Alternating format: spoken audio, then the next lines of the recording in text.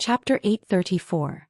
The only chance of survival inside the world gate. The strong light of the heavenly Tao shone, casting a long shadow of the celestial spirit god, who maintained a posture of greeting with his head lowered.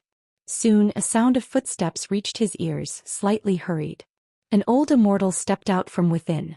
It was Sichuan old immortal who served Xianyuan human venerable. He wore a white robe holding a horsetail whisk in hand, with white hair coiled beneath a crown, his immortal crown resembling a silver mountain with birds seemingly circling it, along with landscapes painted on it. He came to the front of the celestial spirit god, smiled and asked, "Celestial spirit god, have you been well lately?" The celestial spirit god looked up and answered, "Quite well. Has the immortal monarch come to look for the ancestor master?" Ia the novel fire. Any *T website on Google to access chapters of novels early and in the highest quality. No, this humble Daoist has come to find you. To find me? I wonder what instructions the immortal monarch has. Facing the celestial spirit god's inquiry, Sichuan old immortal's smile disappeared. He took a deep breath and said, "Something big is about to happen in the celestial court." The celestial spirit god raised an eyebrow. Although the celestial spirit great world had enjoyed peaceful times for tens of millions of years, such time wasn't considered long in the celestial court, so why was there trouble again for the celestial court? Could it be related to the dark heavenly court? The last time the dark heavenly court attacked the celestial court, although he didn't return to join the battle, he had observed that great war. It was the first time he witnessed the power of the dark heavenly court, which made him increasingly convinced that the celestial court was not the absolute ruler. Many powerful forces were hidden within the chaos, and even within the heavenly Tao were beings of great power like the primordial ancestor master. Sichuan old immortal said, "It's not an external catastrophe. It's an internal power struggle within the celestial court." Hearing this, the celestial spirit god breathed a sigh of relief. If that's the case, then it's not a big deal. The treacheries in the celestial court were numerous. The reason he stayed in the celestial spirit great world, not pledging allegiance to any other powerful immortal gods, was to avoid becoming a pawn. Immortal gods are immortal, but only if they retain their immortal positions. If they choose the wrong side and have their immortal positions stripped away, immortality becomes an empty promise, and even one's cultivation level might turn to nothing. The first thought that came to the celestial spirit god upon hearing Sichuan old immortal's words was that something had happened to Xianyuan human venerable. According to past competitions for the Son of Heaven, even if a Son of Heaven won, they wouldn't gain the benefits Xianyuan human venerable did. The vast celestial Tao destiny, many immortal position qualifications, and even the dominion over the 3,000 great worlds. Such prominence would surely invite jealousy. With the celestial emperor absent and Kangxian's will unpredictable, those sons of heaven would certainly set their sights on Xianyuan human venerable. "Please speak plainly, immortal monarch. Is there anything I can do?" the celestial spirit god said softly. No matter the issue, as long as it didn't threaten the celestial spirit great world, he was too indifferent to care, and he couldn't manage it. Today the Son of Heaven Taishang governs the celestial court's power. He has cast 17 sons of heaven into reincarnation, and the Son of Heaven Xianxia, with whom you have a father-son bond, is under investigation and may face disaster. Sichuan old immortal's words made the celestial spirit god frown. He couldn't deny that he was indeed concerned about Tianhao. It was unclear whether it was because of Su Jin or due to chasing the supreme treasure of the immortal palace, delaying countless years. In any case, he would now and then visit the misty immortal court. However, for so many years he had never met Tianhao face to face, only watched silently. Sichuan old immortal continued, "Besides the Son of Heaven Xianxia, His Highness Xianyuan human venerable will also face difficulties, because the Son of Heaven Xianxia is within the 3,000 great worlds. With so many sons of heaven, the Supreme Son of Heaven chooses to settle accounts with Xianxia, clearly as an excuse, aiming at His Highness human venerable, but whether it's an excuse or not, it is a great trouble for both your highnesses, with no retreat." Knowing he was right, the celestial spirit god felt he couldn't shake the celestial court with his current power. He asked in a deep voice, "Please speak plainly, immortal monarch. What can I do? What should I do?" "Summon back the Son of Heaven Xianxia." When Sichuan old immortal said this, his gaze was firmly locked on the celestial spirit god. The celestial spirit god suddenly understood Sichuan old immortal's intention. He took a deep breath and said, Is this His Highness' will or the immortal monarch's intention? Does it matter? I understand, I will consider it. The celestial spirit god answered. He did not give a promise.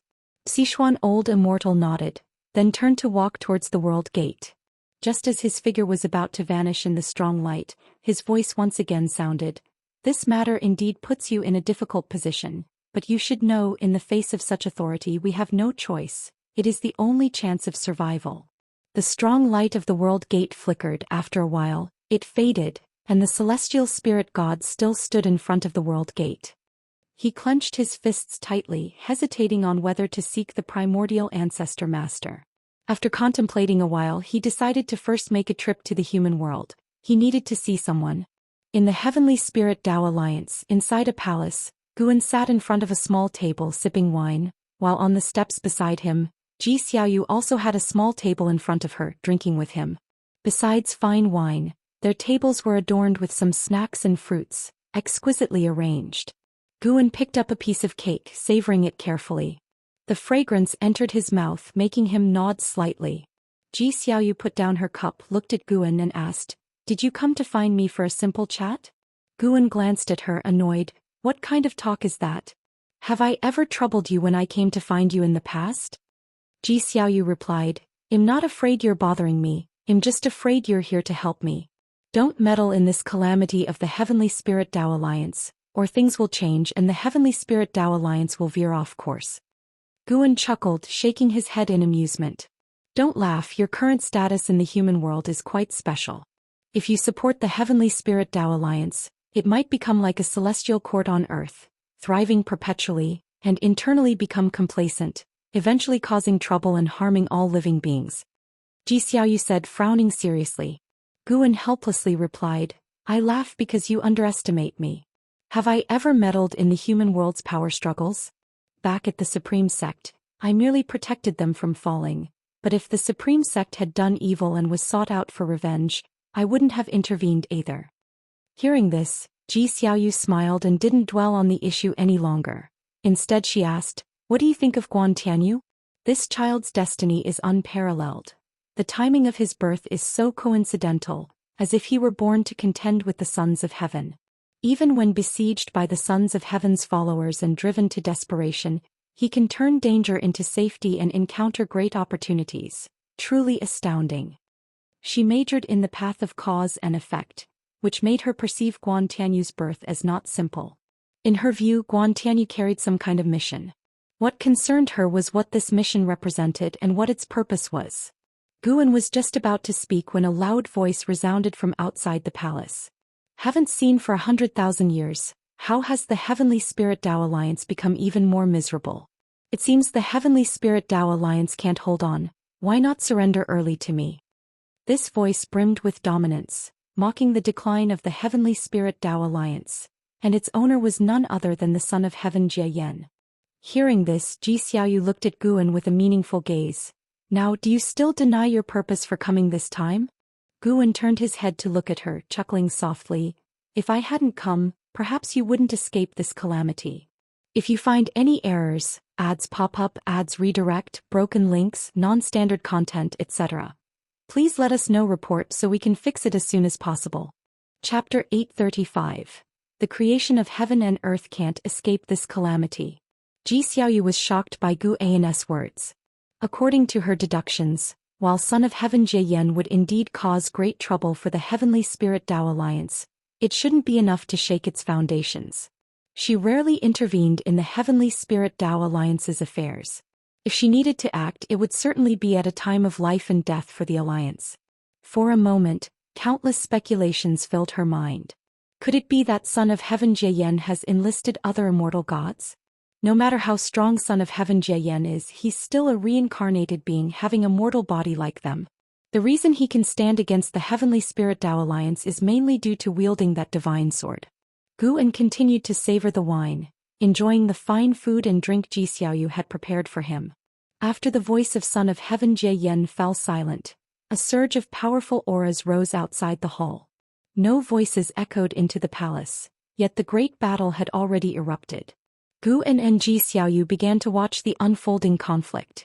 Ji Xiaoyu was already an innate golden immortal, but her true cultivation level was a secret, unknown within the Heavenly Spirit Tao Alliance. From her perspective, Son of Heaven Jieyan could not possibly win. The Heavenly Spirit Tao Alliance currently had several heaven-encompassing free immortals stationed, with profound Yuan free immortals numbering over 100. There was no fear of the Son of Heaven. The Son of Heaven's foundation and forces were far inferior to the Heavenly Spirit Tao Alliance. It was just that the Son of Heaven himself was formidable. With the divine sword in his hand, the current Son of Heaven Jieyan could fight several heaven-encompassing free immortals without defeat, but that was as far as he could go. Where exactly is the problem? Ji Xiaoyu thought to herself, her gaze subconsciously turning to Guan. She knew that if Guan spoke such words, he certainly wasn't trying to scare her. Seeing that Guan had no intention of elaborating further, Ji Xiaoyu chose not to ask more, trusting that an answer would soon present itself. After a while, Guan asked, "You haven't answered me yet. How do you view Guan Tianyu? What is his origin?" Guan looked at her, smiling. "Aren't there already many legends explaining it? Could he just be the child of heaven and earth? The creations of heaven and earth are far beyond your imagination. When cultivators grasp the power to destroy the heavens and the earth, they start to underestimate heaven and earth. You think heaven and earth can't have such marvelous creations, so you suspect Guan Tianyu must have a grander origin, isn't that right?" Gu An's words led Ji Xiaoyu into deep thought, realizing she indeed harbored such a mindset. In her view, the celestial spirit great world shouldn't harbor such talent. Guan Tianyu's emergence must have been orchestrated by a more powerful entity. Guan continued, "With 3,000 great Tao and infinite creations, all beings possess a sense of pride, thinking they can master everything and that they are unique, thus neglecting the heaven and earth that bore them. If beings are indeed the most wondrous of creations, then the heaven and earth nurturing them must operate on an even higher level." He spoke of his understanding. Though heaven and earth seem fragile, their creations are supreme. Even if a world turns to ashes, its creative force remains and will give birth to new worlds, though mortal spirits can't perceive this creation. Only a Tao extreme Daoyuo immortal can barely glimpse this omnipresent, immense creation imperceptible to mortal spirits. And surpassing a Daoyuo immortal, one can further perceive the creation of heaven and earth. Though the celestial spirit great world is weak, it remains a great thousand world that has existed for countless years. The creation it secretly harbors is beyond the imagination of all living beings, and the impending crisis from Son of Heaven Jieyan's arrival has prompted it to bring about Guan Tianyu. Though Guan Tianyu is born of the human race, the mystic destiny of heaven and earth continually transforms him. To put it bluntly, unless a power surpassing the celestial spirit great world emerges, no one can slay Guan Tianyu within this world, not even if he wished to die. The creation of heaven and earth. Ji Xiaoyu was lost in contemplation. It seemed she had grasped something, quickly transitioning to a state of enlightenment, forgetting her own calamity. She could enter this state so swiftly not due to exceptional comprehension but because Guan enveloped her with his Tao intent, aiding her enlightenment. Guan watched Ji Xiaoyu with expectant eyes. He had many old friends, and while he cherished them all emotionally in terms of potential, only Ji Xiaoyu could surpass and carve her own path, possibly even beyond what he foresaw. Moreover, Ji Xiaoyu held a competitive spirit towards him, desiring to surpass him, thus he eagerly anticipated her growth. He suddenly understood the Celestial Emperor. The Celestial Emperor allowed immortal gods to act wantonly, allowed the dark heavenly court to grow, perhaps genuinely hoping for someone to challenge him. Upon reconsideration, Guan felt he had misunderstood. How could he empathize with the Celestial Emperor? He mustn't adopt such a mindset. He can look forward to others growing stronger, but mustn't consider himself the strongest. While Ji Xiaoyu was in enlightenment, Guan repeatedly instilled a notion in himself. He is not yet the strongest. There are stronger beings within the heavenly Tao. He wasn't thinking of the Celestial Emperor, but of an existence yet to appear. Much time passed. Ji Xiaoyu suddenly awoke, opening her eyes to find the celestial vault outside the hall had dimmed. She turned her head to see Guan had already risen, standing before a stone pillar, reading the inscriptions upon it. "I'm sorry, Ji Xiaoyu began, but her words trailed off as she became captivated by Guan's silhouette. With his back to her and head raised, Guan emanated an inexplicable allure, a longing for the great Tao. Hearing her, Guan turned to her with a smile. So what did you comprehend earlier? I grasped some truths about the Tao of heaven and earth, thank you. Ji Xiaoyu earnestly replied. Why thank me? I did nothing. I understand. Ji Xiaoyu was well aware of her own comprehension. After countless years of meditation, such an opportunity for enlightenment was rare. It wasn't a coincidence that Gu An's presence came with insights, clearly indicating his guidance. Just as Guan was about to speak, a gust of wind from outside swept in, billowing his black robe. Sitting at the table, Ji Xiaoyu narrowed her eyes, sensing a formidable aura approaching. Son of Heaven Jieyan. Tsar the Ovalfire. Net website on Google to access chapters of novels early and in the highest quality. She wasn't sure how long her enlightenment had lasted, but awakening to Son of Heaven Jieyan's aggressive arrival shook her, while also instilling admiration for Guan. He had truly anticipated it. Soon, a beam of silver light shot into the hall, transforming into a human figure that landed and took 3 steps forward before stopping. It was indeed Son of Heaven Jieyan, disheveled, wielding a silver divine sword. His robes were blood-stained, clearly just emerging from a brutal battle. Son of Heaven Jieyan glanced at Ji Xiaoyu, then at the divine sword in his hand, which was vibrating. Unexpectedly drawn to this woman, could she harbor some powerful great Tao creation? Son of Heaven Jieyan was silently surprised. Raising his eyes to Ji Xiaoyu, he asked, which alliance hierarch of the Heavenly Spirit Tao Alliance are you? Following his gaze to Guan, his eyebrows furrowed slightly. Guan stood beside the stone pillar, observing him, yet Son of Heaven Jieyan couldn't discern Guan's cultivation level. If you find any errors, ads pop up, ads redirect, broken links, non-standard content, etc., please let us know. Report so we can fix it as soon as possible. Chapter 836. Guan looked at Son of Heaven Jieyan, his eyes filled with mockery, making Son of Heaven Jieyan very uncomfortable. However, with the divine sword in hand, Son of Heaven Jieyan was not panicked. The divine sword he held was of great origin, capable of devouring the true meaning of the great Tao and enhancing sword intent. Of course, this sword could only absorb the true meaning of the great Tao cultivated by immortal cultivators, not the great Tao itself. He came to this palace as led by the divine sword in his hand, attracted by the presence of Ji Xiaoyu.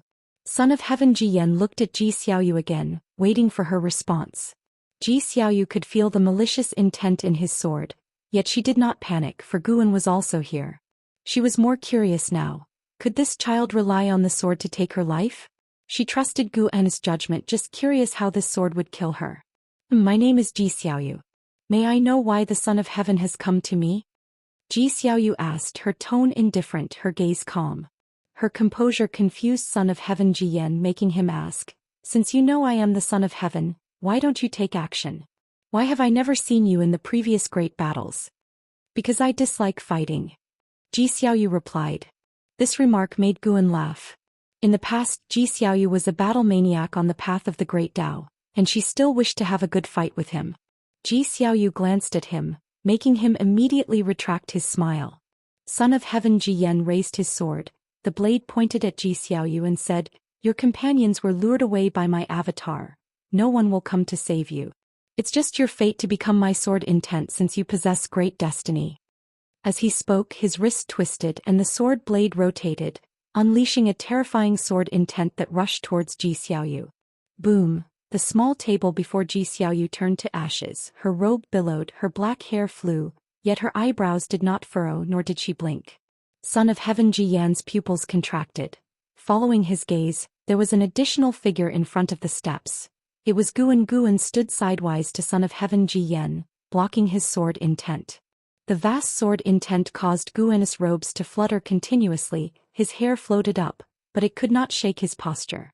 Son of Heaven Jiyan frowned and asked, who are you? His heart surged with vigilance towards Guan, who seemed casual in his actions, but the sword intent he emitted was serious and his moves were lethal. Guan glanced at Son of Heaven Jiyan and said, even with me here, you should have precaution. Ji Xiaoyu's lips slightly curved upward and she said, you said I couldn't escape my fate. I am certainly no match for him. I can't let you come here for nothing. As the two conversed as if alone, Son of Heaven Ji Yan's eyes turned cold, and he immediately intensified his sword intent, causing the entire palace to tremble. Unfortunately, no matter how much he heightened his sword intent, he could not threaten Guan, and he felt as if facing the Great Tao. No matter how much mana or sword intent he used, the Great Tao could swallow his attack. This feeling sank his heart. After a few seconds, Son of Heaven Ji Yan sheathed his sword. Guan turned to him, eyes falling on the sword in his hand. This sword is extraordinary, crafted by a Xianxia primordial immortal, who is also among the Celestial Tao Venerable ranks. Indeed, Celestial Tao Venerables would support a Son of Heaven. Every Son of Heaven capable of causing trouble had a backing. Just who are you? Son of Heaven Ji Yan asked in a deep voice, certain he was no match for the other. Peak the Celestial Spirit Great World still hides such characters. Could he be from Wuxia? But Wuxia wouldn't engage in worldly conflicts. Guan replied, Son of Heaven, you may undergo your trials, but don't be too hasty or use rule-breaking powers. Upon hearing this, Son of Heaven Ji Yan's face turned grim. He was about to speak when Guan's voice rang out. Considering his favor, I won't kill you, but I will punish you slightly. With that, Guan suddenly swung his sleeve, and a fierce wind rose from the ground, rushing towards Son of Heaven Ji Yan. Everything happened too quickly for Son of Heaven Ji Yan to react. With a boom, he was thrown out like a beam of cold light rushing out of the palace. A terrifying force enveloped him, preventing him from steadying himself, sensing the scenery around him changing rapidly. He flew out of the little world, crashed through mountains, crossed rivers, and passed through clouds. His worldview shook violently. He collided against mountains one after another, causing his chi blood to churn, his body unpleasant, forcing him to grit his teeth and tightly grip the sword in his hand. The novel Fire. Net ** website on Google to access chapters of novels early and in the highest quality. After a while, he crashed into an incredibly solid mountain, bringing him to a halt, chi blood surging, a mouthful of reverse blood sprayed out. He felt all the mana within him dissipate. The world before him stopped shaking, becoming clear, and ahead lay a vast prairie, blue skies, white clouds, and a cloud sea split into two halves, seemingly cut by a sharp sword. He was embedded into an incredibly majestic mountain, appearing like a heavenly wall compared to the mountains on either side. Smooth mountain walls with little flora but dense forests atop. This mountain stood at least 10,000 feet tall, utterly magnificent. Son of Heaven Ji Yan was horrified to find he could not rise. An unimaginable invisible force pressed him, unable even to shatter the mountain behind. In 500 years, you will be able to free yourself. You can see how people will speak of you 500 years later. Gu Anna's voice reached his ears, causing his expression to turn fearful. You can't do this, Son of Heaven Ji Yan gritted his teeth, finally roaring in anger. Meanwhile, on the other side of the world, in the palace, Gu Anna's robe was still fluttering. Ji Xiaoyu stood up, looked into the distance and asked, What is that mountain? Why haven't I seen it before? Guan retracted his sleeves, turned to her and smiled, just built for him. Ji Xiaoyu was secretly astonished. She could also create a mountain, but doing so like Guan while simultaneously taking action and creating a mountain without causing much commotion was beyond her ability. Sealing Son of Heaven Ji Yan with a single mountain, the power contained within was unimaginable. 500 years is an imitation of your Sun Wukong novel, isn't it? Ji Xiaoyu asked, clearly teasing yet asking seriously. Guan laughed, just came to mind. He turned and walked toward the palace door. Aren't you afraid of trouble? Ji Xiaoyu pursued. 500 years later, Son of Heaven Ji Yan might cause greater trouble upon his return. Without looking back, Guan replied, He doesn't count as trouble in my eyes. You said you wouldn't involve yourself in worldly struggles. Would this be considered an exception? Faced with Ji Xiaoyu's inquiry, Guan did not answer, quickly disappearing from the hall. Ji Xiaoyu sat down again, her gaze towards the distance. She could see many great powers across the world flying towards the mountain sealing Son of Heaven Ji Yan. If you find any errors, ads pop up, ads redirect, broken links, non-standard content, etc., please let us know. Report so we can fix it as soon as possible. Chapter 837. Heavenly Suppressing Heroic Peak. The Son of Heaven Ji Yan has been suppressed. This news was like a bombshell shaking the world. The speed at which it spread was unprecedented. All beings thought that a catastrophe was imminent, But unexpectedly, the Son of Heaven was suppressed. Without the Son of Heaven's forces were far from enough to shake the foundation of the Heavenly Spirit Tao Alliance.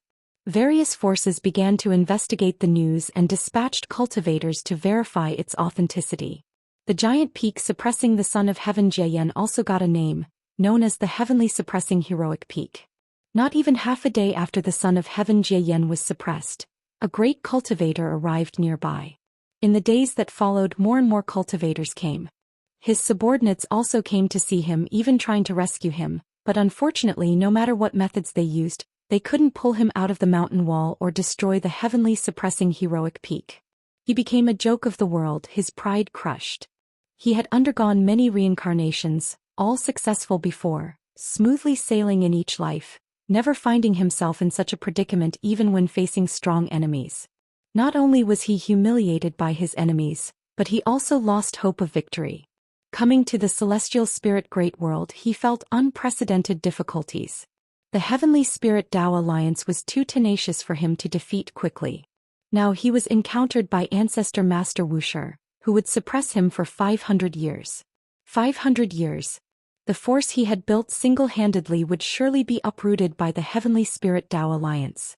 He didn't reveal that he was only suppressed for 500 years, not because he didn't trust Ancestor Master Wuxia, but because he feared the Heavenly Spirit Tao Alliance would be ruthless. Moreover, he wanted to see how his recruited subordinates and the people viewed him. On the mountain wall, the Son of Heaven Jiayan hung his head, his white hair scattered like dried grass, motionless as if already dead. At this moment, his heart was filled with anger and unwillingness. He resented everything, resented Ancestor Master Wuxia, and resented himself. He could be sure that his suppressor was Ancestor Master Wuxia. Only Ancestor Master Wuxia had such skill. He hated himself for overly relying on his sword. Despite things feeling off at the time, he still attacked the female alliance leader. The Son of Heaven Jiayan's mood grew increasingly gloomy. In the distance, a group of great cultivators from the Heavenly Spirit Tao Alliance watched him from afar, their brows furrowed, not laughing openly like other cultivators. Although he's been suppressed, we simply cannot kill him. Over time, his hatred towards the Heavenly Spirit Tao Alliance will only deepen. Indeed, but who exactly suppressed him?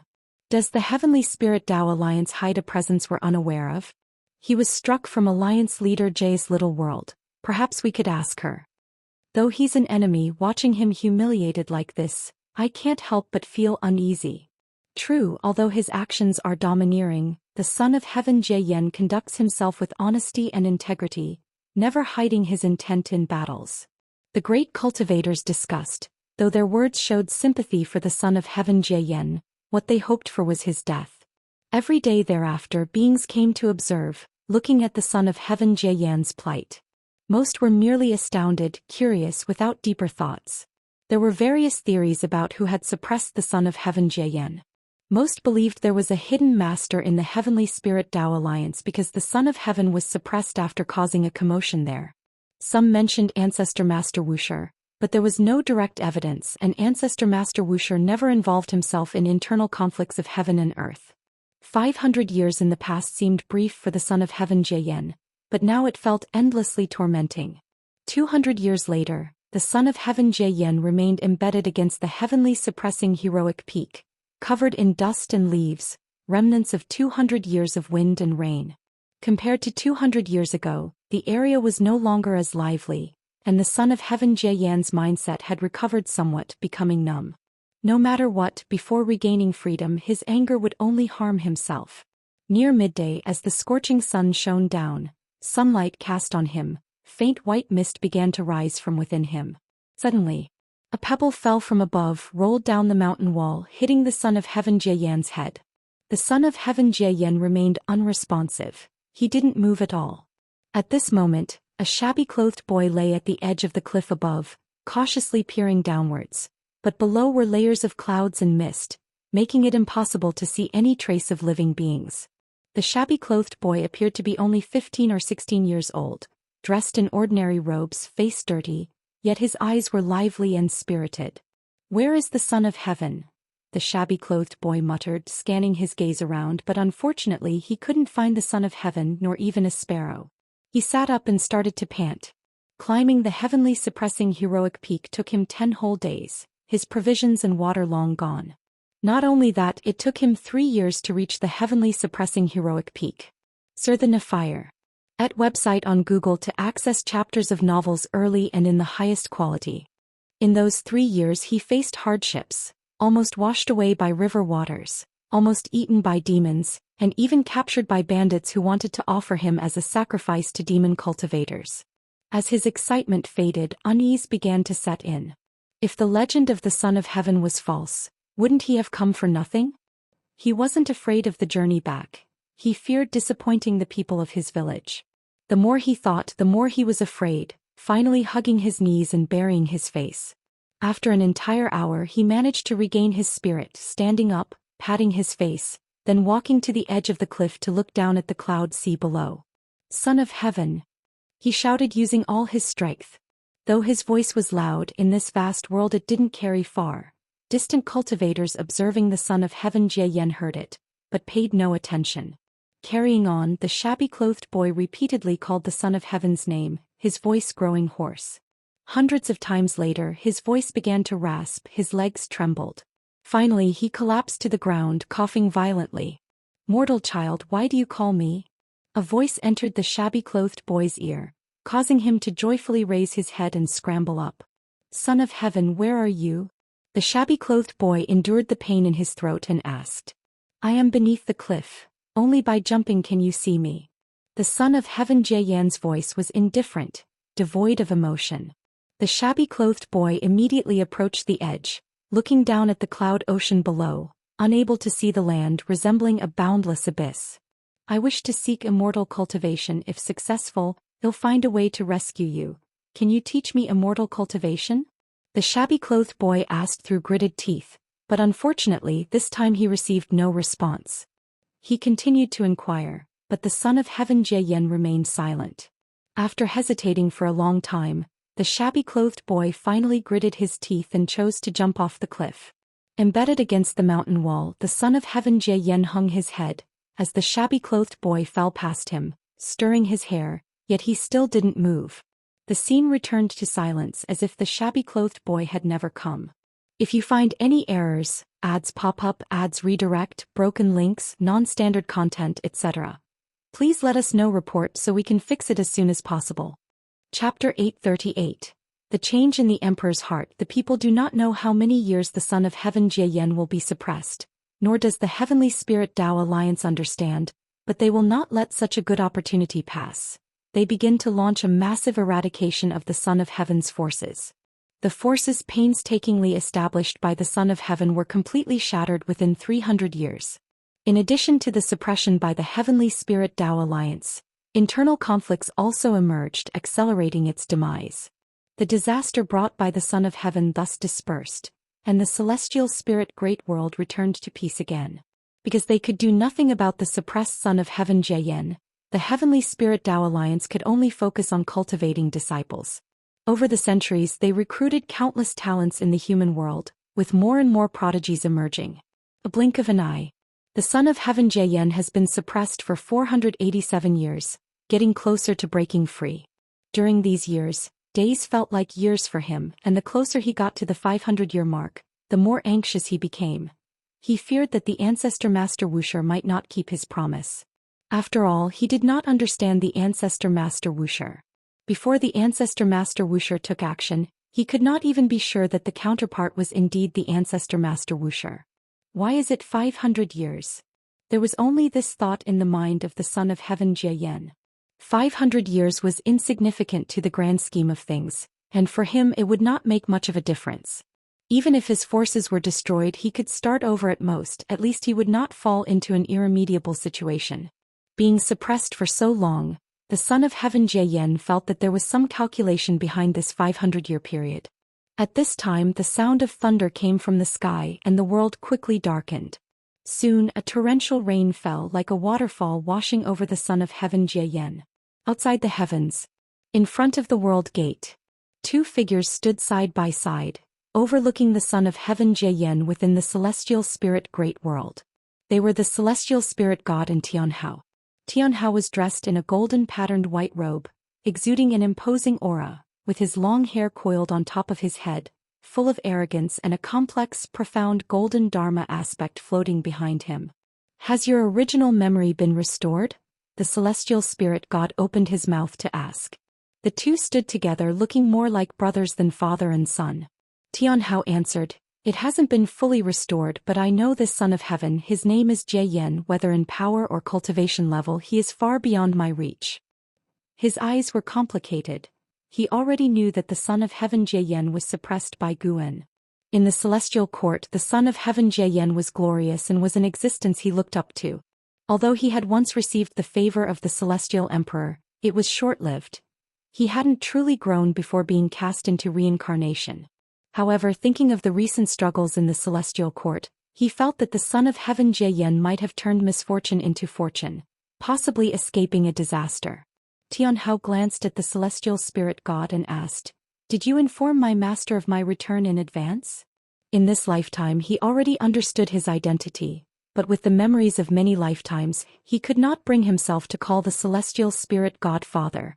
Only the celestial emperor was worthy of such a title. The celestial spirit god did not dare to hope for a father-son relationship, so he didn't mind his attitude. I informed him and he agreed. The celestial spirit god replied, speaking of this matter, there was a hint of emotion in his heart. He underestimated the ancestor Master Wuxi's affection for Tianhao. Even when facing the threat of the celestial court, the ancestor Master Wuxia was willing to protect Tianhao. To ease the relationship with the celestial court, the ancestor Master Wuxia sent his own disciple into the celestial court, and the painstakingly established relationship might be severed because of this. The son of heaven Tai Shang, who ruled over the celestial court, was not someone Yang Jian or the eternal life venerable could control. One could even say whether the eternal life venerable could persist in the presence of the son of heaven Tai Shang was still an unknown. Hearing the celestial spirit god's answer, Tianhao breathed a sigh of relief, then both fell into silence. After a long while, the celestial spirit god took the initiative to speak. Go to the human world to find a place to cultivate. All right. Tianhao then disappeared from the spot. The celestial spirit god looked in the direction of the celestial spirit great world, a smile appearing on his face. Although the crisis pressure brought by the celestial court was immense, the people he cared about were right before him. This was happiness for him. On the other side, Guan was teaching Zhou Xian to practice sword techniques within the Daoist field of the beginningless. The two stood in the peach blossom forest, where the sight of fallen peach blossoms scattered on the ground made for a vivid and beautiful scenery. Curiously, Zhou Xian asked, "Ancestor, the 500-year period is approaching. If that son of heaven starts to bring calamity to the human world again, what should be done?" When the news of the son of heaven being suppressed reached within the beginningless, he immediately sought out Guan. Guan did not hide anything and told him the truth, which excited him for a long time.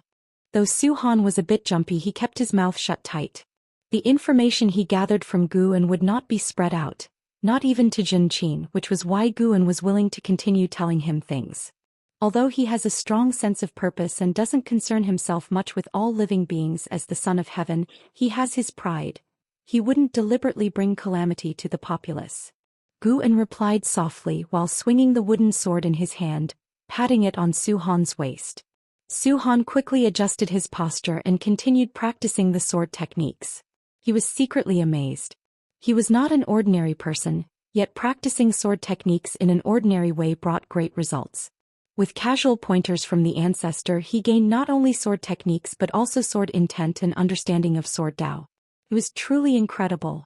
Zhou Xian was even thinking, would even the most mediocre person become a genius by cultivating under the ancestor? Thus, Zhou Xian began to concentrate on practicing his sword techniques. Though he might seem carefree, he was very aware. All the Wuxia disciples envied his treatment. The ancestor, while scolding him, actually cared a lot for him.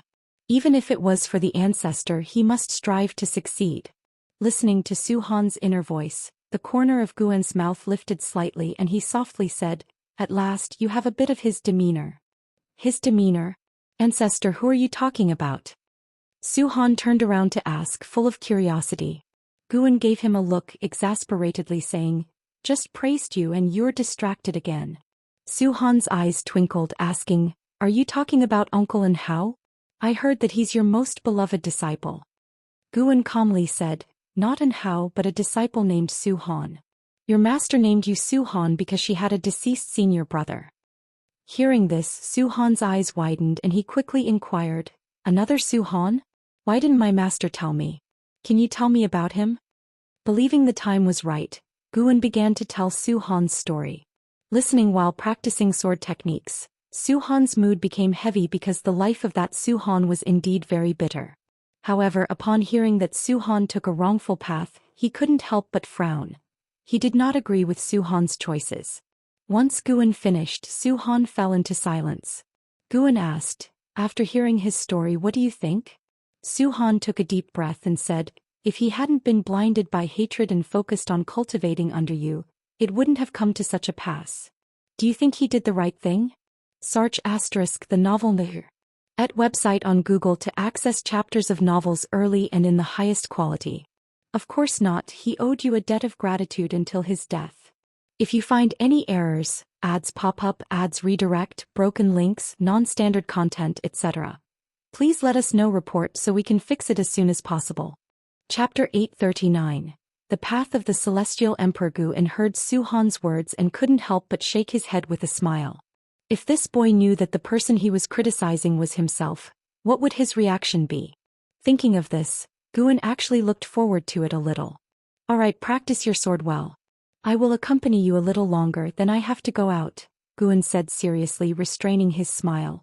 Su Han looked at him and curiously asked, Ancestor, you often go out. Where do you go and can you take me with you just once? Guan pretended to be mysterious, saying, I have thousands of incarnations in the human world, and I have many identities to continue with. I cannot take you with me, it would disrupt the path of trial. Perhaps when you go out for trials in the future you might encounter me, but you will definitely not recognize me. These words gave Su Han goosebumps.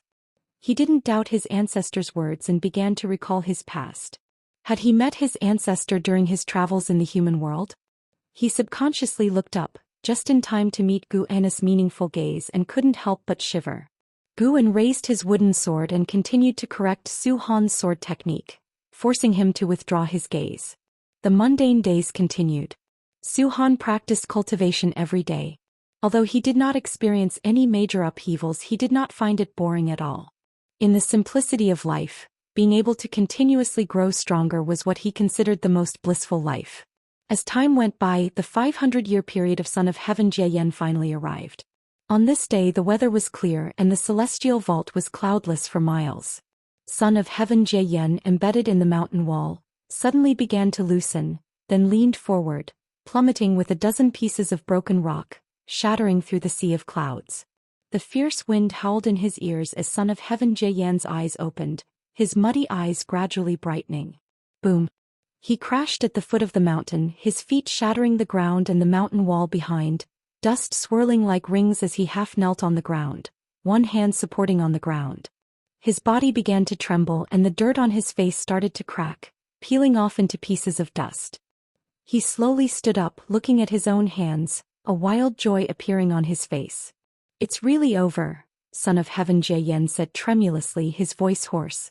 He had often suspected that Ancestor Master Wuxia was toying with him, which is why he was now unusually elated, more excited than when he became the lord of a realm in his previous life. His resentment towards Ancestor Master Wuxia had completely vanished. Thinking about it now, he wanted to kill Ancestor Master Wuxia, yet Ancestor Master Wuxia only suppressed him for 500 years. The punishment was too light. If it were him, he would never be so merciful. Of course, the most important is that he dared not provoke Ancestor Master Wuxia. If he could convince himself, he could live more at ease in the future. He took a deep breath, trying hard to calm his emotions. Suddenly, his gaze was drawn to a pile of white bones not far away. The skeleton was broken, scattered in the soil, and with just one look he recognized the identity of those bones. It was the ragged-clothed boy who had called him from the mountaintop back then. As his cultivation level rapidly recovered, Son of Heaven Jieyan also regained his ability to piece together past events. He looked at those bones and began to deduce the past of the ragged-clothed boy. That village of the ragged-clothed boy was oppressed by the demon cultivators, who occasionally let demons into the village to wreak havoc, causing unbearable suffering. He escaped with the hope of the entire village, but his talent was too poor, and no immortal cultivation sect was willing to accept him. By chance he heard the legend of the Son of Heaven being suppressed and came all the way to find the heavenly suppressing heroic peak. Such experiences are not uncommon in the mortal world. But for some reason Son of Heaven Zhou Xian felt inexplicably irritable at this moment. Ancestor Master Wuxia promised to suppress him for 500 years, and it was just 500 years, but those who sought him ended up in a tragically broken state. Images floated before his eyes, of the ragged-clothed boy's expression while listening to other low-tier cultivators talking about the legend of the Son of Heaven. That boy's face was full of longing and aspiration. Although the Son of Heaven was suppressed, in his heart the Son of Heaven was very powerful. It was just Ancestor Master Wuxia honing him. He even believed that the Son of Heaven could end the dark era he was living in. World peace is only the big picture. For people suffering in hardship, the human world is hell. That's why the ragged-clothed boy placed his hopes upon him. Son of Heaven Zhou Xian could distinguish whether those who turned to him and demons were sincere. Rarely did anyone truly believe that he could bring a better future to this human world like the ragged-clothed boy did. Have you gained anything over these 500 years? A voice reached Son of Heaven Zhou Xian's ears, startling him to look around. His gaze focused on a giant rock to the south where a white-robed man stood, figure as firm as a peak, face blurry. Ancestor Master Wuxia. Son of Heaven Zhou Xian instinctively became cautious. But then he realized that if Ancestor Master Wuxia wanted to harm him, he would have no power to resist. He calmed down, thought for a moment and said, "Yes, perhaps I overlooked the hearts of all living beings. In the future you can still do whatever you want and I won't stop you. But if you encounter disciples I care about, I will still intervene. Son of Heaven, you've reincarnated through the red dust for countless lifetimes. Is there anyone you truly care about? For whom do you truly fight?" After Gu An's voice fell, his figure disappeared. Son of Heaven Zhou Xian did not leave immediately, his expression changing unpredictably, his gaze involuntarily drawn to the pile of bones. In the course of reincarnation, life after life, he felt as though he had perhaps lost his way. Which path was truly that of a celestial emperor? His father gave him no hints, letting him find it himself in reincarnation. Gradually he grew stronger to become the ruler of the human world and forgot to reflect whether his path was the right one. Is conquest really the only way to unify the world? Son of Heaven Zhou Xian stood motionless, closing his eyes. Leaves drifted before him, the sun set and the moon rose, day after day. A few days later, cultivators who came to observe discovered that the Son of Heaven had already escaped, causing panic, and they immediately left to proclaim the news everywhere. More and more cultivators came to confirm the incident, and soon they discovered the figure of Son of Heaven Zhou Xian. Seeing Son of Heaven Zhou Xian standing on the ground, the cultivators were very nervous. As time continued to pass, the number of cultivators near the heavenly suppressing heroic peak increased, and the great cultivators of the Heavenly Spirit Dao Alliance also arrived, even starting to array themselves. Months later, snow fell with a flake landing on the head of Son of Heaven Zhou Xian. He slowly looked up at the celestial vault, his eyes full of flying snow. Standing around the 8 directions were large flags as tall as the heavenly suppressing heroic peak, all embroidered with various divine beast emblems.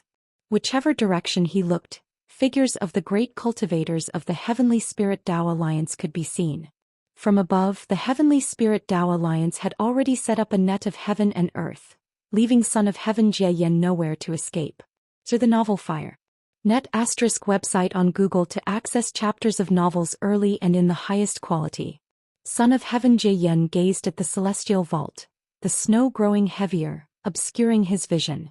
In each snowflake in his eyes were reflected scenes, the lives of different people, those he met in past and present lives, many only brief encounters.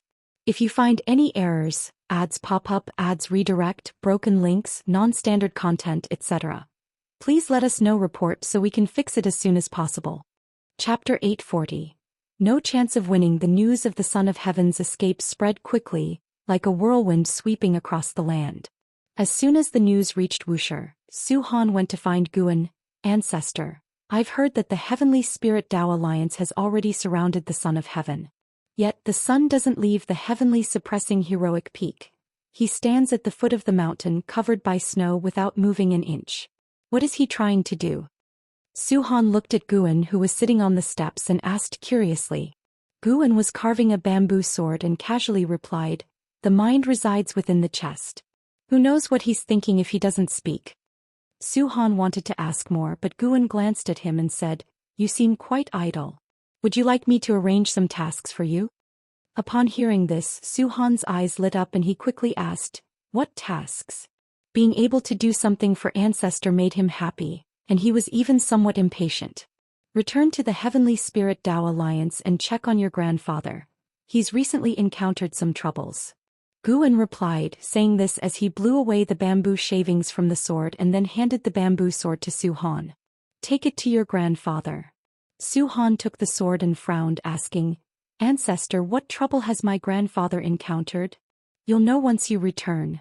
Guan did not reveal any information, which made Su Han even more anxious. He immediately performed a ritual before turning away. After Su Han departed, Guan stood up, stretched lazily, and raised his hand to catch a falling bamboo leaf. As he held the bamboo leaf, his thoughts drifted. The matter concerning the Son of Heaven Jieyan temporarily came to an end. The reason for enlightening the Son of Heaven Jieyan was because Guan discovered something peculiar while deducing Jieyan's reincarnation path. It was a fortune too obscure to describe. The path to sainthood. The Son of Heaven Jieyan seemed to be walking the path of the Celestial Emperor, but he wasn't. The road he walked was guided by the Celestial Emperor, which indicated that the Celestial Emperor was also seeking the path to sainthood. What exactly is a saint? Besides breakthroughs in cultivation realm, Guan believes that one also needs breakthroughs in Dao heart. How to make a breakthrough in Dao heart enlightenment? Or like the Dao fruit, generate one's own power? Guan stood there and began to ponder. Sarthana Fire. At website on Google to access chapters of novels early and in the highest quality. The heavens and earth alternated between light and shadow, the seasons changed, and it wasn't until the spring of the next year that he regained his senses. He only grasped a bit of sensation, unable to fully comprehend it for the time being, so he could only set it aside. He still had to harvest the mature medicinal herbs.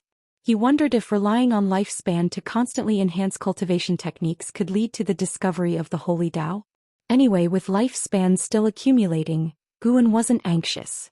Once he had sufficient lifespan, he would focus on crazily improving both cultivation techniques and physique.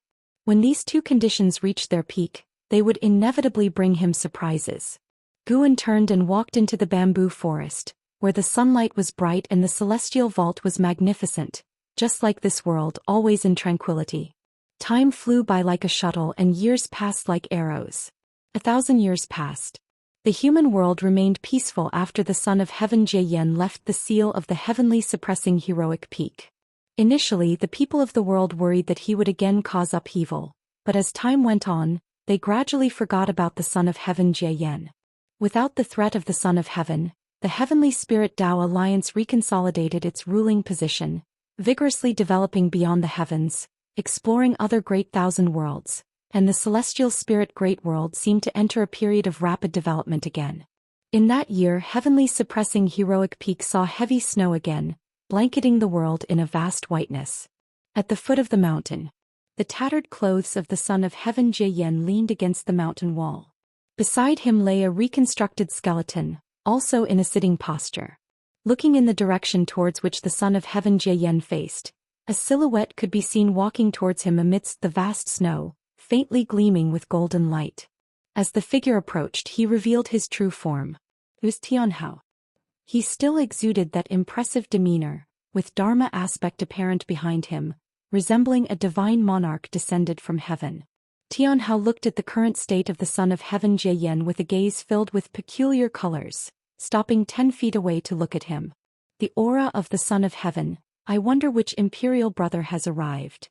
The Son of Heaven Jieyan said without opening his eyes, his tone calm. Tianhao replied, if it's a matter of the identity of the Son of Heaven, I am called Xianxia. Upon hearing this, the Son of Heaven Jieyan opened his eyes, his gaze cold, examining Tianhao, and mockingly said, Emperor Xianxia? Can't recall how long ago it was when I heard the news that Father, while training in the human world, also birthed another prince, a rare innate immortal god favored by the celestial Dao destiny. Father took him to the celestial court, showering him with great love. Alas, this son did not cherish it and actually criticized father's political governance, leading to being cast into reincarnation never to reincarnate. Upon seeing you today, indeed father loves doing things that contradict his words. He's even left you a path. Tianhao's expression remained calm as he spoke. Father has also left you a path. In fact, he's left a path for every son of heaven. Some can see it clearly and strive diligently, while others cannot and perish in resentment. The son of heaven Zhou Xian closed his eyes again. Tianhao cast a glance at the skeleton beside the son of heaven Zhou Xian, immediately seeing through the past of that skeleton, making his expression softer. Tai Shang wants to eradicate us. Tianhao spoke again. The son of heaven Zhou Xian's brows furrowed momentarily, then relaxed. The dark heavenly court invaded the heavenly Dao. Tai Shang successfully led the defense and defeated the strongest presence of the dark heavenly court, gaining father's approval. He's now in control of the celestial court's power, possibly eradicating sons of heaven who haven't pledged loyalty to him, making him the closest to the position of the celestial emperor. Tianhao continued speaking, his expression unchanged. The son of heaven Zhou Xian snorted coldly. Even those sons of heaven who pledge loyalty to him will be eradicated. Father once told me that Tai Shang is the most like him, the most suitable son of heaven to become the celestial emperor. Father has no siblings living. Tianhao said, since we've both come to the celestial spirit great world, we're linked by fate. Let's join forces. Your reincarnation trial should be concluded. During your years in reincarnation, significant changes have occurred in the celestial court. The son of heaven Zhou Xian remained silent, no longer responding. Tianhao didn't continue speaking but instead stood there waiting. The snow kept falling continuously as if wanting to bury the entire heaven and earth. After a long time, the son of heaven Zhou Xian opened his eyes, his body leaned slightly forward and he looked at Tianhao and said, there is no chance of victory. His power is already unbeatable. Now in possession of the celestial court's power, he will surely absorb the celestial Dao destiny. Facing him leads to no good outcome. Even with a powerful presence like Ancestor Master Wuxia assisting us, there would be no chance of victory. Perhaps Ancestor Master Wuxia foresaw the current situation long ago, which is why he distanced himself from the celestial court. Tianhao stared at the son of heaven Zhou Xian and asked, no chance of victory, so sit and wait for death? Calmly seek enlightenment, and fleeing into chaos someday might be a path to life. I never expected the once unyielding son of heaven Zhou Xian to fear Tai Shang like this. Tianhao mocked him, his tone filled with disdain. The son of heaven Zhou Xian stared at him eerily saying, kid, even if you find father, you might not be able to turn the tide. Do you know why father delegated power to him? If you find any errors, ads pop up, ads redirect, broken links, non-standard content, etc., please let us know report so we can fix it as soon as possible. Chapter 841. Sweeping across the heavens. What do you mean, are you saying he already has the power to rival father? Tianhao frowned and asked, his tone suddenly turning colder. After regaining his memories, his feelings for the celestial emperor returned to their original state, filled with resentment and dissatisfaction, but undeniably, the celestial emperor was the most powerful existence in his heart. Even his master Guan could not compare. Guan secluded himself here, surely with some unspeakable secret. While the celestial emperor is high above, overlooking all beings, none can shake his dominion. Son of heaven Zhou Xian remained unfazed and replied, you don't understand father enough. Before Tai Shang, no son of heaven had wielded the power of the celestial court. If father gets angry, even the celestial Dao venerable would be stripped of the immortal position. Falling into the red dust would be minor, and in worse cases both body and soul would perish. How could Tianhao not know the celestial emperor's dominance? After all, he too has fallen into the mortal realm. If not for encountering Master Guan, he felt he would still have to undergo countless reincarnations, not knowing where the end lies. There are not few sons of heaven like him. Within all heavens and myriad realms, many sons of heaven rise and fall, not to mention the errant immortal gods. The thought of the number of heavenly court immortals brings in immense pressure upon Tianhao. They not only have to face the son of heaven Tai Shang, but also the entirety of the celestial court's power. If Tai Shang truly has power not inferior to the celestial emperor, then they indeed have no chance of victory. The two fell into silence once more. Son of heaven Zhou Xian closed his eyes again, continuing his enlightenment. Tianhao turned around, preparing to leave, but just as he was halfway turned he suddenly asked, "Are you staying here because of that mortal child? I am only contemplating the true path I should take. Since you and I are brothers, let me advise you. If you cannot resist Tai Shang, why not distance yourself from the celestial court, spend the remaining time on enlightenment, perhaps when you find your own road, you will see a path to life." Son of Heaven Jie Yen replied with his eyes closed, his tone more gentle than before. Tianhao gave him a meaningful look, then turned and left, heading back the way he came, soon disappearing into the vast white snow. The snow continued falling, landing on Son of Heaven Jie Yen. Day by day, Son of Heaven Jie Yen was buried by the snow, merging with the world as one. The internal strife of the celestial court did not affect the 3,000 great worlds, where their own stories were unfolding. This year, a peerless genius emerged on the path of the great Tao, cultivating both as a Daoist emperor and a primordial Tao emperor. When the unbeaten emperor ancestor from the primordial emperor domain visited Guan, he mentioned this genius, saying that in his lifetime he had never seen such a formidable genius. Even in the primordial emperor domain, it was absolutely unprecedented in history. The two of them were having tea in an inn on the Nine-Spirit continent, and the unbeaten emperor ancestor was endlessly talking about that genius, while Guan listened with interest like hearing a story. The nearby tables of guests were also drawn to the unbeaten emperor ancestor's words. The terms coming out of this old man's mouth sounded quite formidable. As for Guan, they were not too curious. Even if the Nine-Spirit continent was shrouded by a dojo, few had seen Guan's true appearance. Emperor Xian has already declared that he wants to challenge all the strong of the 3,000 great worlds, and then wage war on the primordial emperor domain, Misty Immortal Court, Ling Mountain, and other extraordinary domains. Truly arrogant, yet there are many forces that support him, and several emperor clans in the primordial emperor domain want to recruit him and absorb his bloodline. The unbeaten emperor ancestor clicked his tongue in amazement and looked at Guan, asking, "In the celestial spirit great world, is there anyone who can oppose him?" He wanted to ask about Wuxia disciple but didn't want to be too direct. In his view, the celestial spirit great world was not strong, it was Wuxia who was strong. In terms of talent, indeed there are those who can outshine him, but if he arrives no one will be able to stop him. Guan replied with a smile. He wasn't speaking frivolously, as this was something destined to happen. Emperor Xian was meant to become a legendary myth. The reason for his widespread conquests was because he had heard tales of his own legend. Unlike those tragic heroes' stories, Emperor Xian's life was smooth and successful. He would sweep through the heavens, sealing himself a god with supreme glory, becoming part of the immortal class, and in the era of Ji, legend has it that Emperor Xian ushered a brilliant golden age. Looking at it now, Guan saw even more. The reason for Emperor Xian's success was because he had an extraordinary existence supporting him. The son of heaven Tai Shang, now the ruler of the celestial court. Indeed, Emperor Xian has grown up now.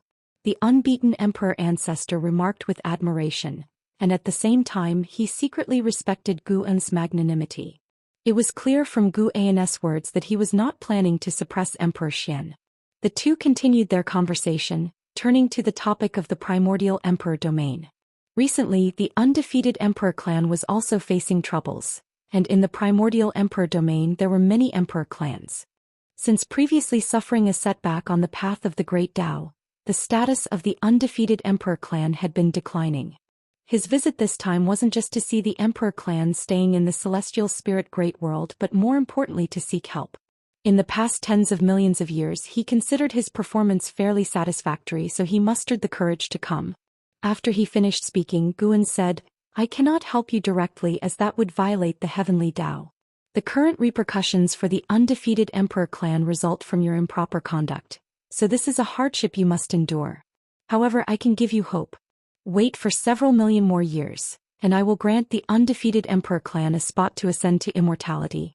But this spot has a threshold and the person must satisfy me."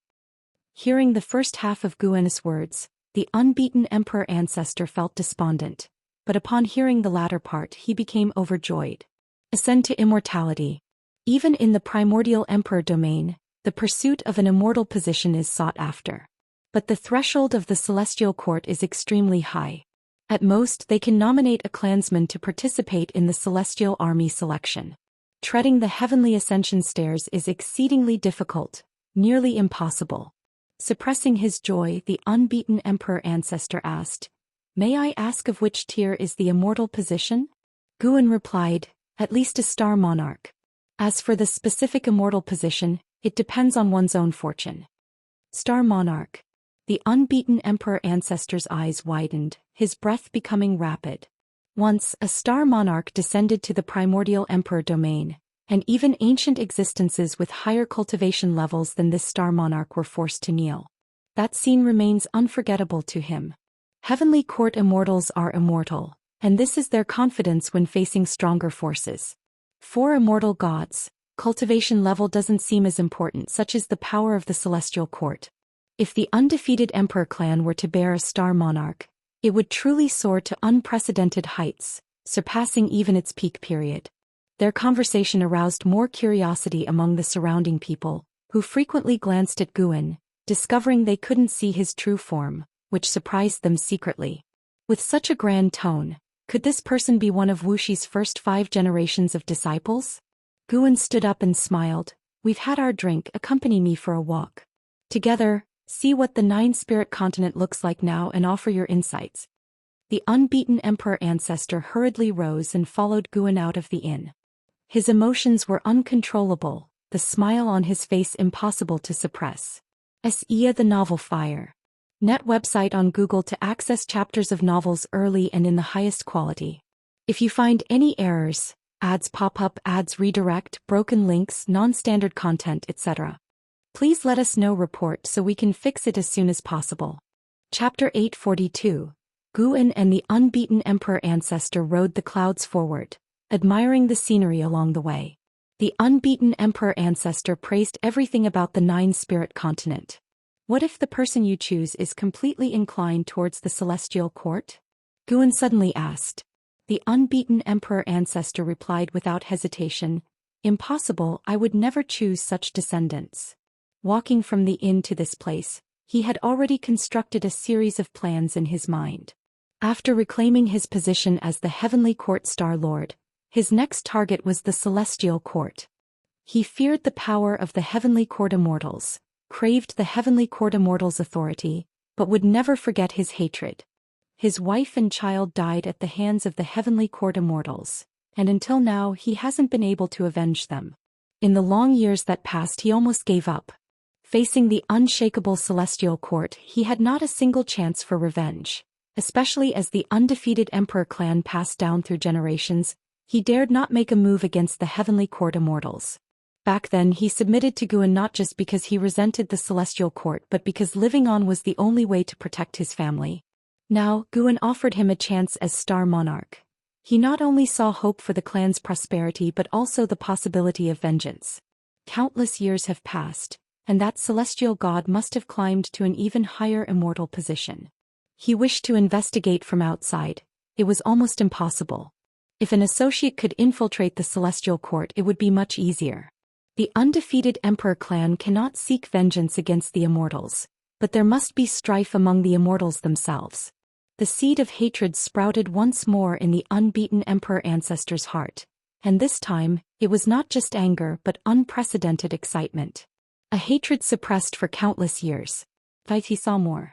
That was the relationship between Guan and the celestial court. Tens of millions of years ago, Guan clearly had an unknown conflict with the celestial court, but now, Guan could intervene in the immortal position, leading to many associations regarding Guan's true identity. Guan could perceive the psychological activities of the unbeaten emperor ancestor but did not point them out, only sighing inwardly. Even though the unbeaten emperor ancestor possessed the immortal emperor's eye, he could not see through the terrifying nature of the heavenly Tao. The human heart is fragile in the face of the heavenly Tao. After that, Guan spoke no more, shifting the topic to the cities along the way. Guan had his own considerations in wanting the undefeated emperor clan members to ascend to immortality because he saw that the clan would give birth to a second pair of immortal emperor's eyes. Why the immortal emperor's eyes were dreaded by the celestial court, Guan still couldn't discern, because the cause and effect of the immortal emperor's eyes had been severed, leaving no trace within the celestial court. 8 million years later, the human world acquired a new visage. The the son of heaven and earth, Guan Tianyu of the Heavenly Spirit Tao Alliance, fully matured. Although a profound Yuan-free immortal, he could challenge a Luotian-free immortal without defeat, shaking the universe. The name Guan Tianyu spread throughout the land, even Qi Cultivation realm cultivators discussing his might. In the eyes of the world, Guan Tianyu was already number one. However, the good times did not last long, as the celestial spirit Great World received an unexpected guest. It was none other than Emperor Xian, who combined the Daoist Emperor and Primordial Tao Emperor titles, arriving through the World Gate, with the celestial spirit god not obstructing him. If he infiltrated the celestial spirit Great World, he would be captured and exterminated by the celestial spirit god. Emperor Xian called out to the entire celestial spirit Great World, attracting all the great cultivators to battle in outer heaven. The Heavenly Spirit Tao Alliance, as the heavenly sovereign, naturally led, but unfortunately news of consecutive defeats reached within the universe, causing all living beings great unease. If such a formidable existence was to invade the celestial spirit Great World, it would spell an apocalypse. In the summer of this year. Sarch * The Null Fire. NT website on Google to access chapters of novels early and in the highest quality. At the foot of the heavenly suppressing heroic peak, the son of heaven Zhou was meditating and cultivating, a skeleton still by his side, just it became more natural than before, showing no signs of having been shattered and was identical in posture to him. Now the human world no longer paid attention to him, including the Heavenly Spirit Tao Alliance, which ever since Guan Tianyu matured, completely ceased to surveil him. Boom! A deafening roar came from the sky. The son of heaven Zhou looked up to see a golden rainbow light appeared in the celestial vault, akin to a dandelion in bloom, followed by a meteor wrapped in fiery flames streaking across the celestial vault, falling beyond the horizon. Master, what's happening in outer heaven? Why doesn't it settle down? A voice came from beside him. The talking skeleton, its voice identical to the cloth-clad youth back then. The son of heaven Zhou replied, "It's just people in combat, don't worry, the heavens won't collapse." Is it that self-proclaimed Emperor Xian fighting? Yes. It's been so long he hasn't been defeated yet? Master, will it be your turn to fight one day? You are the son of heaven, you must be the strongest in the world. If I was the strongest, I wouldn't be suppressed here. That Emperor Xian is indeed powerful. I can't defeat him, at most remain undefeated. The son of heaven Zhou response made the skeleton lift its head, seemingly surprised by this answer. Afterwards, the son of heaven Zhou closed his eyes again and said, "All right, work hard in cultivation and transform early. It'll take you to see the human world and help address your regrets." The skeleton murmured, "I've died countless years ago, further regrets hold no meaning." The son of heaven Zhou did not respond, continuing with his cultivation. The battle outside continued. The celestial spirit Great World did not besiege Emperor Xian, since Emperor Xian sparred without taking his opponent's lives, preventing the Heavenly Spirit Tao Alliance from acting recklessly. Yet as one renowned great cultivator after another was defeated, the Heavenly Spirit Tao Alliance grew anxious. Would they truly let an outsider sweep the celestial spirit Great World? They had to call upon Guan Tianyu to take action. Guan Tianyu was indeed strong, giving Emperor Xian significant trouble. He was the longest-lasting opponent in this realm. Unfortunately, he ultimately succumbed. The Luotian free immortals of the Heavenly Spirit Tao Alliance could no longer hold back and went into battle. The news of Guan Tianyu's defeat spread to the human world, causing an uproar. The campaigns of Emperor Xian were unending. Within years he claimed 1,000 victories, showcasing an unmatched victory stance. In the dim cosmos, Emperor Xian stood proudly in the void, donning a silver battle armor, with 2 long sashes swirling about his waist and back. Behind the menacing helmet were 2 golden crescent moons hovering. His face was handsome, his gaze cold and indifferent, an inseparable air of arrogance exuding. With furrowed eyebrows, he scanned the surroundings, seeing all cultivators and great demons baring their teeth at him, their eyes filled with dread. Is there no stronger presence in the celestial spirit Great World? Emperor Xian shouted loudly, his voice like thunder, echoing endlessly, resounding in the ears of all celestial spirit beings. Ji Xiaoyu stood amidst the sea of Heavenly Spirit Tao Alliance people, quietly watching Emperor Xian. As an innate golden immortal, she did not intend to fight. She could see that although Emperor Xian was arrogant, he was not a great evil person. She did not wish to reveal her true power for the sake of such an individual. Why not? If you really think you're strong, go challenge Wuxia. The true powerful entities of the celestial spirit great world are hidden within the beginningless. A middle-aged cultivator couldn't help himself, shouting angrily. Upon hearing this, the alliance hierarchs of the Heavenly Spirit Tao Alliance all frowned, but many more living beings echoed his sentiment, using Wuxia to provoke Emperor Xian. If you find any errors, ads pop up, ads redirect, broken links, non-standard content, etc., please let us know report so we can fix it as soon as possible. Chapter 843. Arrogant and Unrivaled, Beginningless. Emperor Xian raised an eyebrow, silently muttering this name. Instinctively he calculated with his fingers, but unfortunately he couldn't deduce any cause and effect related to Wuxia, which piqued his interest. He turned his gaze toward the celestial spirit great world, his divine sense sweeping through. Only one place remained obscure. It must be the hiding spot of Wuxia. If that's the case, then I shall challenge Wuxia. Emperor Xian stepped towards the celestial spirit great world, and his words caused the faces of the gathered great powers to change drastically, yet no one hindered him. Firstly, they couldn't stop him. Secondly, they hoped Wuxia could suppress Emperor Xian's arrogance. Zhou Xian hesitated for a moment in the crowd but ultimately did not step forward. Emperor Xian's venture would at most disturb Brother Gu, who after all seemed quite idle. Thinking of this, Zhou Xiaoyu's lips curled up, showing some anticipation. At the same time, people started to follow Emperor Xian's footsteps to watch the battle. Someone took the lead, followed by more people, and soon the cultivators from outer heaven formed a long line, trailing Emperor Xian. They had absolute confidence in Ancestor Master Wuxia, as he had never been defeated. The only suspense lay in how Emperor Xian would be defeated. On the other side, Guan was not within the Daoist field of the beginningless. He was in the middle of guiding Xiaolan's cultivation. Currently, Xiaolan also reached the heaven-encompassing free immortal realm, and in terms of cultivation level she ranked among the top 5 in the celestial spirit great world. Of course, this did not include the immortal gods. Guan was not directly helping her become an innate golden immortal. Instead, he wanted her to mature a bit more and accumulate insights.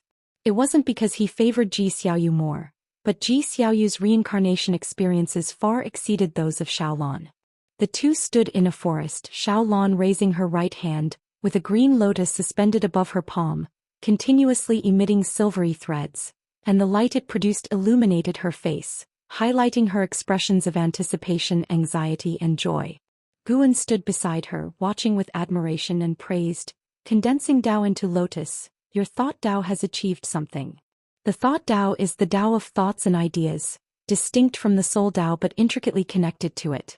There must be a soul to have a mind, and with a mind comes endless thoughts. Cultivators comprehend the Tao with the 3,000 great Tao, but few choose to cultivate the thought Tao. Guan, although primarily focusing on the path of cause and effect and the path of power, has dabbled in the 3,000 great Tao. And even if he is not familiar, his perspective and insights into the thought Tao are enough to benefit Xiaolan greatly. Without Brother Gu, how could I have such fortune? Xiaolan looked up at Guan, speaking with a bright smile. In the Xiao family she was the supreme and revered ancestor, but in front of Guan she was always the younger sister. Memories of past and present lives merged without erasing her original colors, even fostering a new self. Xiaolan withdrew her hand and dispersed the green lotus within it. She turned to Guan and curiously asked, "You should have heard the conversation from outer heaven. That Emperor Xian is about to challenge Wuxia. Aren't you returning?" Guan shook his head, chuckling. A trivial Emperor Xian still requires my intervention? Oh. Is there a disciple within the beginningless more formidable than Emperor Xian? Xiaolan grew more curious. Guan smiled silently, then followed up. Since you don't want to practice anymore, take me for a walk. Your Xiao family has truly grown larger, its reputation has even spread to the 9 spirit continent. Xiaolan hugged Guan's arm and responded, "Large it is, but problems have also increased with emotions and reasons entangled. Sometimes it's truly hard to resolve. I gradually understand why you left the Supreme Sect." The two departed the forest while continuing their conversation. The Xiao family is still just beginning. Compared to the ancient clans standing in the 3,000 great worlds, the Xiao family is merely starting out. I left the supreme sect simply to change my environment, change my mood, and maybe one day I'll leave the celestial spirit great world. Guan comforted. Although the Xiao family had various troubles, overall they had not gone astray. Currently, the Xiao family had thousands of disciples, so it was inevitable that some evil individuals existed. Fortunately, the Xiao family's laws were strict and didn't shelter evildoers, so Gu An's impression of them remained decent. If you leave the celestial spirit great world, then I'll follow you. I have already served the Xiao family well. Xiao Lan spoke with a radiant smile, her tone filled with anticipation. She had traveled the path of the great Tao and knew that there was a vaster world beyond the heavens. Following Gu An through the heavens would indeed be an unparalleled experience. Shooting stars streaked across the sky, a phenomenon of the great powers descending upon the mortal realm. Emperor Xian flew towards the nine-spirit continent, his divine sense enveloping the heavens and gaining a deeper understanding of the celestial spirit great world. Immortal gods, son of heaven, ancestor master Wuxia. This great thousand world is indeed fascinating. Emperor Xian's eyes burned with fighting spirit, eager for the upcoming battle. As he flew, he approached the vicinity of the nine-spirit continent. Below, a boundless ocean spread, with spirit mist surging at the horizon like a wall at the world's edge, mysterious and grand. Countless great power cultivators descended from the heavens, hovering in the distance, watching Emperor Xian's back, whispering amongst themselves. Two figures flew over from the other side of the heavens, one of them handsome and valiant. Though dressed in simple Daoist robes, his spirit was akin to a treasure sword emerging from its sheath, attracting attention. This person was the top prodigy of the Heavenly Spirit Tao Alliance, Guan Tianyu. After being defeated by Emperor Xian, Guan Tianyu returned to heal. Upon hearing Emperor Xian challenging Wuxia, he couldn't resist coming to watch. Alongside him was his master, Ancestor Master Qingguang, one of the hierarchs of the Heavenly Spirit Tao Alliance. Master, will Ancestor Master Wuxia show up? Guan Tianyu halted, gazing distantly at Emperor Xian's figure, voicing his inquiry. Though he had always stayed within the Heavenly Spirit Tao Alliance, he held a curiosity regarding Wuxia. Having met disciples of Wuxia, their brilliance inspired him. Even though he had grown powerful, he didn't feel confident enough to challenge Wuxia, as the Heavenly Spirit Tao Alliance continuously advised, to be spirited but not arrogant, especially maintaining respect for Wuxia. As one senior hierarch noted, all living beings in the celestial spirit great world owe a debt to Wuxia. Ancestor Master Qingguang mused, it's unlikely that he will appear, but with Emperor Xian already at the doorstep of Wuxi's Dao sect, an entertaining show awaits us. Guan Tianyu was about to further inquire when suddenly, Emperor Xian's voice rang out, resounding stone-shattering. I am Emperor Xian, here to challenge Wuxia, regardless if it's Ancestor Master Wuxia or Wuxia disciple. Come forth and face me. Let me see if the celestial spirit great world houses any true formidable ones. Emperor Xian's voice was filled with arrogance, and his disdainful tone towards all living beings roused anger among the spectators, who all glared furiously at him. No one insulted Emperor Xian verbally, as he had consistently proven himself through victories, establishing himself undeniably as a strong figure. Xianxia the Novel Fire. Net website on Google to access chapters of novels early and in the highest quality. For now, the cultivators anticipated Wuxi's response, yearning to see Emperor Xian defeated. If you find any errors, ads pop up, ads redirect, broken links, non-standard content, etc., please let us know. Report so we can fix it as soon as possible. Chapter 844. Myriad dragons ascending to heaven. Emperor Xian's voice echoed throughout the nine-spirit continent, capturing the attention of all living beings within it. Years ago, the news of Emperor Xian challenging the celestial spirit great world had spread within the beginningless. Many were curious if Emperor Xian would eventually battle at the gates of the Wuxia sect, and to their surprise he indeed came. This indicated that even the great cultivators of the celestial spirit great world couldn't stop him. Within the continent, those cultivators in seclusion came out one after another, and more living beings gathered in the direction from where the voice came. Emperor Xian stood proudly in the sky, his long scarf fluttering like a dragon. Behind his head, two golden crescent moons shimmered with dazzling golden light. With each flash, the two golden moons grew larger, and his aura intensified accordingly. The ocean began to surge, waves overlapping, thunderclouds gathered above and faint thunder roared. The spirit mist surrounding the 9-spirit continent also started to surge violently, as if ready to sweep towards the celestial vault, shaking the skies.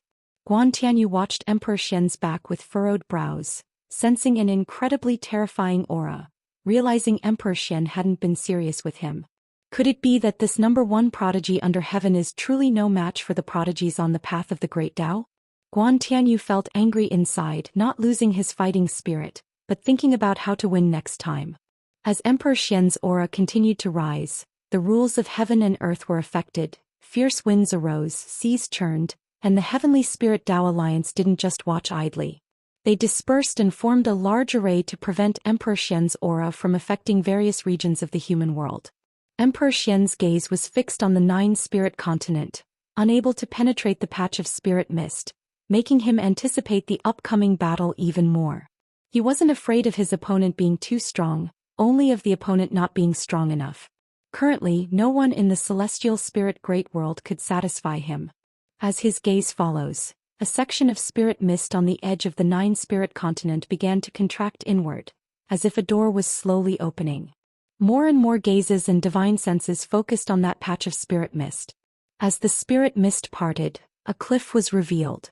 On the cliff stood countless cultivators, men and women, numbering in the thousands. The one at the front was Zhou Xian, Zhou Xian, Duanli Zhenqin and others stood behind Zhou, with other disciples lined up behind them, all eyes locked on Emperor Xian. None of the Wuxia disciples' faces showed fear, instead displaying expressions of mockery, curiosity and indifference. The great cultivators in the realm were seeing so many Wuxia disciples in one place for the first time. Each disciple possessed extraordinary grace, and their cultivation level was startling.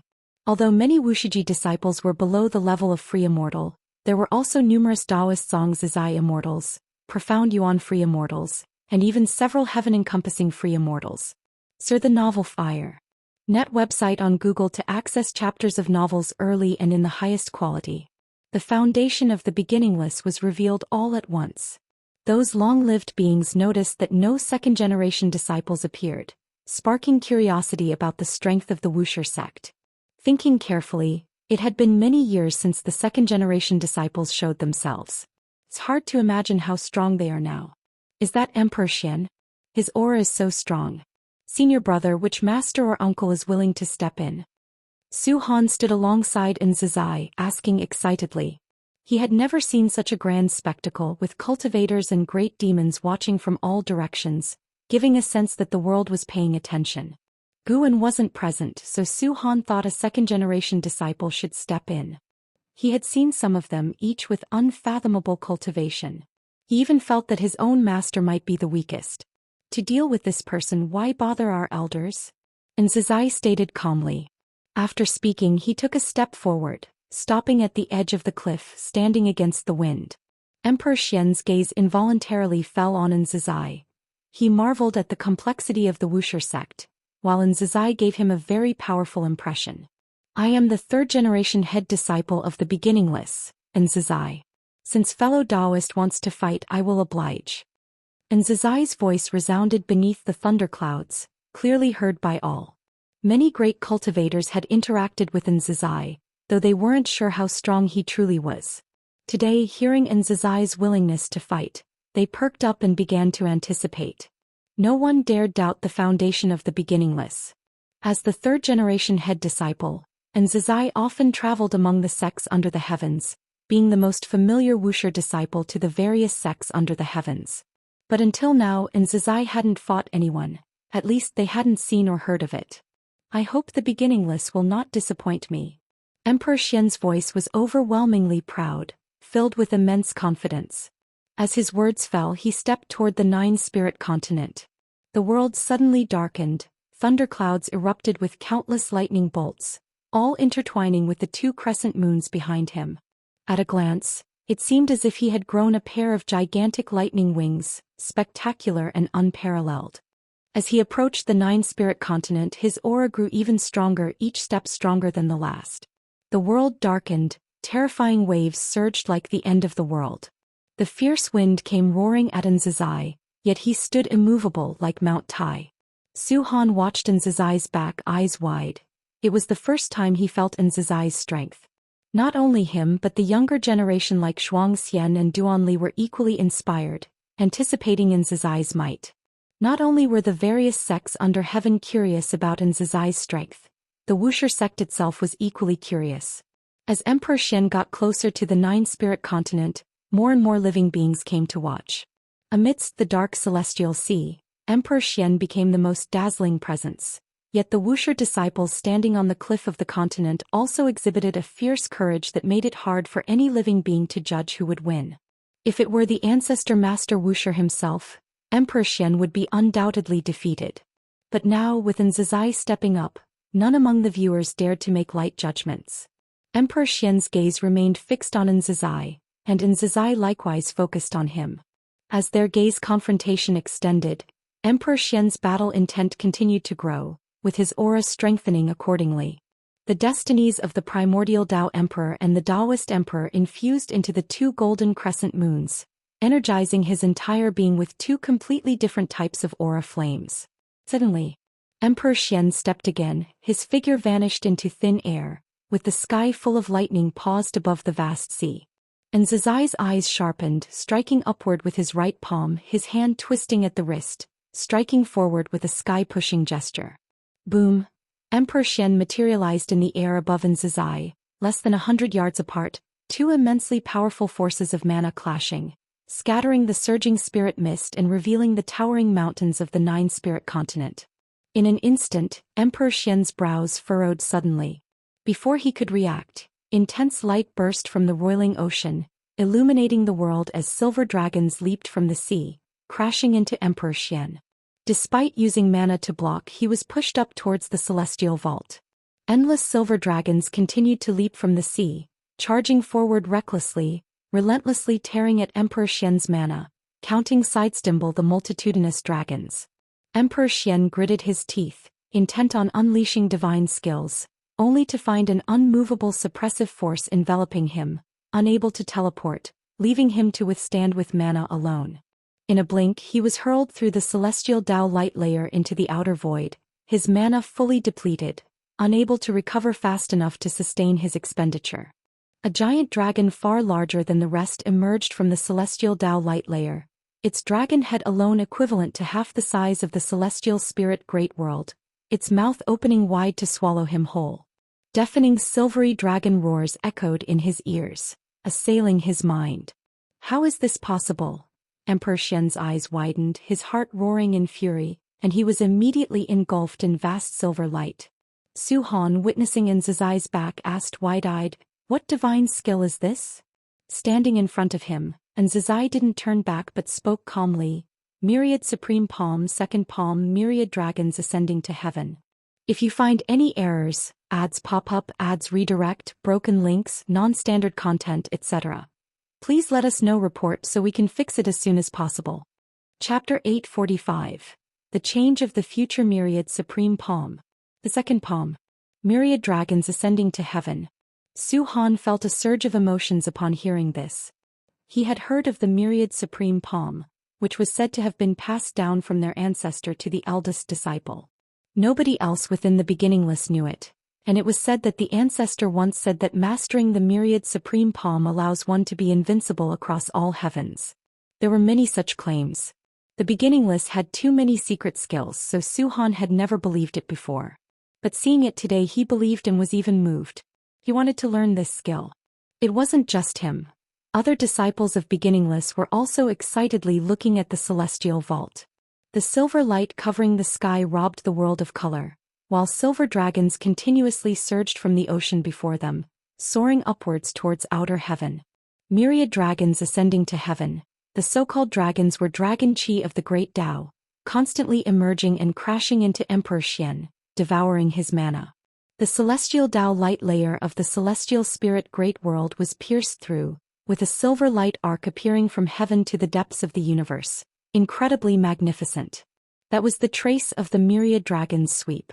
Once the arc ceased to extend, Emperor Xian's aura weakened significantly. He flew out from the vast silver light, covered in blood, hair disheveled in extreme disarray. The 2 golden crescents attached to his chest dimmed considerably. This scene was caught by countless great cultivators. After a brief silence, a commotion erupted among the great cultivators above the ocean. Such an overbearing divine skill. To solve Emperor Xian in just one move. What kind of cultivation level does this Xianxia possess? Could it be the mythical innate golden immortal realm? Siege novel, Ire. At website on Google to access chapters of novels early and in the highest quality. No, I can feel his aura is still within the heaven-encompassing free immortal realm, but he is the primordial Dao Emperor. Carrying the destiny of both the primordial Dao Emperor and Daoist Emperor, yet unable to surpass the primordial Dao Emperor? Beginningless truly hides dragons and crouches tigers. Hearing the discussions all around, Zhou Xian also had a look of surprise on her face. She knew the second-generation disciples of the Beginningless were strong, and perhaps even hid innate golden immortals, but she didn't expect even the third-generation disciples to be this powerful. Indeed, that fellow, though lazy, became incredibly strong through daily cultivation together. Guan Tianyu was equally shocked. He had battled Emperor Xian, whose profoundness once filled him with despair. He never expected such a powerful Emperor Xian to be so easily defeated by Xianxia. He had seen Xianxia before when he visited the Heavenly Spirit Dao Alliance, and many alliance hierarchs had personally welcomed him. But at the time he only marveled at the supreme status of Beginningless, not thinking Xianxia was particularly powerful. Now as he gazed from afar, Xianxia stood on the cliff edge of the 9-spirit continent, facing the wild wind, a stance that gave him immense shock. Is this the Beginningless? Guan Tianyu suddenly felt that Heavenly Spirit Dao Alliance was just SOSO, and perhaps even the so-called Celestial Court couldn't compare to the Beginningless. Truly terrifying. Among the third-generation disciples of Beginningless, many have extraordinary talents, and the future disciples also have exceptional gifts, but none can shake his position. His master, the ancestor of green light, said with genuine admiration. Everyone marveled at Xianxia's strength, while some rushed to outer heaven to check on Emperor Xian. In the depths of the universe, before the world gate, the celestial spirit god Tian Hao and Tai Immortal Monarch stood side by side, witnessing Xianxia's strike. Myriad supreme palm, what powerful creation! Those dragons are all the power of the great Dao, Tai Immortal Monarch praised. He had interacted with Xianxia many times and had long realized this child was no ordinary, so today's display didn't surprise him too much. Tian Hao's eyes were also full of admiration. This disciple of Beginningless, surnamed En, was his sister and Xin's eldest disciple, and he naturally regarded him as his own. Upon returning, he wondered if he should teach Xianxia, but upon reconsideration, knowing Xianxia cultivated under their master, he would surely be outstanding. Indeed, the strength of the myriad supreme palm made even him want to learn it. The celestial spirit god spoke. This Emperor Xian is not simple, with a cause and effect of the heavenly Dao behind him. Tai Immortal Monarch scoffed. With such arrogance he must have something to rely on. Elsewhere, Guan and Xiaolon arrived at the Xiao family city, where Xiaolon had also witnessed Xianxia's move. Such an overbearing divine skill, did you teach it? Xiaolon curiously asked. Guan smiled. I created it 7 palms in total and this is just the second. Can you teach me? No, only disciples in charge can cultivate it. Guan rarely refused as he intended to make the myriad supreme palm the hallmark secret skill of the Beginningless. Though a bit disappointed, Xiaolon didn't pester him. She then asked, what is the origin of this Emperor Xian? What if Xianxia accidentally kills him? Guan replied meaningfully. He has significant backing. A powerful cause and effect were ready to fall upon Emperor Xian to help him recover, but unfortunately, it was invisibly neutralized by Guan. This cause and effect came from the Tai Shang. Tai Shang can alter the destiny of all heavens. Emperor Xian challenging the Beginningless had already caused changes in the future, staining his undefeated path. However, Guan saw Tai Shang corrected the future, preventing the news of Emperor Xian's defeat from spreading. The duel between Emperor Xian and Xianxia also sowed seeds of calamity between Guan and Tai Shang, officially bringing the celestial spirit great world into Tai Shang's view. Guan was unfazed. Though Tai Shang was strong, the only true contender was the celestial emperor. Currently, Tai Shang is managing the celestial court, with many tasks requiring his attention, leaving him unable to focus on the celestial spirit great world. Emperor Xian was merely his pawn. However, sometimes pawns escape the chessboard. This Emperor Xian not only had extraordinary talent but also harbored immense ambition. The all heavens and myriad realms were like a prison, countless pieces looking up at Sainthood, seeking not only the position of immortal gods but also the strongest throne of the celestial emperor. Brother Gu, tell me about the geniuses from other great worlds. Are there any not inferior to Emperor Xian? Xiaolan suddenly asked, her face full of expectation. Although she now stayed with the Xiao family, she had always had the heart of a strong person. Had she not failed in achieving Daoist emperor, she wouldn't have chosen to settle. Of course there are. Guan began to recount the geniuses he had observed. Emperor Xian was indeed formidable, but to call him the first of the heavenly Dao underestimated it. The heavenly Dao was vast, with countless great worlds and powerful domains, and geniuses were as numerous as stars in the sky. Guan occasionally observed other worlds, finding many talents catching his attention. In the days that followed, the news of Emperor Xian's crushing defeat by a third-generation disciple of the Beginningless swept the world, and the name of Nzizai and the myriad supreme palm also spread to all cultivators' ears. On that day, Nzizai's answer to Su Han was heard by many great cultivators, spreading the name of the myriad supreme palm, with some even claiming it as the top secret skill in the celestial spirit. And for a time, Nzizai even gained renown as the world's #1. Meanwhile, the defeated Emperor Xian quietly retreated, and the Heavenly Spirit Dao Alliance did not trouble him.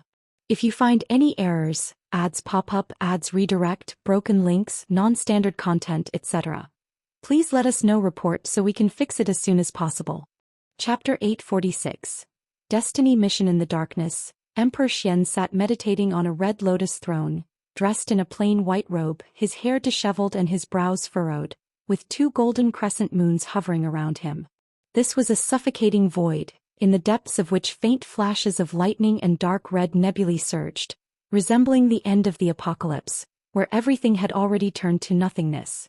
Emperor Xian's face was pale. He slowly opened his eyes, raised his right hand and pulled open the robe on his chest, revealing tiny silver lines flowing like they were silver dragons. The remnant power of the myriad dragons ascending to heaven was still tormenting him, making him feel that he would hardly recover in a short time. Recalling the experience of facing the myriad dragons ascending to heaven, Emperor Xian's brows furrowed even tighter, his eyes full of unwillingness. Could it be that the primordial Dao Emperor is stronger than the Daoist Emperor? Emperor Xian muttered to himself, his tone filled with confusion. He could sense that Nzizai was the primordial Dao Emperor, and as someone who cultivated both the Daoist Emperor and another, he was dividing his focus into 2 different destinies, whereas Nzizai could channel all his energy into one great Dao destiny. In fact, earlier he had sensed that the primordial Dao Emperor's destiny had suddenly become much stronger, but the Daoist Emperor's way of cultivating through combat was much to his liking. Now he was wavering again, feeling that his dual cultivation of the Daoist Emperor might be an unwise move. Who says the primordial Dao Emperor is stronger than the Daoist Emperor? A cold and hoarse voice echoed, startling Emperor Xian, who turned his head to look, seeing a dark silhouette emerging from the depths of darkness, its form human-like but incredibly large, lightning flickering behind it, red clouds surging, making it appear even more terrifying. Emperor Xian squinted and asked, "Who are you?" "It doesn't matter who I am. What's important is that you need to know there is no great Dao destiny that can compare to the Daoist Emperor. Your failure is not due to the Daoist Emperor but because your killing intent is not strong enough." Upon hearing the words, Emperor Xian mocked. Can the Daoist Emperor be compared to the celestial Dao immortal gods? The celestial Dao immortal gods rely on the power of the heavenly Dao. The heavenly Dao cannot grant them true power.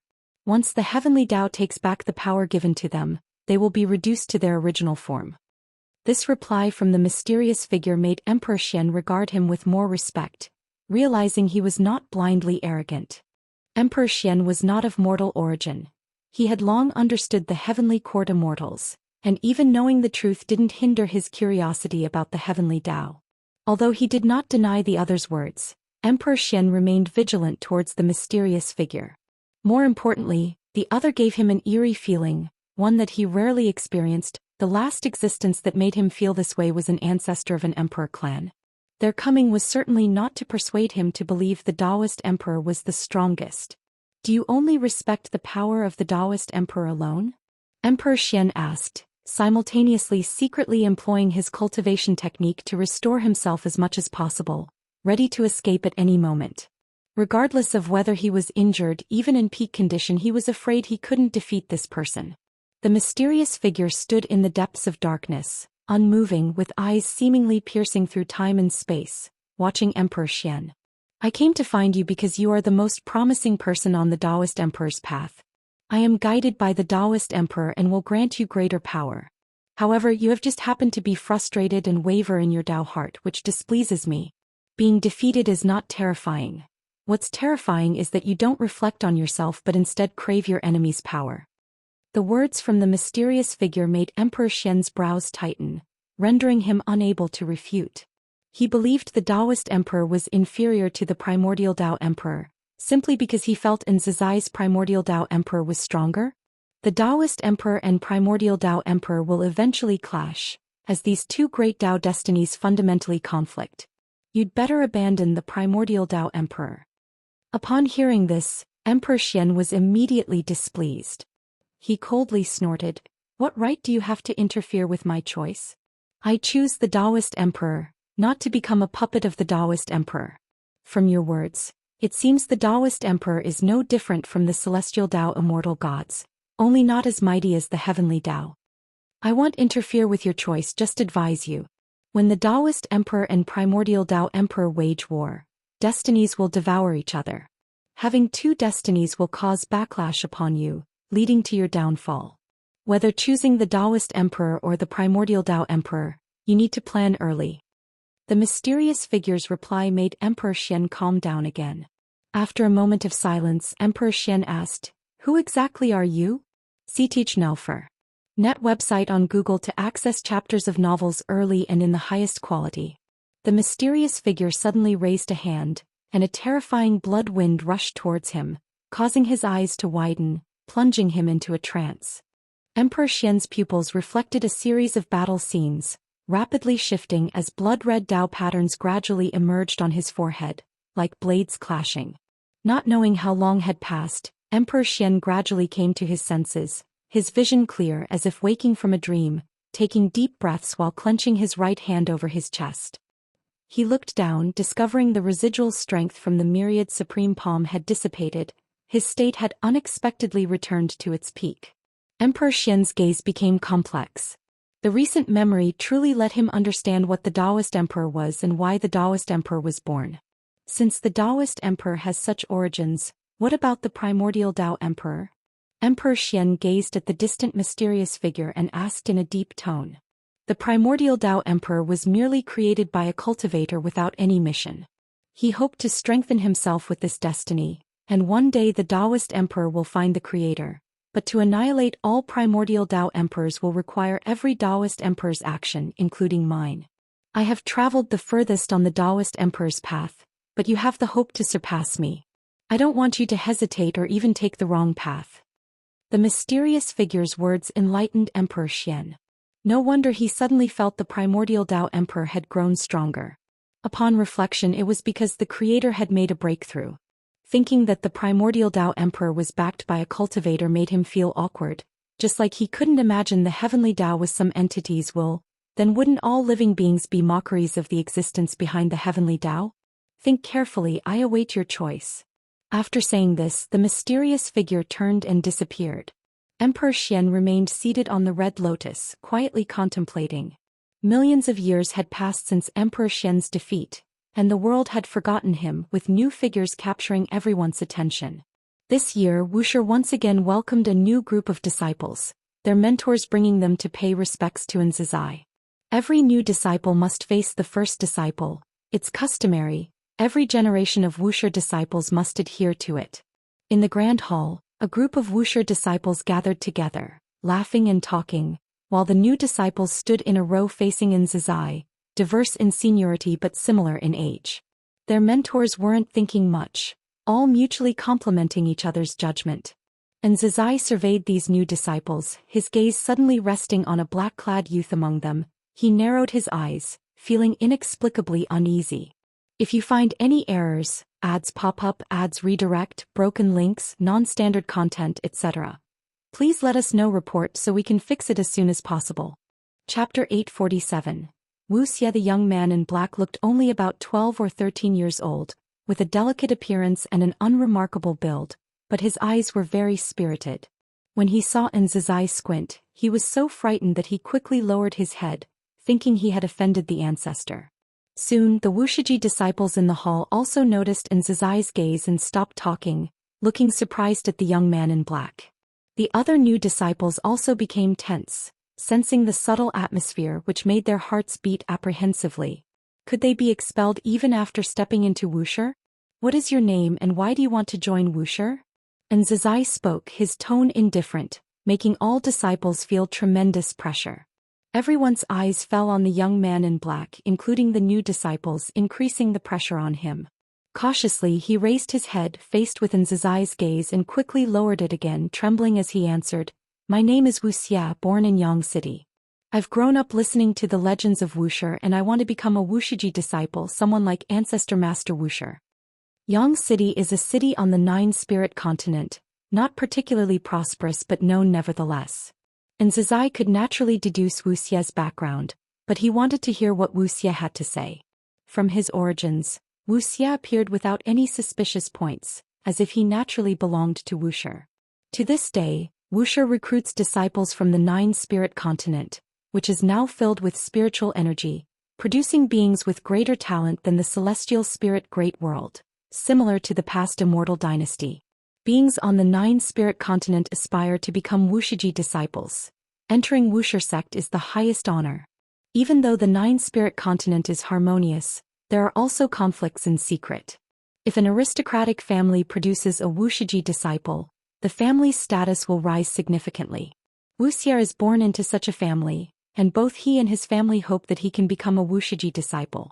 Fearful of possibly being rejected, Wuxia felt anxious and wished he could slap himself. Why did he stare at the ancestor just now? Meanwhile, he harbored a slight grievance, thinking he wasn't deliberately disrespectful, just overly excited. Nzizai's gaze was complex.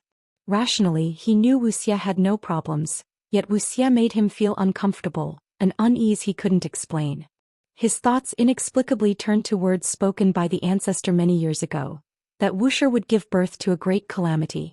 Because of the ancestor's words, he set stricter standards for recruiting disciples, meeting each new disciple personally. Nzizai took a deep breath, aware that everyone was watching him, knowing he must remain composed. Henceforth you are all Wuxia disciples. Remember, Wuxia disciples must not intervene in worldly affairs unless the world faces trouble. Brothers must not damage each other. If discovered, their cultivation level will be abolished and they will be cast into reincarnation. Nzizai said expressionlessly, shifting his gaze from Wuxia to all new disciples. Upon hearing this, a Wuxia disciple quickly said, "Hurry and kneel to thank the ancestor." Sar the novel Fire. Any *T website on Google to access chapters of novels early and in the highest quality. The new disciples were overjoyed, kneeling to thank Nzizai. Nzizai waved his sleeve, signaling for them to withdraw. The Wuxia disciples left with their apprentices, and soon only Nzizai and a fourth-generation disciple remained in the hall. This fourth-generation disciple, named Hai Yuan, was Nzizai's most capable junior, assisting him in managing Wuxia. Hai Yuan wore a blue Daoist robe, his hair black and white, and carried an elegant scholarly aura. He frowned at Nzizai and asked, "Uncle, what problem does the disciple called Wuxia have?" It was the first time he had seen Nzizai show such an attitude towards a new disciple. "Hai Yuan, remember when I spoke of the Wuxia calamity? I have an intuition that the disciple called Wuxia is that calamity. However, he currently hasn't committed any offense, so I can't punish him or expel him," Nzizai said with a complex tone. Hai Yuan had heard of this, originating from the ancestor's words, and believed it firmly. Hearing Nzizai's judgment, he did not hesitate but seriously said, "Uncle, if it's difficult for you to handle, I can do it. I'll expel him." Nzizai glanced at him, unable to resist shaking his head and smiling. The nephew was very similar to Zhou Xian, except Zhou Xian only believed in justice, whereas Hai Yuan only believed in him. "Forget it, let's keep observing. If it's destined for Wuxia to have a calamity, driving him away will only lead to another appearing. Better we nurture him earnestly and see if we can overcome the celestial mandate spoken by the ancestor. And Zizai smiled, dispelling the earlier gloom, even showing a hint of anticipation. He had observed Wuxia's unparalleled talent, seemingly having a powerful physique as Dao Intent approached him, a gift unmatched by other new disciples. A disciple like him, if continuously monitored and well-trained, might become the foremost of the new generation in Wuxia. Hai Yuan heard this but did not agree. He felt the uncle underestimated human nature but he couldn't say it outright. Hai Yuan secretly decided to closely monitor Wuxia, and if he displayed any inappropriate behavior he would persuade the uncle to expel him from Wuxia. On the other hand, Wuxia had emerged from tense emotions, following his master and listening to his introductions about the peaks along the way, his eyes filled with longing. He had finally become a Wuxiji disciple. He must not bring disgrace to his family and aims to become the greatest in Wuxia, even making the legendary ancestor master Wuxia proud of him. Little did he know the ancestor master he dreamed of was just hundreds of miles away. Guan sat by the lake fishing. Despite the growing number of Wuxiji disciples, his aura was so ethereal that divine sense couldn't detect him unless approaching closely, allowing him peace. He too was observing Wuxia. Interesting, managing to extend to the dojo. Though the process was intricate, it's indeed resourceful. Guan murmured, a faint smile appearing. Wuxia posed no issue but Wuxia's primordial ancestor did. When alive, the primordial ancestor was invaded by the great Dao destiny of the Daoist emperor, always lurking, later joining the nine-spirit continent and passing on this destiny. Long ago, Guan had noticed this but did not mind, even anticipating what might transpire. He did not resist the Daoist emperor, though unfortunately the Daoist emperor disliked him. Great Dao destiny is not just between you and me. Guan murmured leisurely. At that point the fishing rod began moving, compelling him to sit up straight and start pulling the rod. After a tugging battle he retrieved the rod with a half-transparent goldfish hooked. It transformed from spiritual energy in the lake, possessing spiritual intelligence unlike beings, and he called them lake spirits. The lake spirits struggled on the hook, and Guan removed and released it back into the lake before continuing to fish. If you find any errors, ads pop up, ads redirect, broken links, non-standard content, etc., please let us know. Report so we can fix it as soon as possible. Chapter 848. Wuxia entered Wuxia without causing any stir within, while Zizai and Hai Yuan only paid attention to him secretly. Sir, the novel Fire. Net website on Google to access chapters of novels early and in the highest quality. 100 years later, Zizai summoned Wuxia. Having grown up, Wuxia was elegant and handsome, and like most Wuxia disciples had the demeanor of the Immortal family. He still wore black clothes, but his outfit had become more refined, with a cyan jade hairpin on his hair crown, exuding extraordinary poise. Zizai met him on a cliff. Wuxia came up behind Zizai and bowed to salute. Wuxia greets ancestor. Wuxia's tone was neither humble nor arrogant. Upon careful listening, one could hear a hint of flair in his voice. Since joining Wuxia he had been cultivating and hadn't met Zizai again, but he couldn't forget the embarrassment when he first met Zizai. On the way here he wondered why ancestor had summoned him. He couldn't understand but wasn't worried because he was already a Wuxia disciple. His master and his master's master both regarded him highly. Even if the third-generation senior disciple wanted to trouble him, they would need a reason. Zizai, with his back to Wuxia, gazed at the distant mountains and forests and spoke, "Your talent is outstanding and your comprehension is rare for a millennium. I will make an exception to teach you divine skills. What kind of divine skill do you want to learn?" Upon hearing this, Wuxia's eyes lit up and he immediately said, "I want to learn the Myriad Supreme Palm." The Myriad Supreme Palm, which overwhelmed the Outer Heaven Emperor and gained fame throughout the land, was something Wuxia heard his family talk about in his youth. If he could join Wuxia he must learn the Myriad Supreme Palm. The Myriad Supreme Palm can only be practiced by the Wuxia senior disciple. The so-called senior disciple is not every generation's senior disciple but the one who wields great power among them. As Zizai spoke he turned to look at Wuxia. He examined Wuxia and asked, "Do you think you can become the senior disciple?" "I will try hard." Since I am cultivating immortality, I have great ambitions. I don't want to live a lifetime of quiet cultivation. When Wuxia said this, his eyes were bright and fearless as he met Nzai's gaze, full of vigor like a sharp sword drawn from its sheath. Nzai had to admit that he liked Wuxia's sharpness because it was something other disciples did not possess, only seen in the world's #1 prodigy. But the thought of Wuxia using Wuxi's divine skills to cause chaos in the human world gave him some discomfort. Ancestor, I temporarily lack the qualifications to practice the myriad supreme palm. Why don't you decide? Whatever you teach I will learn. I'm not picky. I feel that only by mastering all divine skills and Daoist techniques can I reach the ancestor's realm. Wuxia said excitedly. Mentioning the ancestor, he clenched his fists tightly. And Nzai nodded and said, then start with learning the escape skill first. Penetrating the essence of all things is seeing through all things, which will aid in your comprehension of heaven and earth. Thank you, ancestor. Wuxia saluted again. Thus Wuxia began to follow Nzai in cultivation. This matter spread within Wuxia. The current generation of Wuxia disciples had been passed down for 26 generations, and although Wuxia was accepted by the 14th generation disciple, making his lineage relatively high, being specially cared for by Nzai was rare. Everyone could feel a new star rising, and Wuxia might become a representative figure of Wuxia. Since then, many disciples took the initiative to visit Wuxia, making his pride grow ever larger. 10,000 years passed in the blink of an eye. Wuxia had already become a genius disciple of Wuxia, and his fame even spread beyond the 9-spirit continent. On this day, Zhou Xian came to the bamboo forest to visit Guan, talking about Wuxia. This Wuxia is truly extraordinary. After merely 10,000 years of cultivating immortality, he's already a divine thought true immortal. The key is his comprehension. He can learn any divine skill or spell just by seeing it once. It's simply absurd. Zhou Xian said, standing in front of Guan, spreading his palms, his tone helpless. Once he thought his talent was the highest, but after coming to Wuxia he found geniuses abound and some people's talents amazed him. Wuxia's sudden rise made him feel that the foundation of the 9-spirit continent and the celestial spirit great world aren't on the same level. Guan, who was reading a book, casually said, that's just because the divine skills he encountered were too low level.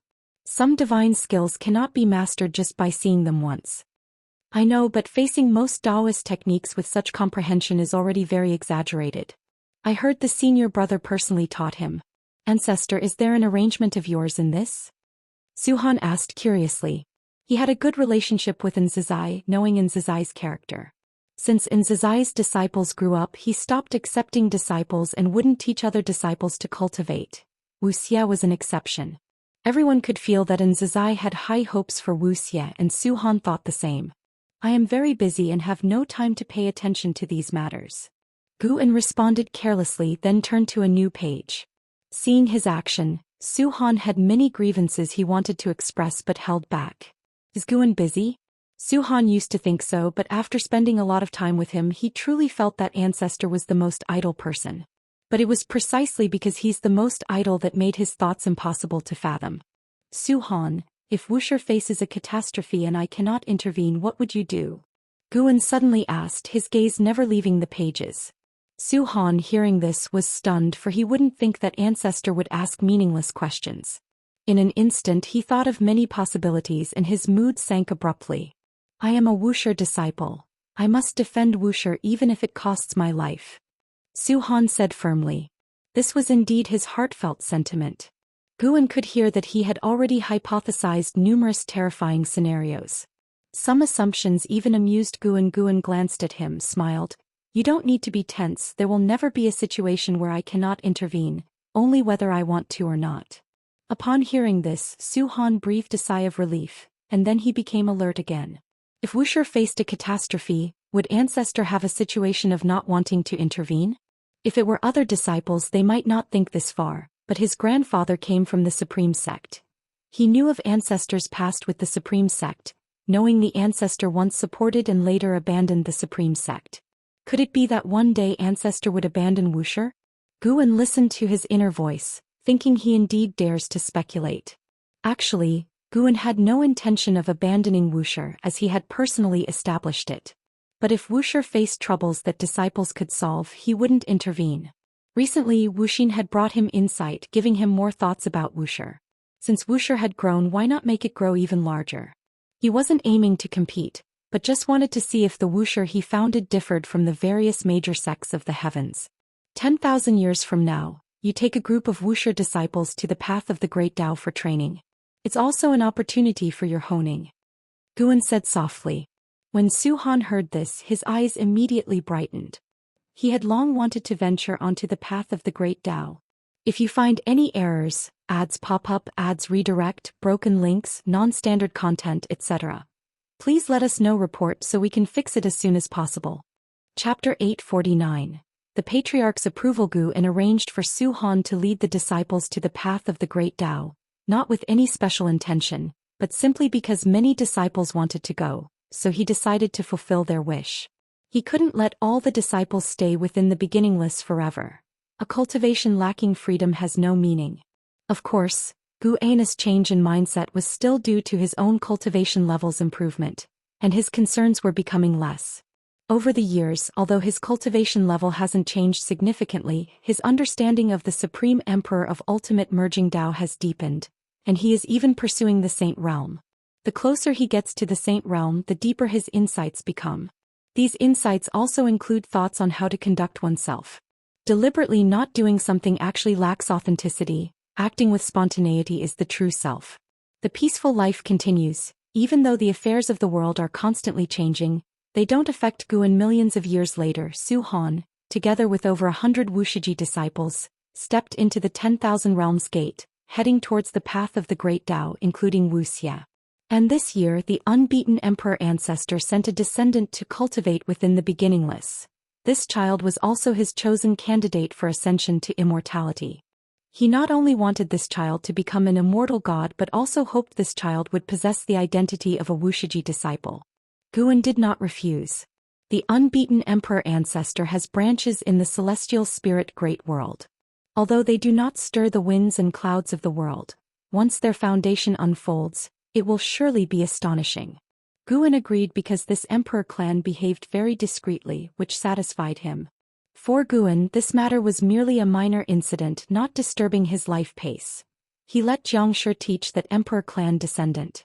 8 million years later. Xianxia the Novel Fire. NT website on Google to access chapters of novels early and in the highest quality. Zhou Xian returned with that group of disciples. No one had fallen and Wuxia once again became the focus. He was like the Emperor Xian, possessing the destiny of both the Great Tao Emperor and the Primordial Tao Emperor. The day after he returned, Wuxia went to visit Nzizai. Nzizai had constructed a pavilion on a high peak, situated on the mountainside, providing a view of thousands of miles. Master Ancestor, I've returned. Wuxia, already a heaven-encompassing free immortal, stood in front of the table looking at Nzizai, smiling with high spirits. Nzizai scrutinized him while he faced it openly. Although the young man still carried immense arrogance, Nzizai could feel that he hadn't changed much from millions of years ago. Tell me about your experiences these years. Nzizai said, simultaneously gesturing for Wuxia to sit down. He was secretly shocked, for it hadn't been long since Wuxia's cultivation level had caught up with him. Though he still had confidence in subduing Wuxia, Wuxia's rapid growth made him somewhat uneasy. If Wuxia truly became a threat and he couldn't contain him, wouldn't it cause trouble for the Master Ancestor?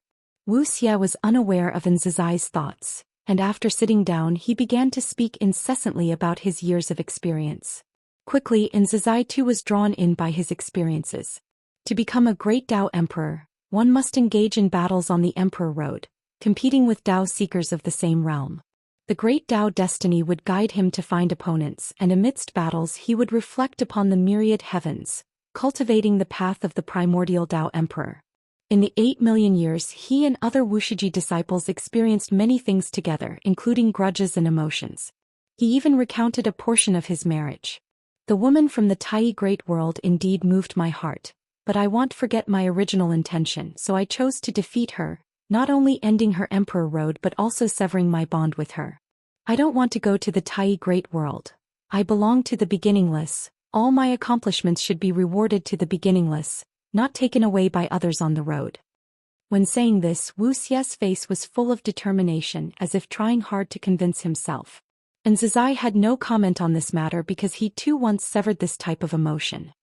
He had already surpassed the mortal spirit, not driven by instinctive desires. Ordinary emotions seldom moved him.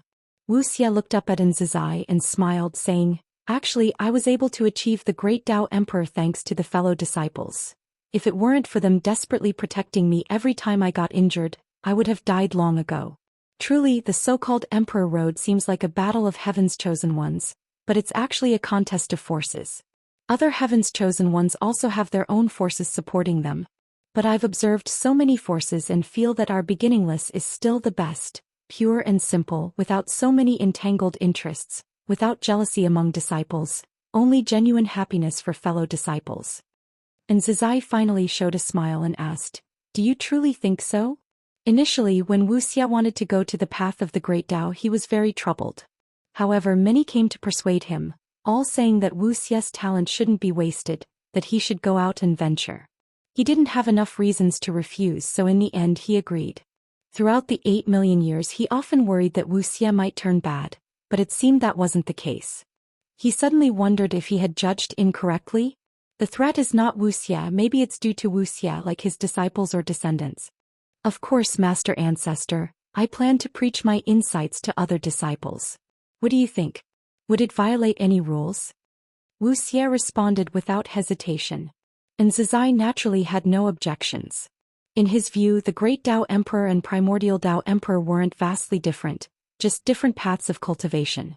If Wuxia disciples could have more choices, that would be even better. He was very pleased with Wuxia's broad-mindedness, so he decided to personally help Wuxia establish a dojo for disciples to come and listen to teachings.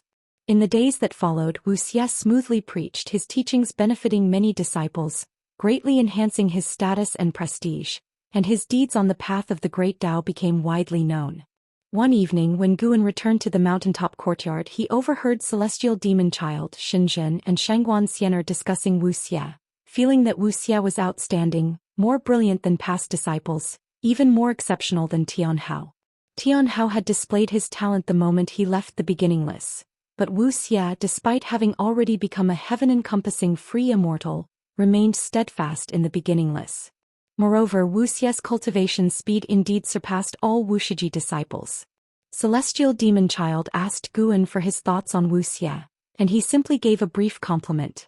Once he returned inside, the three women remarked that it's true he doesn't care about his junior's accomplishments. Indeed, after all, he is too strong. Thus, Wuxia became the most outstanding existence among Wuxia disciples, and afterward, whenever Zizai went out, he would take him along. Wuxia would also spar with heaven's chosen ones and great powers from various great heaven and earth sects, both showcasing the foundation of the beginningless and deterring the ambition of those sections. The beginningless wouldn't engage in conquest, but if anyone attempted to disrupt the heavens and earth, the beginningless wouldn't stand by idly. Competition among forces can proceed, but there mustn't be any evil demon methods sacrificing all living beings and slaughtering innocent spirits. For Wuxia, life became glorious, yet he always felt regretful inside. He hadn't had a real conversation with the ancestor, they only occasionally passed by each other. Without the ancestor's recognition, he always felt he wasn't strong enough and couldn't be considered a true genius. If you find any errors, ads pop up, ads redirect, broken links, non-standard content, etc., please let us know. Report so we can fix it as soon as possible. Chapter 850. A moment's difference rumble. In the dim cosmic void, the sound of thunder echoed, overwhelmingly oppressive. Xu and Zhang Buku, clad in golden battle armor, soared through the clouds.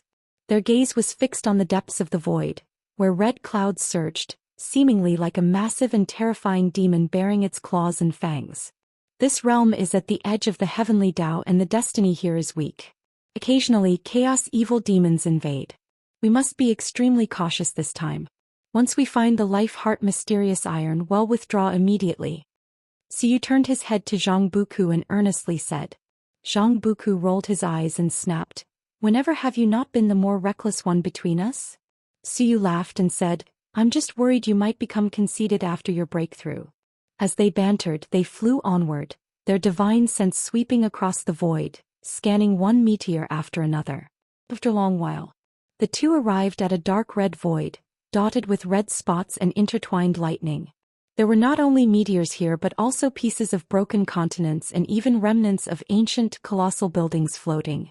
Zhang Buku suddenly felt uneasy, as if a terrifying power was secretly watching them, making him even more vigilant. Suyu raised his right hand and wiped his forehead, where a vertical eye opened, bursting with golden light, creating multiple golden eye shadows.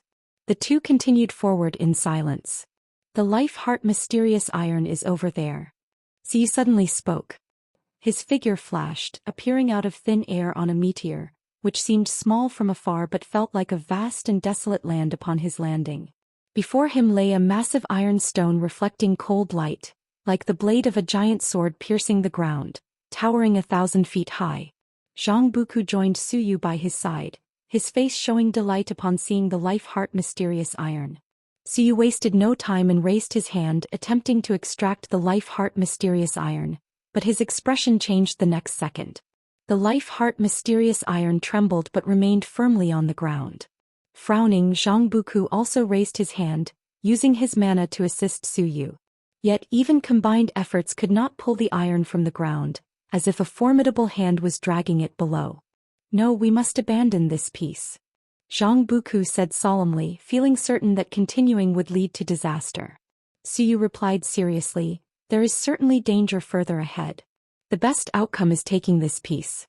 Persist a little longer and if unsuccessful then abandon."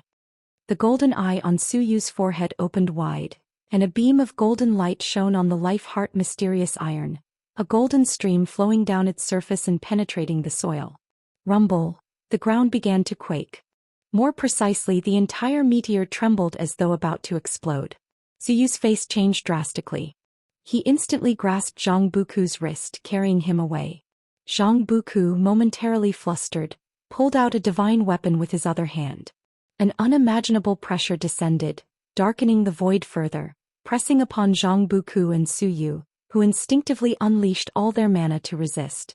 "We are no longer immortal gods. If we die, we are truly consigned to oblivion." Suyu gritted his teeth, a treasure tower appearing on his hand. He raised it and it emitted azure light enveloping them, yet the pressure remained intense and their flight speed slowed significantly. "Need you say it? I told you to stop earlier but you didn't listen." Sarch * the Nelfer. Net website on Google to access chapters of novels early and in the highest quality. Zhang Buku muttered with darkened expression, having experienced such situations countless times, almost used to them. Then their vision suddenly darkened. Zhang Buku instinctively looked up, seeing a colossal dark hand descending towards them. Even though they hadn't halted, the hand remained overhead as if their flight was ineffective. Grinding his teeth, Zhang Buku tightly gripped his divine weapon and struck upwards despite knowing the disparity in strength. He resolved to fight. Meanwhile, Jiyu and far away on the immortal-seeking island in the celestial spirit great world, observed Zhang Buku's calamity within an auction. Named Buku yet suffering endlessly. "Oh my dear disciple, truly hard to safeguard you," Guan murmured, seated in a private room of a pavilion, where translucent curtains allowed him a view of the terrace outside. On the terrace, a cultivator was showcasing auction items, while the other rooms were shrouded by curtains, appearing engulfed in dark mist from outside, obscuring their interiors. Guan was not there to buy anything, just to enjoy the spectacle. The calamity that befell Zhang Buku drew his attention. Zhang Buku had cultivated in the celestial extreme 9 heavens for years, recently breaking through to the innate golden immortal realm. He and Suyu ventured to that realm to seek materials for crafting supreme treasures. Having forged the Vajra undying body, his strength far exceeded his realm, necessitating a fitting supreme treasure to reveal his divine skill's power. They faced misfortune not due to bad luck but premeditated targeting. Dark Heavenly Court. More precisely, the Dark Heavenly Court targeted Suyu, not Zhang Buku. Acting was Emperor Bone Profound Venerable, whose cultivation level was Mixed Element Profound Venerable Immortal. Even if Suyu unleashed his heavenly sun origin, he was no match for such a foe. Guan didn't immediately intervene to rescue Zhang Buku, having foreseen Zhang Buku's future. Though Zhang Buku would endure hardship under Emperor Bone Profound Venerable, he would also gain substantial opportunities, leading to a surge in cultivation level. Even if Zhang Buku became tainted by the dark heavenly court's destiny, Guan knew ways to extricate him from the sea of suffering. Guan looked at Emperor Bone Profound Venerable, his sentiments starkly different from their previous encounter. During their last confrontation, though Emperor Bone Profound Venerable wasn't his match, now, everything about Emperor Bone Profound Venerable was apparent to him. He could dictate his fate and negate his past. When Emperor Bone Profound Venerable led the Dark Heavenly Court against the Celestial Court, the Celestial Emperor likely felt similar. In chaos or the Heavenly Tao, Emperor Bone Profound Venerable's strength was formidable, yet to Guan and the Celestial Emperor he was akin to a mortal spirit. Guan pondered whether higher-level existences viewed him and the Celestial Emperor similarly. Currently he didn't sense such power, but he would assume it existed. Such invisible pressure kept him grounded. Supreme Emperor of Ultimate Merging Tao wasn't enough for him. He aimed to not only surpass Emperor Bone Profound Venerable by one great realm but 2, 3 for even more. As long as life evolution continues, his limits won't exist. If you make the right choice for him, there's a path to life. If you choose wrongly, if the Celestial Emperor doesn't destroy you, then I will. Relaxed in his chair, Guan propped his face with one hand, speaking softly. Everyone possesses myriad fates. A single thought can alter their destiny. Guan kept all of Emperor Bone Profound Venerable's potential fates in view. If you find any errors, ads pop up, ads redirect, broken links, non-standard content, etc., please let us know. Report so we can fix it as soon as possible. Chapter 851. Surpassing the Son of Heaven. Zhang Buku felt like he was having a long and indistinct dream, in which he was very tired, not knowing what he was doing, as if some terrifying presence was continuously chasing him. Finally, his consciousness detached from that heavy dream and began to awaken. He opened his eyes, and what came into his view was the endlessly high gray sky, clouds layered circle upon circle, making the sky appear so distant. He widened his eyes, suddenly sat up, and discovered he was sitting on the water's surface, with a sense of grounded stability beneath him as if it were solid ground. He focused his gaze and saw at the end of the water surface a vast fog, while in front of the fog Suyu stood facing away from him. He stood up and asked, "Suyu, are you okay?" Suyu did not answer him, nor did he turn around, which made Zhang Buku frown. His divine sense had already dispersed, but he could not touch that fog. He did not know what was hidden within it. The divine sense swept in other directions, finding no signs of life for the time being, which made him suspect even more that an unknown and terrifying existence was hidden in the fog. Seeing that Suyu was still not turning around, Zhang Buku hesitated for a moment before stepping forward. His divine sense could perceive Suyu's expression. Suyu was not lost in a trance but was frowning, his eyes fixed on the front, seemingly observing something. Zhang Buku came beside Suyu and asked softly, "What are you looking at? Why are you not answering me?" Suyu gazed ahead and said in a deep voice, "Standing here, do you think it will be bad? The real trouble is about to start and we have nowhere to escape." Upon hearing this, Zhang Buku looked ahead. As he watched, he found the murky fog had become clear. Deep within the fog seemed to be a small mountain, atop which sat a mysterious figure, with a languid posture but exuding an overwhelming arrogance. Looking at this figure, Zhang Buku suddenly felt a strong urge to kneel and worship. He struggled to control this emotion, which made his whole body stiff. He stared at that figure, falling into a trance, becoming as unresponsive as Suyu. Through the fog, that mysterious figure sitting on the small mountain was none other than the Emperor Bone Profound Venerable. Emperor Bone Profound Venerable still maintained his form of white bone, wearing a dragon head golden crown, with beads gently swaying in the wind, and a dark golden long spear standing behind him, leaning against his back. At this moment, Emperor Bone Profound Venerable was scrutinizing Zhang Buku. He initially came for Suyu, but he discovered Zhang Buku was not ordinary.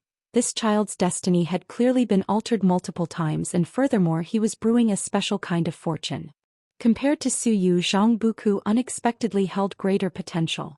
Born of mortal spirit, yet able to surpass the Son of Heaven, Emperor Bone Profound Venerable felt it would be a pity to kill this child directly. Perhaps he could be nurtured. Though the creatures of the Dark Heavenly Court could also reproduce in terms of talent, the geniuses of the Heavenly Tao were still superior. To truly overthrow the Heavenly Court, greater strength must be accumulated. Emperor Bone Profound Venerable recalled the previous battle. The Celestial Emperor did not even appear, yet he was defeated by a Celestial Dao Venerable. Moreover, before this he was defeated by a mysterious being. As a primordial profound venerable immortal, he had suffered 2 defeats in a row. He could not accept this fact. After ending the war with the Heavenly Court, he temporarily left the Dark Heavenly Court to seek his own chances. He had his eyes on the Son of Heaven's root bones, aiming to explore the power of the Celestial Emperor through him. Unexpectedly, capturing the Son of Heaven led to an unexpected joy. Emperor Bone Profound Venerable pondered while increasing his own pressure of cause and effect, intending to test Zhang Buku and Suyu. On the other side, Guan had already returned to Wuxia, and after confirming that Zhang Buku would not encounter any trouble in the short term, he no longer paid attention. That plane had already detached from the heavenly Dao. The world contained rules that isolated the probing of cause and effect, making it difficult even for a Dao Extreme Daoyuo Immortal to find it. But for Guan he could step right in. Moreover, Guan could transcend time. Even if Emperor Bone Profound Venerable killed Zhang Buku, Guan could cross to the time before Zhang Buku's death. This is the power of the Supreme Emperor of Ultimate Merging Dao. Of course, the Supreme Emperor of Ultimate Merging Dao cannot change his past before reaching this realm. When Guan reached the level of Supreme Emperor of Ultimate Merging Dao, everything in the past became illusory belonging to his past, but others cannot probe into this past, nor traverse to the past to kill him. Returning to the courtyard, Guan saw Zhenqin coming over, chatting with Xianxia.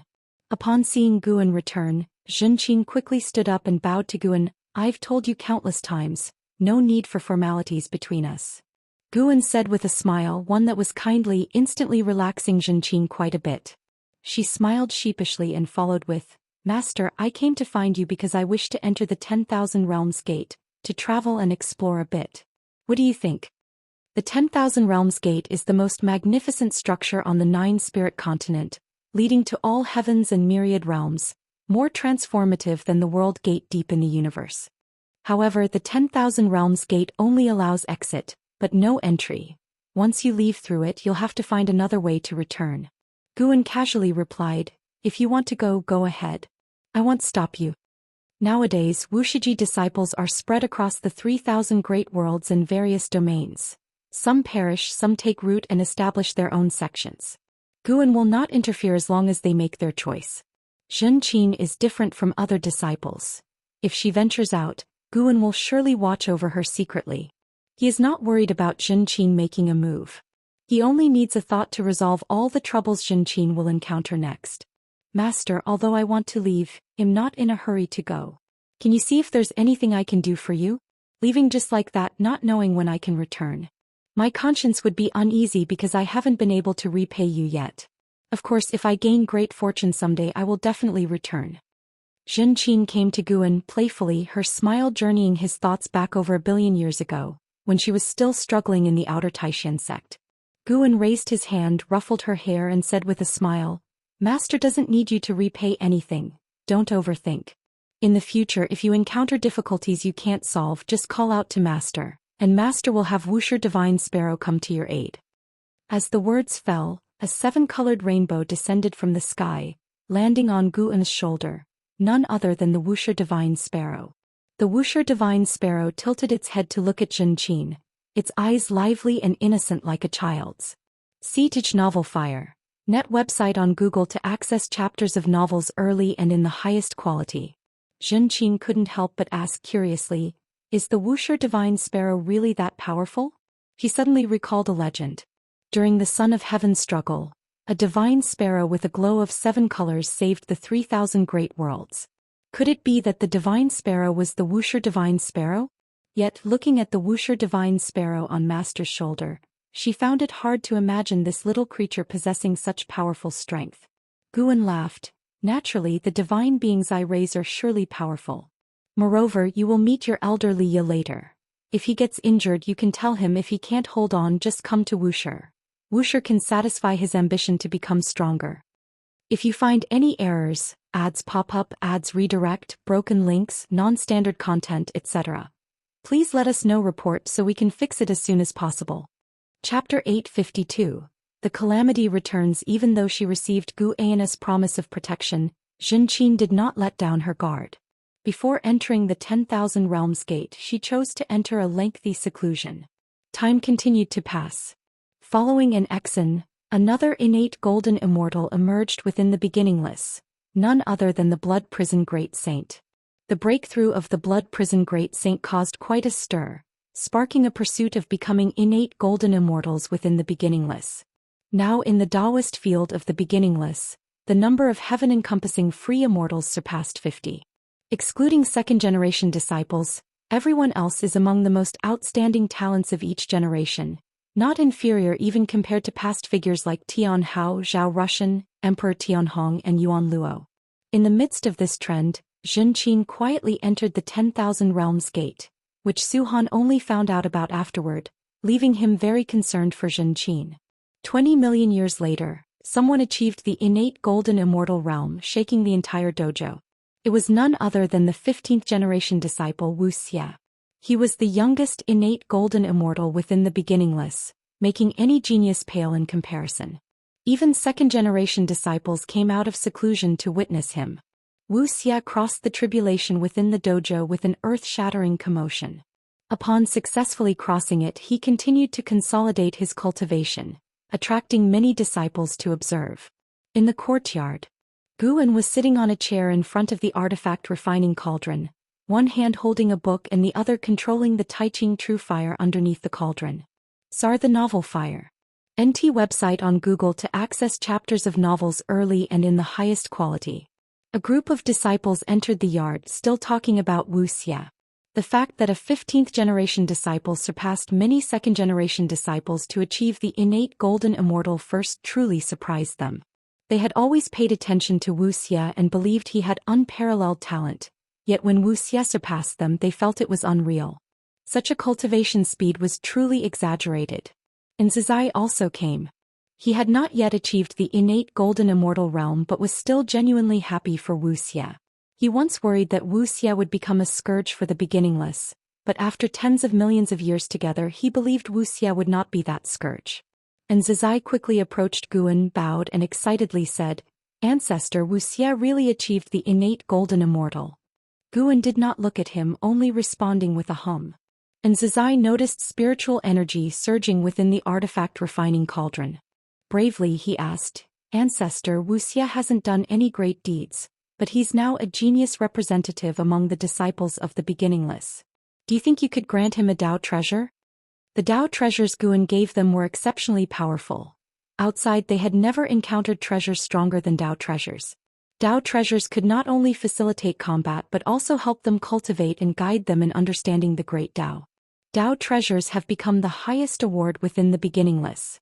And Zhizai had always known of Wuxia's desire for the ancestor's approval. He secretly wondered why the ancestor gave special care to Su Han and Duan Li but never showed interest in a talent like Wuxia. Achieving the innate golden immortal is indeed impressive, and the Dao treasure within this cauldron was crafted for him. Guan replied. He neither particularly favored nor disliked Wuxia and naturally wouldn't suppress him. Wuxia's achievement of the innate golden immortal indeed invigorated the beginningless disciples, deserving of a reward. Upon hearing this, Zhizai was taken aback, asking, "Ancestor, you opened the cauldron millions of years ago. Could it be that you foresaw he would successfully break through?" Guan glanced at him and said brusquely, "I've long told you all your futures are in my eyes.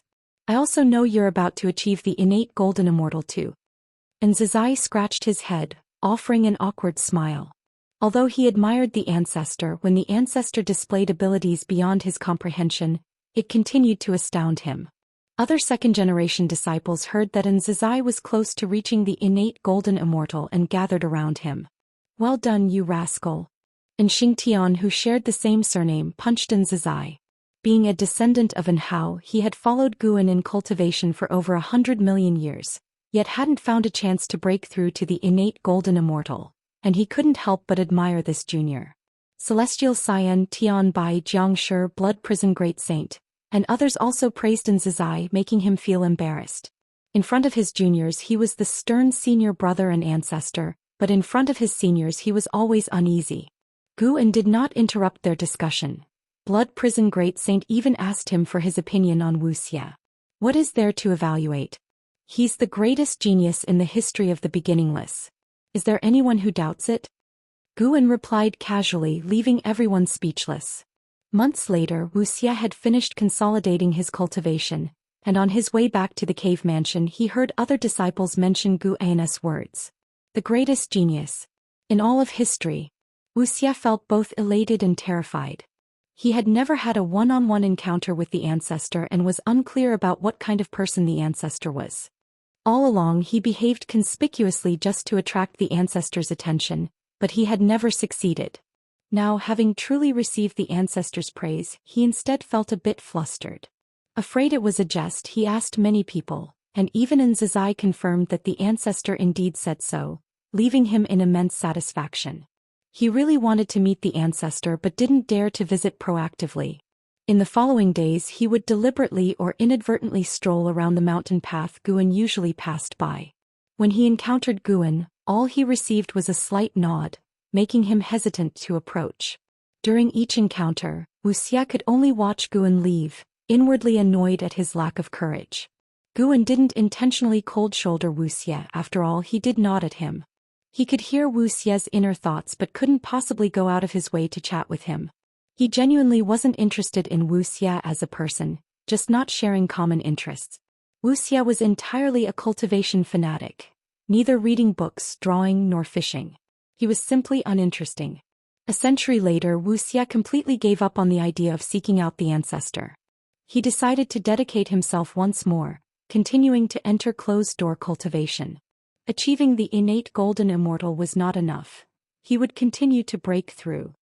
He wanted the ancestor to personally summon him, to hear the ancestor praise him with his own ears. This goal invigorated Wuxia greatly, making him train even more diligently than before his breakthrough into the innate golden immortal realm. On this day towards the end of spring, Zhou came to the lakeside to meet Guan. This time, Guan had actively summoned him. This was something Wuxia dreamed of, but for Zhou, it was a source of pressure. Guan rarely sought him out in this manner, so being called alone this time, something major must have happened. Sure enough, just after he finished bowing, he heard the first sentence from the ancestor which made his expression change hugely. The calamity of the 3,000 great worlds is here again. This time it will affect the beginningless, unlike before. Hearing these words, Zhou wasn't surprised because the peaceful times had lasted too long, so any disturbance was understandable. Where does this calamity come from and why will it affect the beginningless? Zhou hurriedly asked. Guan replied, this time the calamity originates from within the celestial court and involves the Son of Heaven. Tianhao is the reincarnation of the Son of Heaven and has already returned to the celestial spirit great world. If someone comes to seize him, do you think the beginningless can stand by indifferently? If you find any errors, ads pop up, ads redirect, broken links, non-standard content, etc., please let us know. Report so we can fix it as soon as possible. Chapter 853. Marshal of Heaven, the Celestial Court. Tianhao. With these two names appearing together, Zhou immediately understood that the impending calamity would be even greater than the previous power struggle among the sons of heaven. Guan then briefly discussed the situation regarding the Heavenly Emperor, without revealing too much, but ensuring that Zhou understood what he would face next, while advising Zhou not to disclose the matter and simply focus on planning his strategy to manage the calamity. Zhou grasped Guan's true intention. This was both a calamity for Wuxia and a trial set by the ancestor. He felt no pressure but was instead filled with determination. The ancestor would never test him without reason. Once he succeeded, the ancestor would undoubtedly reward him, assisting him to advance further and faster on his cultivation path. Alright, go back and cultivate. Guan concluded their conversation, and Zhou immediately paid his respects and took his leave. After Zhou departed, Guan remained by the lakeside, continuing to fish. In his eyes, the lake surface reflected scenes of various futures. In the future, immortal gods would descend to the human world to slaughter the immortal cultivation sect, under the pretense of eradicating chaos evil demons. This was a tactic aimed at Xianyuan human venerable, who, when facing the overwhelming power of the Heavenly Emperor, would have no choice but to accept the immortal gods cleansing the human world. The masses, unaware of the celestial court's internal conflicts, would blame the disasters brought by the celestial court on Xianyuan Human Venerable, causing his faith to plummet and eventually leading to his immortal position being undermined until it was stripped away by Zhou. Without his immortal position, the Heavenly Emperor would have countless ways to eliminate Xianyuan Human Venerable, while also reclaiming control over the 3,000 great worlds to establish a new order. The Heavenly Emperor's methods were truly ruthless and merciless. Many immortal gods believed the Heavenly Emperor resembled the Celestial Emperor the most, prompting Guan to wonder if the Celestial Emperor had once done similar things. Perhaps the 3,000 great worlds truly harbored chaos evil demons, yet the Heavenly Emperor merely desired to leave the inhabitants of the 3,000 great worlds destitute. For the sake of power struggles, he trampled on all living beings carelessly, a behavior that Guan could not condone.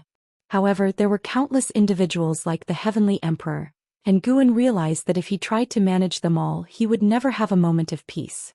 Evil is itself a part of the world. Guiding toward good is the righteous Tao, but evil cannot be eradicated. Guan would not extend his responsibility to cover the 3,000 great worlds. Protecting the celestial spirit great world was sufficient. Great calamities are ordeals that all beings need to undergo. Life is not always smooth for every living creature, and Guan wanted to see how Wuxia would perform in this great calamity. Since the end of the power struggle among the sons of heaven, the number of Wuxiji disciples had doubled, seemingly harmonious, but all under the guise of Wuxi's strength. Of course, for Guan, this great calamity also felt like a grand drama. Though the Heavenly Emperor acted against the 3,000 great worlds, he underestimated their essence. Little did he know this conflict would exceed his expectations. Chaos evil demons would indeed emerge, and even the celestial Tao Venerable would get involved. Guan was quite hesitant about whether to engage in a battle with the Celestial Emperor. Once he appeared openly with his grandeur, the Celestial Emperor would surely appear. According to his nature, he would definitely not engage in a battle unless he felt assured, and it wouldn't be stable unless he was a layer higher in the great realm above his enemy. Yet he had formed a bond with the Celestial Emperor during reincarnation, and it would be regrettable not to spar with the Celestial Emperor in the same realm. Although he hadn't yet found the opportunity for a breakthrough, his intuition told him that if he did, the Celestial Emperor could never catch up. Forget it. Safety is the most important. Guan decided he couldn't define the Celestial Emperor with imagination. He must consider the Celestial Emperor as the strongest, most evil enemy in order to prepare for any situation. Encountering a less malignant Celestial Emperor would be optimal. In thoughts, overestimate your opponent as much as possible. Guan thought while simulating the future. In the bright cosmic void devoid of stars, only fragments of luminous clouds existed, some like the creation god mountain, others resembling divine beasts crouching extraordinarily serene. Deep within the void, atop a sea of clouds stood a palace with red eaves, incessantly emitting golden glow. Above the door hung a placard engraved with Great World Divine Palace. Inside the palace, Xianyuan Human Venerable sat cross-legged on the lotus seat atop the high platform, his mana spreading, displaying a heaven and earth Dharma image behind him. Suddenly, footsteps echoed from the entrance, reverberating within the hall. Xianyuan Human Venerable slowly opened his eyes, gazing at the visitor, his brow furrowed. A man clad in silver battle armor approached, 2 large flags inserted on his back, a miniature flood dragon perched atop his crown, spirit mist rising at his feet, his entire presence imposing. The Marshal of Heaven. Xianyuan Human Venerable enunciated the visitor's title. Your Highness Xianyuan, I am here at the command of the Supreme Heavenly Monarch. The Marshal of Heaven advanced with the stride of a dragon and tiger, his voice arriving even before his person reached the steps, strong and unyielding, remaining unabashed even before the Son of Heaven. Xianyuan Human Venerable watched him, observing him approach the steps. Despite the Marshal of Heaven looking up at him in admiration, he felt a palpable pressure. What does the Heavenly Monarch command? Xianyuan Human Venerable asked. Sichuan Old Immortal hasn't returned. Did an incident occur? Xianyuan Human Venerable anticipated this day since the Heavenly Emperor assumed power, but he hadn't expected it to come so swiftly, and even deploying the Marshal of Heaven. The Marshal of Heaven was a supreme immortal, leading all celestial gods. In cultivation level, both were in the Miaozhen Daoyuo immortal realm, Yet the Marshal of Heaven had reached the pinnacle of this realm, possibly stepping into the next great realm, which was the Immortal Dao Peak. Sarthan of Fire. At website on Google to access chapters of novels early and in the highest quality. The Marshal of Heaven spoke emotionlessly.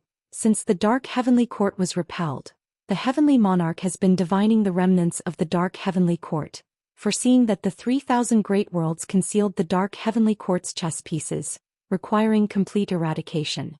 He will deploy heavenly soldiers and generals to investigate the 3,000 great worlds, and you'll need to accompany me as there was once contact between immortal gods and the dark heavenly court.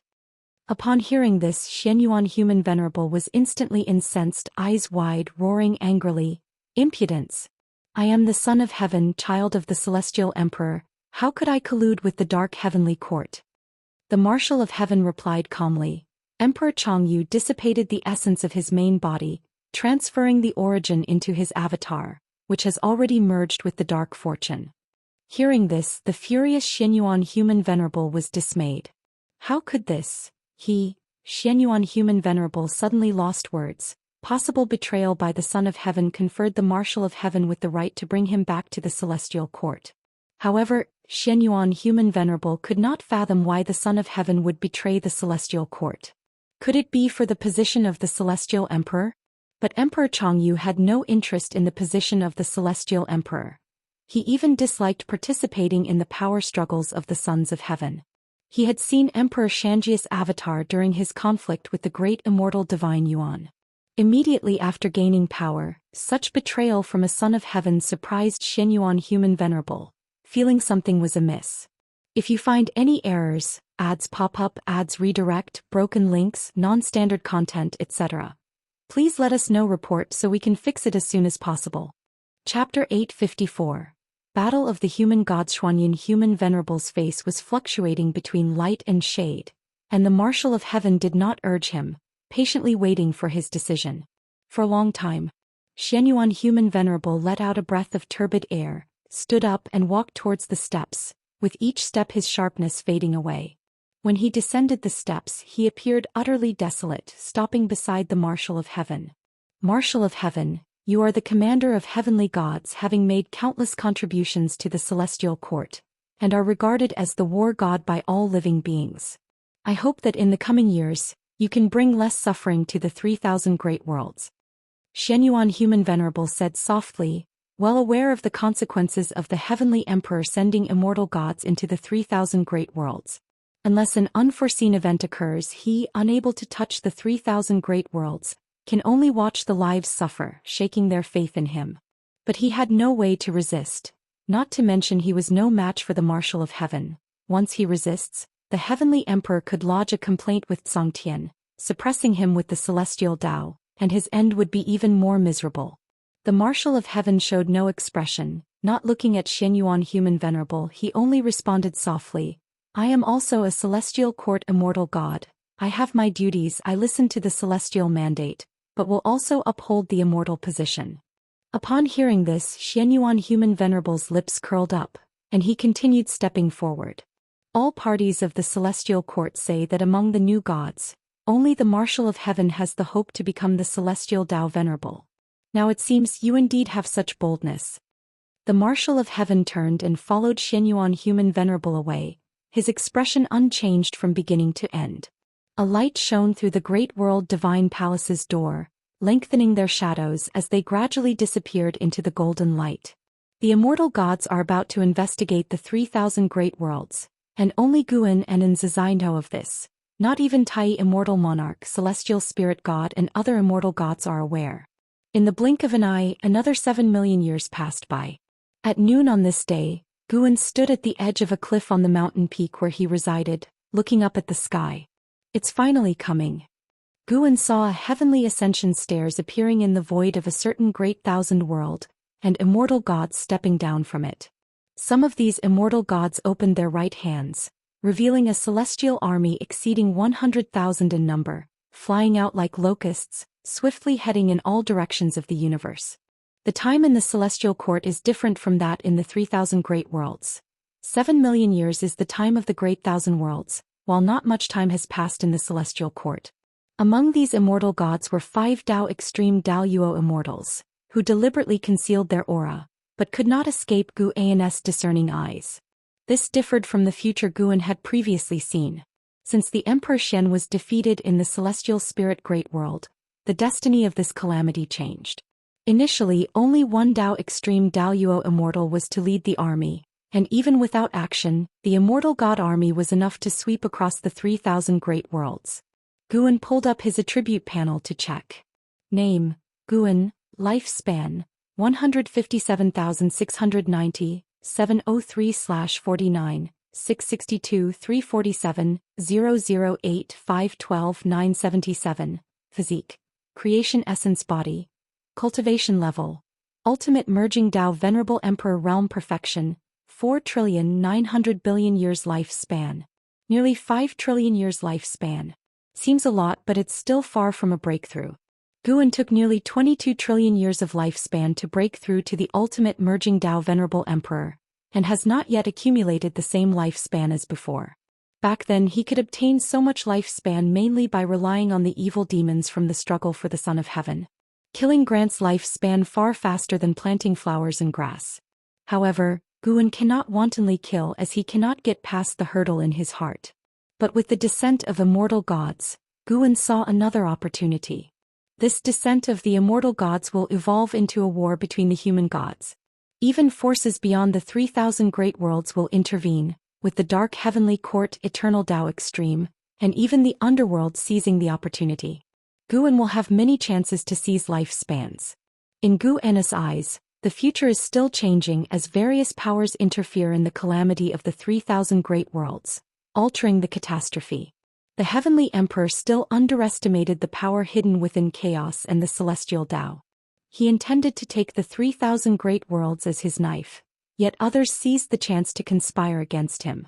As this evolution continues, it's only a matter of time before the heavenly emperor enters the stage, and by then the situation will be uncontrollable. Guan can see such a fate, surely the celestial emperor can too, making him curious about the celestial emperor's perspective on all this. The path of the great Dao. A continent floats in the dark void, on which stands an incomparably gigantic city, with countless beings coming and going, its radiance being the only source of light in the void. In the city within a pavilion, Li Ya and Zhou Xian sat facing each other at a table. Li Ya wore a plain white robe with loose hair, pale face. He looked at Zhou Xian, smiled and said, "This city is no simple place. The brews here are all immortal products. Don't be deceived by such a small bottle, its price is not low." Zhou Xian raised the wine glass on the table, toasted Li Ya with it and drank it all in one go. She put down the glass and asked with concern, "Uncle Master, did you encounter any trouble? Why is your aura so chaotic?"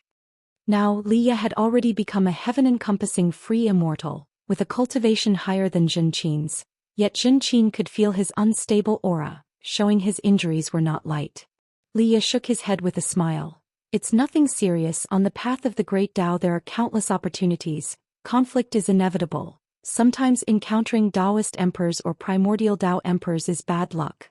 Don't worry, such injuries are nothing to me." In front of the junior Zhou Xian he could not show weakness, lest she return to tell Guan about it. To dispel Zhou Xian's skepticism, Li Ya proactively narrated his recent grudges. Of course, the conclusion of the matters naturally ended in a grand manner.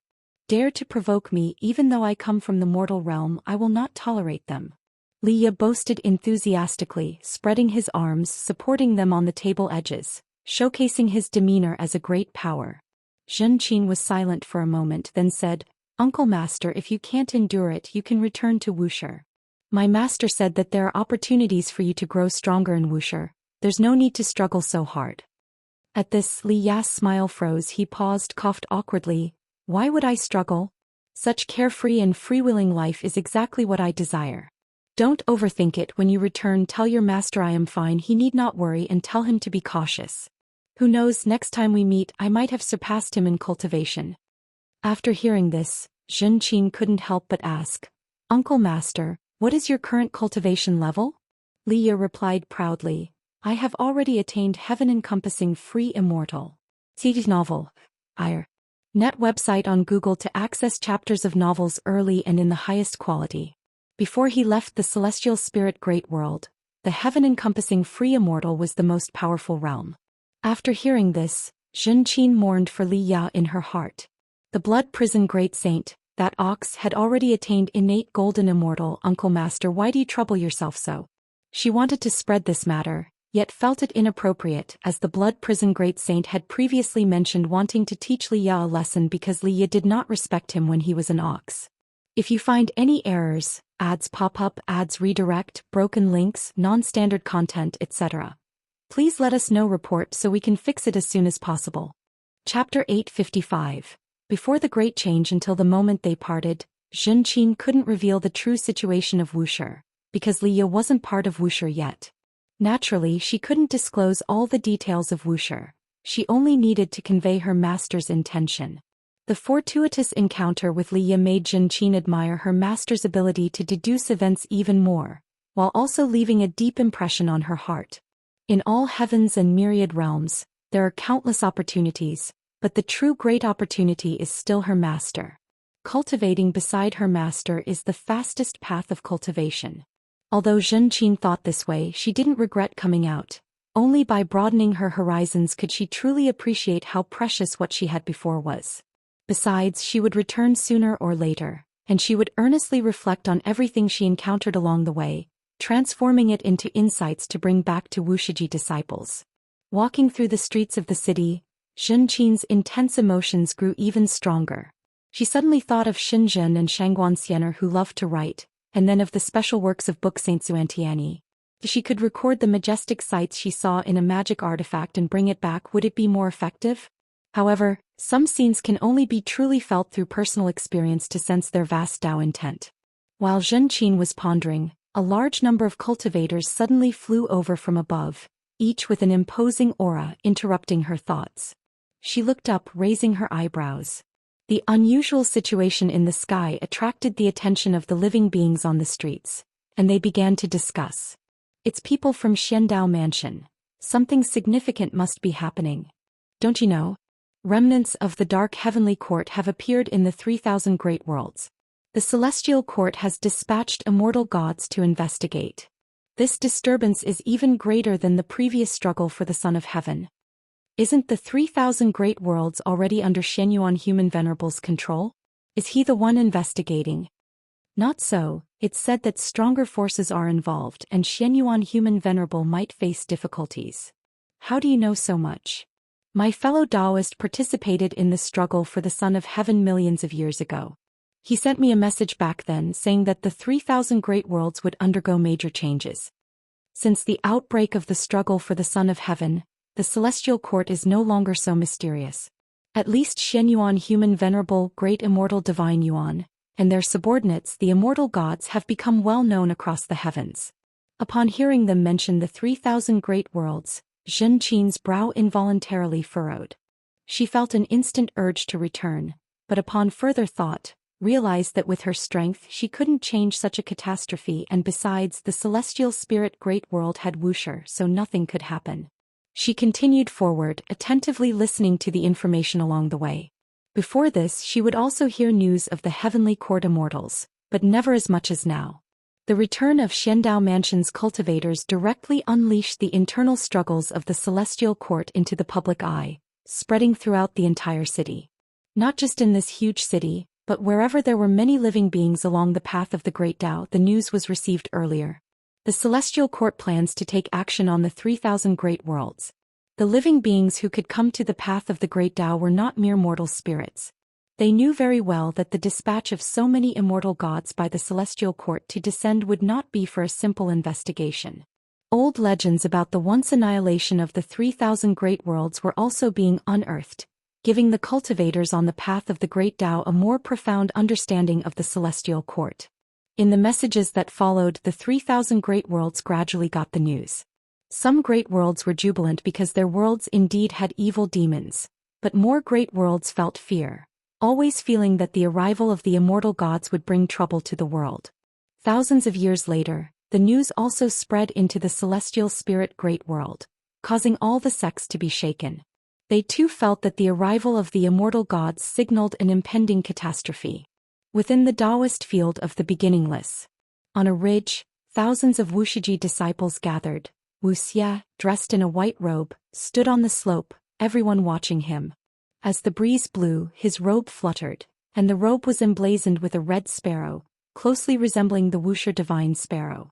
Wuxia said loudly, "Fellow disciples, I haven't experienced the struggle for the Son of Heaven, but based on the past, when immortal gods descend in great numbers, it's definitely not a good thing. Even if the immortal gods don't make mischief, there's inevitably a seed of calamity in the human world. If chaos arises, we Wuxia must take the lead and defend the heavens and earth." As soon as these words were spoken, the Wuxia disciples on the mountain all echoed. Search * the novelier. T website on Google to access chapters of novels early and in the highest quality. The ones who came were not the entire Wuxia, just a small group of disciples who had a good relationship with Wuxia. Wuxia thought this was a good opportunity. He wanted to accomplish a great deed, letting all living beings know who the true protector of heaven and earth was. And Zhou stood on a distant mountaintop watching this scene with a face full of gratification. The fourth-generation disciple Hai Yuan sighed. Thinking back to when he first joined Wuxia, I never would have imagined he could grow to his current height. Not only is his cultivation level profound, but his prestige is also quite good. Being able to gather so many disciples based on his connections is indeed remarkable. And Zhou's lips curled up, saying, "It's far more than that. Nevertheless, he indeed exceeded my expectations." From initial caution to now, and Zhou held boundless expectations for Wuxia. He had taught many disciples, but none could compare to Wuxia. Unfortunately, Wuxia just couldn't catch the ancestors' attention. Could it be that Wuxia was too uninteresting? And Zhou often pondered this question, comparing Gu An's favorite disciple Zhou Xian with Wuxia. Zhou Xian's advantage was his love for play, but precisely because of this love for play, Zhou Xian's Dao practice had already been overshadowed by Wuxia. If this was indeed the case, then Zhou really couldn't advise Wuxia because he believed that a love for play wasn't a good thing. Dao practice was most important. However, in front of Guan he wouldn't dare to voice these thoughts. "Uncle Master, if the immortal gods truly come to the celestial spirit great world, to what extent should we intervene?" Hai Yuan looked at Zhou, hesitantly asking. The trend of events was like a torrent, unstoppable. The immortal gods had not yet arrived, but the atmosphere among various sects in the world had already become tense. They would wonder who the immortal gods were targeting and who would be affected. Would the dominant position of the Heavenly Spirit Dao Alliance face destabilization? They needed to prepare for all troubles and also wait for the possible downfall of the Heavenly Spirit Dao Alliance. In worldly affairs, Wuxia cannot rush to the forefront. It just needs to act at critical moments, otherwise its nature would change, and Zhou said meaningfully. He had lived many years and witnessed numerous catastrophes, having developed his understanding of the evolution of the world's grand trend. Hai Yuan pondered his words carefully. Meanwhile, Guan was in his courtyard reading a book. As the news of the immortal gods spread wildly, Xianxia surprisingly began writing stories about the immortal gods. To his knowledge, Xianxia had never interacted with the immortal gods, but precisely because of this he dared to pen the romantic tales of the immortal gods. The male and female protagonists turn love into hate, battling beyond the heavens, countless worlds annihilated. When only a sliver of strength remained in either of them, they looked at each other's weakened state and reminisced about the bits and pieces of the past, whereupon love rekindled. Absurd. But the details were well described, making Guan find it quite interesting. If you find any errors, ads pop up, ads redirect, broken links, non-standard content, etc., please let us know. Report so we can fix it as soon as possible. Chapter 856. Battle of Nine Extremes. It's quite lively outside. Xinjin turned his head to Guan, who was reading, and said. Besides Wuxia, other disciples were gathering in different places making similar calls. The number of disciples in Wuxia now amounted to hundreds of thousands, not counting those out for training. With so many disciples, circles naturally formed based on the closeness of relationships. Wuxia could rally a group of disciples and naturally other disciples could do the same. Fighting within Wuxia was not forbidden. As long as it was healthy without harming fellow disciples, external competition was allowed. Guan casually replied, "Let them mess around. They have yet to experience tribulations, treating calamities as a game." After tens of millions of years, Most of the disciples within Wuxia had not experienced tribulations. Born on the nine-spirit continent, they had cultivated steadily until now. Although they spoke righteously about the arrival of the immortal gods, in reality, they only felt excitement with no trace of worry. Challenging the immortal gods was something that filled them with fighting spirit. Xianxia smiled and followed. I can already foresee the scene of the immortal gods descending. Although it's tragic, the fate seems vague, as if it could change at any moment, which means you might intervene. Though she hadn't yet achieved innate golden immortal, her long-term research on the way of cause and effect made her better at deducing fate than an innate golden immortal. Her achievements were due to not only Guan's Dao intense assistance but also the power of the great cause and effect steal from the Emperor of Eternal Life. We can't just let someone destroy our home, can we? Guan replied softly. His answer surprised Xianxia a bit. He felt Guan had changed. In the past, even if he had plans in mind, he wouldn't directly speak out like this. Now he was more assertive. This indicated that his strength had grown again. Xianxia couldn't help but wonder if his frequent outings truly allowed him to gain insights from the red dust. Just then Guan put down his book, looking towards the celestial vault.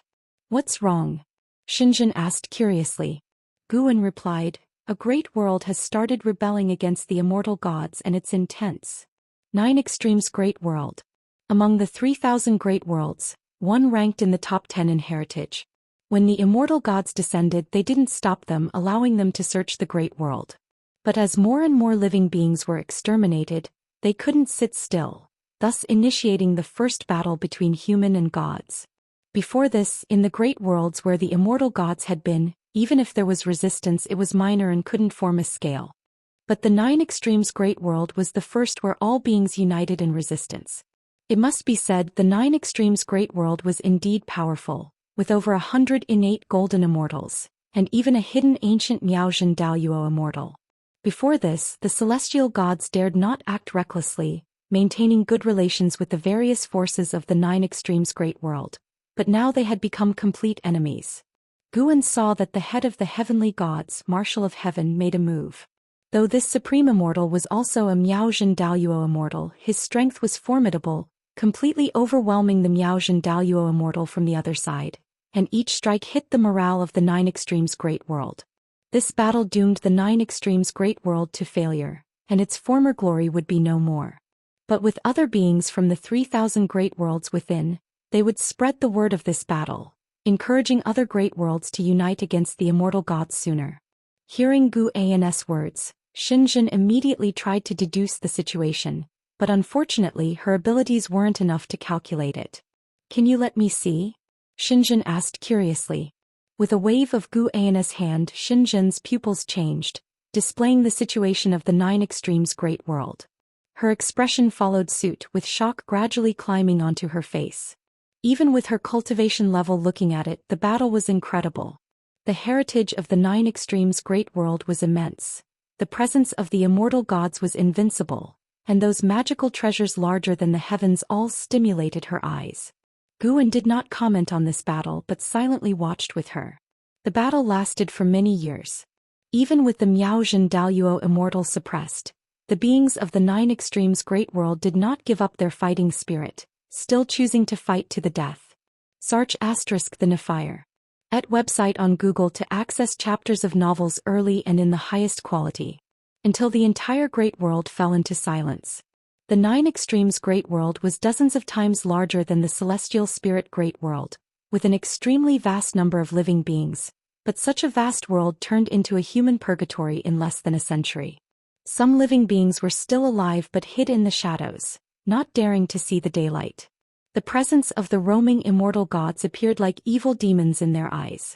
In the void, Marshal of Heaven hovered above the 9 Extremes Great World, looking down at the celestial Dao light layer above, watching as the light layer gradually dimmed, his brows furrowed. A celestial god approached him, asking in a low voice, "Marshal, are we really doing the right thing?" Even for the celestial gods who disregard all living beings, seeing so many beings die would cause unease in their hearts. Marshal of Heaven remained expressionless, not answering. He knew more than the celestial gods did, and because of this, his emotions were even more turbulent inside. Yet he never showed it.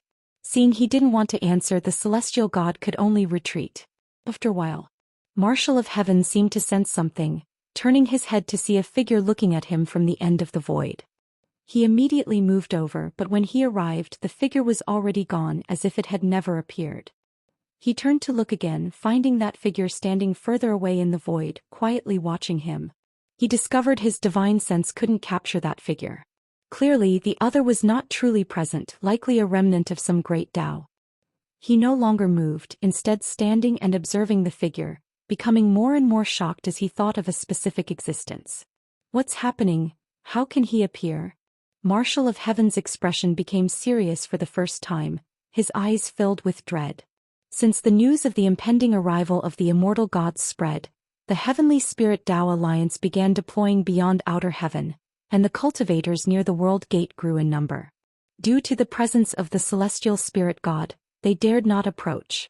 On this day, the world gate lit up, causing the distant cultivators to become tense. Soon, Tai Immortal Monarch stepped out, causing the cultivators to breathe a sigh of relief. They had seen Tai Immortal Monarch before and knew this immortal god was on their side. The celestial spirit god stood looking at Tai Immortal Monarch, not bothering with courtesy, and hurriedly asked, "What's the situation?" Tai Immortal Monarch's face looked grim, saying, "The celestial court has closed the heavenly ascension stairs leading to the 3,000 great worlds. I cannot return to the celestial court, but I have discovered that this time, it's Marshal of Heaven himself." Marshal of Heaven. The celestial spirit god's expression changed drastically. For the celestial gods, Marshal of Heaven was an existence of the highest order.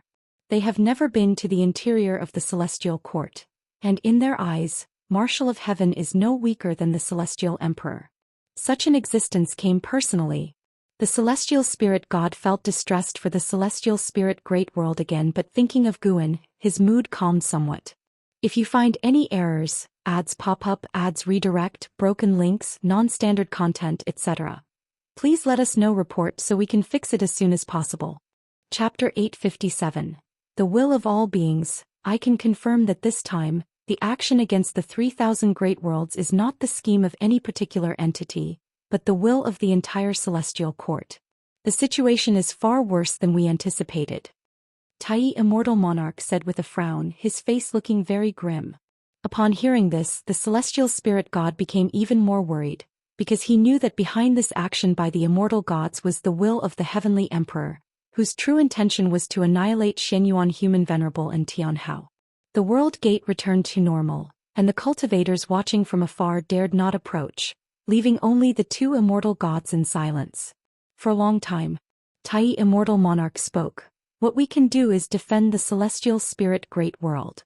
Don't think too much about anything else. The more you think, the more chaotic your mind becomes."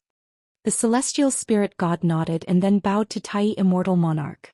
Tai Immortal Monarch gave him a deep look, then disappeared from the spot.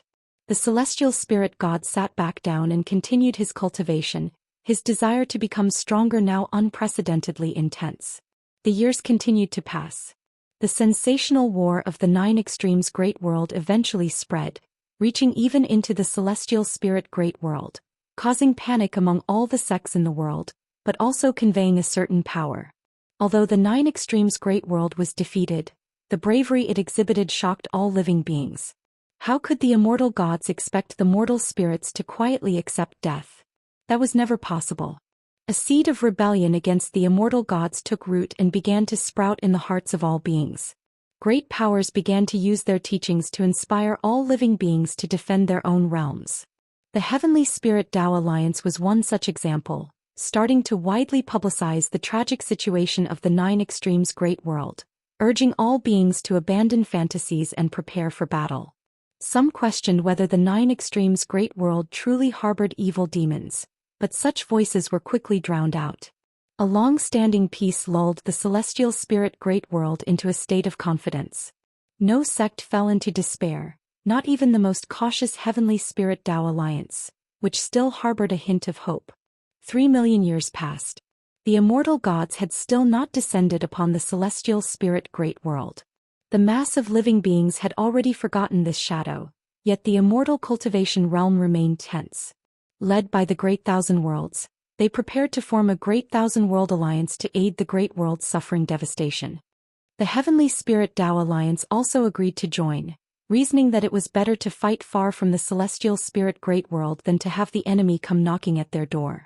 At noon in the mountain viewing pavilion, Guan and Nzizai sat facing each other inside the pavilion, while Hai Yuan stood behind Nzizai, body tensed, posture somewhat stiff.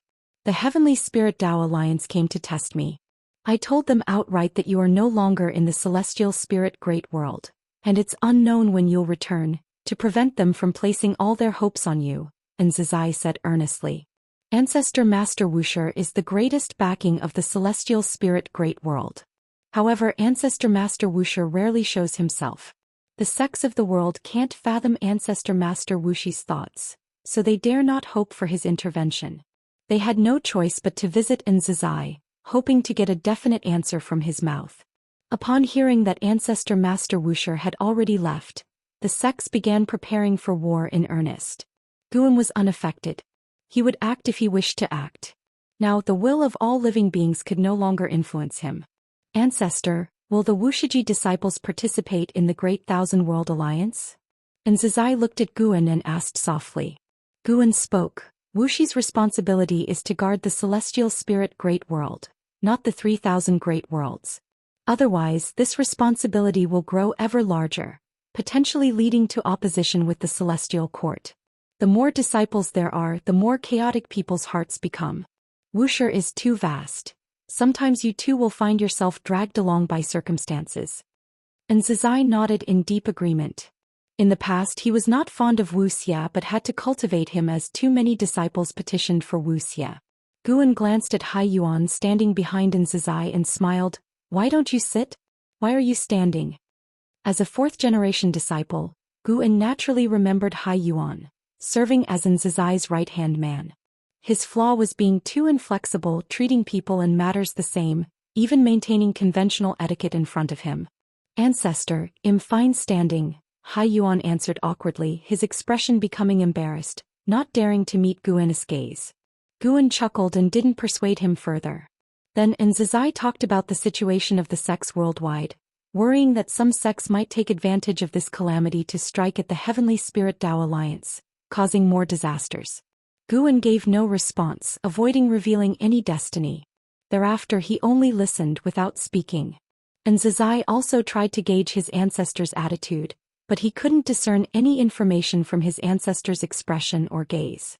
An hour later Nzizai stood up and left, with Hai Yuan following closely. Only when the two were far away did Hai Yuan finally relax. Guan did not leave the mountain viewing pavilion immediately. He beckoned with a hand, and the Wuxia divine sparrow flew over, landing on the table. At this moment another person appeared. Second-generation disciple Zhou Xian. Xia the novel, Fire. At website on Google to access chapters of novels early and in the highest quality. Not long ago, Zhou Xian had just achieved the rank of innate golden immortal, consolidating his reputation as a genius. Recently his fame in the dojo had surged. Master, I want to venture out, what do you think? Zhou Xian sat down boldly at the table and asked excitedly. He had been in seclusion previously, but after hearing about the fights in the Nine Extremes Great World, his entire fighting spirit was ignited, and he wanted to challenge the immortal gods. Guan looked at him and said, "This is not a child's play. If you die out there I will not save you. The sharpness of the celestial court is something I must avoid unless it is unavoidable." Zhou Xian laughed. "Don't worry, I won't act recklessly. I will visit those ruined great thousand worlds, challenge the guardian heavenly gods, and rescue the suffering living beings. If you've thought it through, then go ahead." Guan replied casually. Zhou Xian was overjoyed, quickly thanked him and then got up to leave. Zhou Xian had barely left when Xianxia and Xianxia arrived. They also wanted to leave the celestial spirit great world to explore, and their reasons were much like Zhou Xian's. After a word of caution, Guan allowed them to go. Faced with the catastrophe brought about by the immortal gods, although most beings felt uneasy, those self-proclaimed outstanding cultivators saw it as an opportunity. Guan once again looked to the future and found that the schemes targeting Wuxia were increasing. Those great thousand worlds ravaged by the immortal gods were being invaded by another force, the dark heavenly court. They guided the surviving beings to harbor hatred for the celestial court, expanding their own power. They would encounter Wuxia disciples and thus develop an interest in Wuxia, even alarming a dark heavenly court great power whose cultivation level was not inferior to the Emperor Bone Profound Venerable.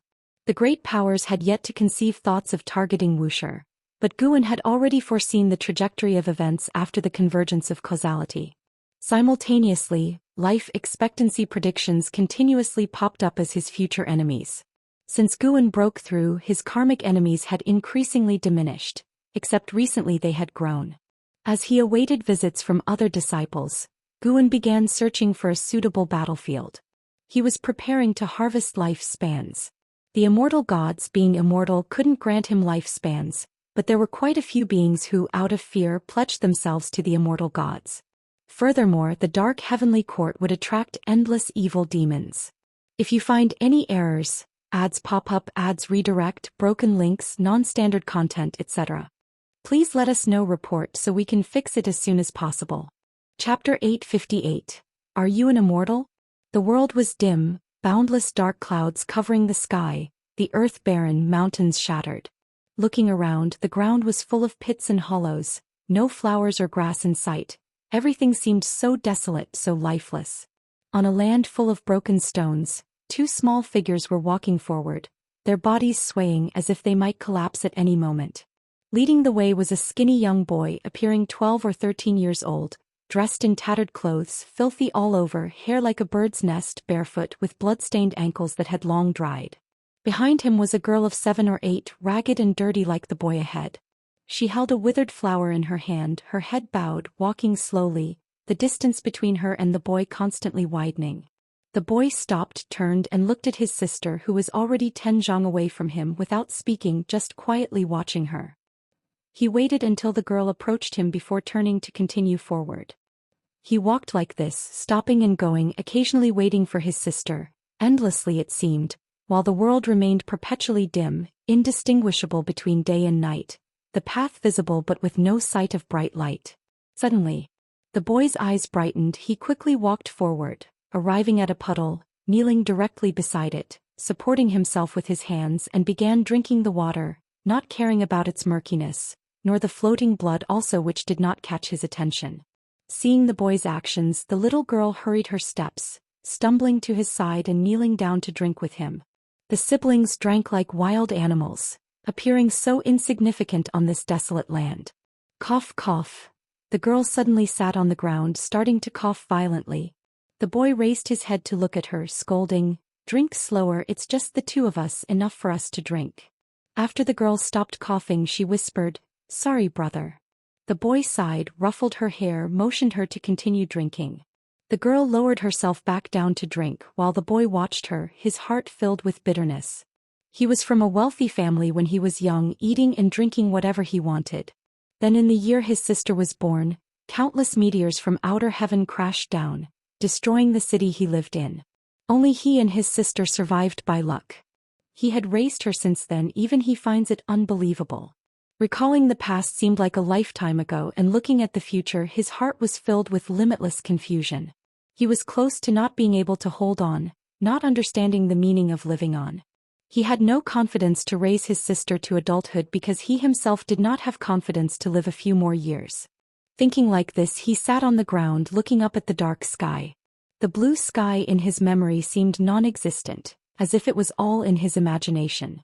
The boy suddenly felt very tired, as if all the strength in his body had been drained. He slowly lay down, his body forming a big character. At this moment, the endless dark clouds above began to churn, rapidly forming a spectacular vortex, growing ever larger as if to swallow the entire world. The boy widened his eyes, suspecting he was seeing things, so he rubbed his eyes, looked again. The vortex of dark clouds had grown larger, even lightning appeared, but there was no sound, like a phantom scene. He quickly sat up, patting his sister's back, motioning her to look up. The little girl looked up, immediately widening her eyes, her small mouth instinctively opening, the murky water flowing down, wetting her clothes. The siblings stared dumbly at the sky, helpless. Soon a surge of black mist poured out from the cloud vortex, spreading over the entire world, oppressing them immensely. Gradually, the boy heard a buzzing sound. He became alert, hurriedly dragging his sister toward a nearby giant rock. The siblings hid behind the boulder, the girl covering her mouth, while the boy cautiously peeked out, his pupils suddenly dilated. It turned out it wasn't black mist, but horrifying black evil demons, the nearest demon to him flying like a mountain, scaring him into quickly pulling back, holding his sister tightly. Boom! A gust of wind roared by, stones flying wildly, the boulder behind them started to tremble, making them even more nervous and afraid, yet even so they didn't make a sound. A dark shadow swept past, the boy slightly raised his head, saw a black evil demon with wings flying toward the horizon, followed by others flying over their heads. The demons were diverse, some like humans, some like monsters, each gigantic, emitting a violent bloody scent. The boy was terribly frightened and lowered his head again, not daring to look. The sound of the demons flying was so noisy, growing louder, until it was deafening. Why were we born in such a world? Why are we alive? Father, you said there is the heavenly Tao and there are immortals in the heavens. If there really are gods, why don't they protect us? Father, besides us, are there really other people in this world? The boy cried out in his heart. He was only 13. No matter how strong he appeared to be, facing the evil demons covering the sky, he was also afraid and despaired. He pressed down on his sister's head tightly, afraid she would see the terrifying scene above. Only, he felt a gust coming from the front. Though the demons were coming from behind, how could there be wind from the front? Realizing something, his body started to shake violently. Father, I'm scared. The boy gritted his teeth tightly but couldn't control his fear and uttered these 4 words. Suddenly, the wind from the front disappeared. The clamor of the world also abruptly ceased, the boy even more nervous, not daring to raise his head. After a long while he mustered his courage, looked up, and when he saw the scene ahead he suddenly looked up, eyes wide open with an expression of incredulity. In front of him stood a man in black, standing against the wind, black flames dispersing across the sky. He even saw the severed limbs of demons gradually turning to ashes. Rays of sunlight pierced through the dark clouds, illuminating the earth, one ray brushing across the boulder they hid by, following and sweeping over the man in black, extending to the horizon. The boy gazed dumbly at the back of the man in black, instinctively murmuring, "Father." The girl heard his words, also looking up, equally startled by the man in black. "Boy, I'm not your father." A gentle voice came. The man in black turned his head to look at them, and his appearance was also astonishing to the siblings. So handsome, so good-looking. The siblings looked at the smile on Guan's face, their fear and unease receded like the tide. Are you an immortal?" the boy asked tremblingly. Sir, the Nelfer. Net website on Google to access chapters of novels early and in the highest quality. If you find any errors, ads pop up, ads redirect, broken links, non-standard content, etc., please let us know. Report so we can fix it as soon as possible. Chapter 859. Can't survive even one move. I am not an immortal, I am just like you, a human. Guan turned back to look at the celestial vault and replied, as warnings about seizing lifespan continued to flash before his eyes. The evil demons in this world seem innumerable, but actually most are mere avatars, feigning an overwhelming momentum to terrify all living beings. The boy and the young girl heard Guan's response, and their tension dissipated, replaced by great joy. Besides them there were other living people and seemingly very powerful ones. "Big brother, what's happening with those guys in the sky?" the boy mustered the courage to ask. Although surprised by Guan's appearance, he had not witnessed Guan in action, so he was filled with curiosity and confusion. Guan turned to look at them.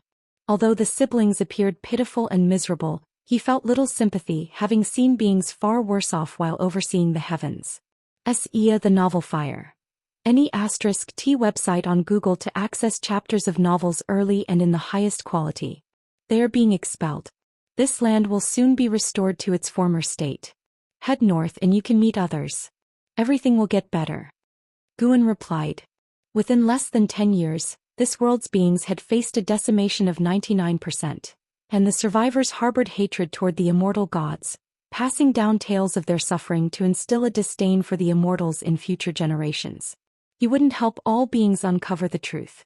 No matter the case, their plight was indeed caused by immortals. With those words, Guan walked away in another direction. "Big brother, was it you who saved us just now?" The boy hurriedly took 2 steps forward, loudly asking, his gaze filled with tension and anticipation directed at Guan. Guan paused without turning back, said, "Yes, it was me, what of it?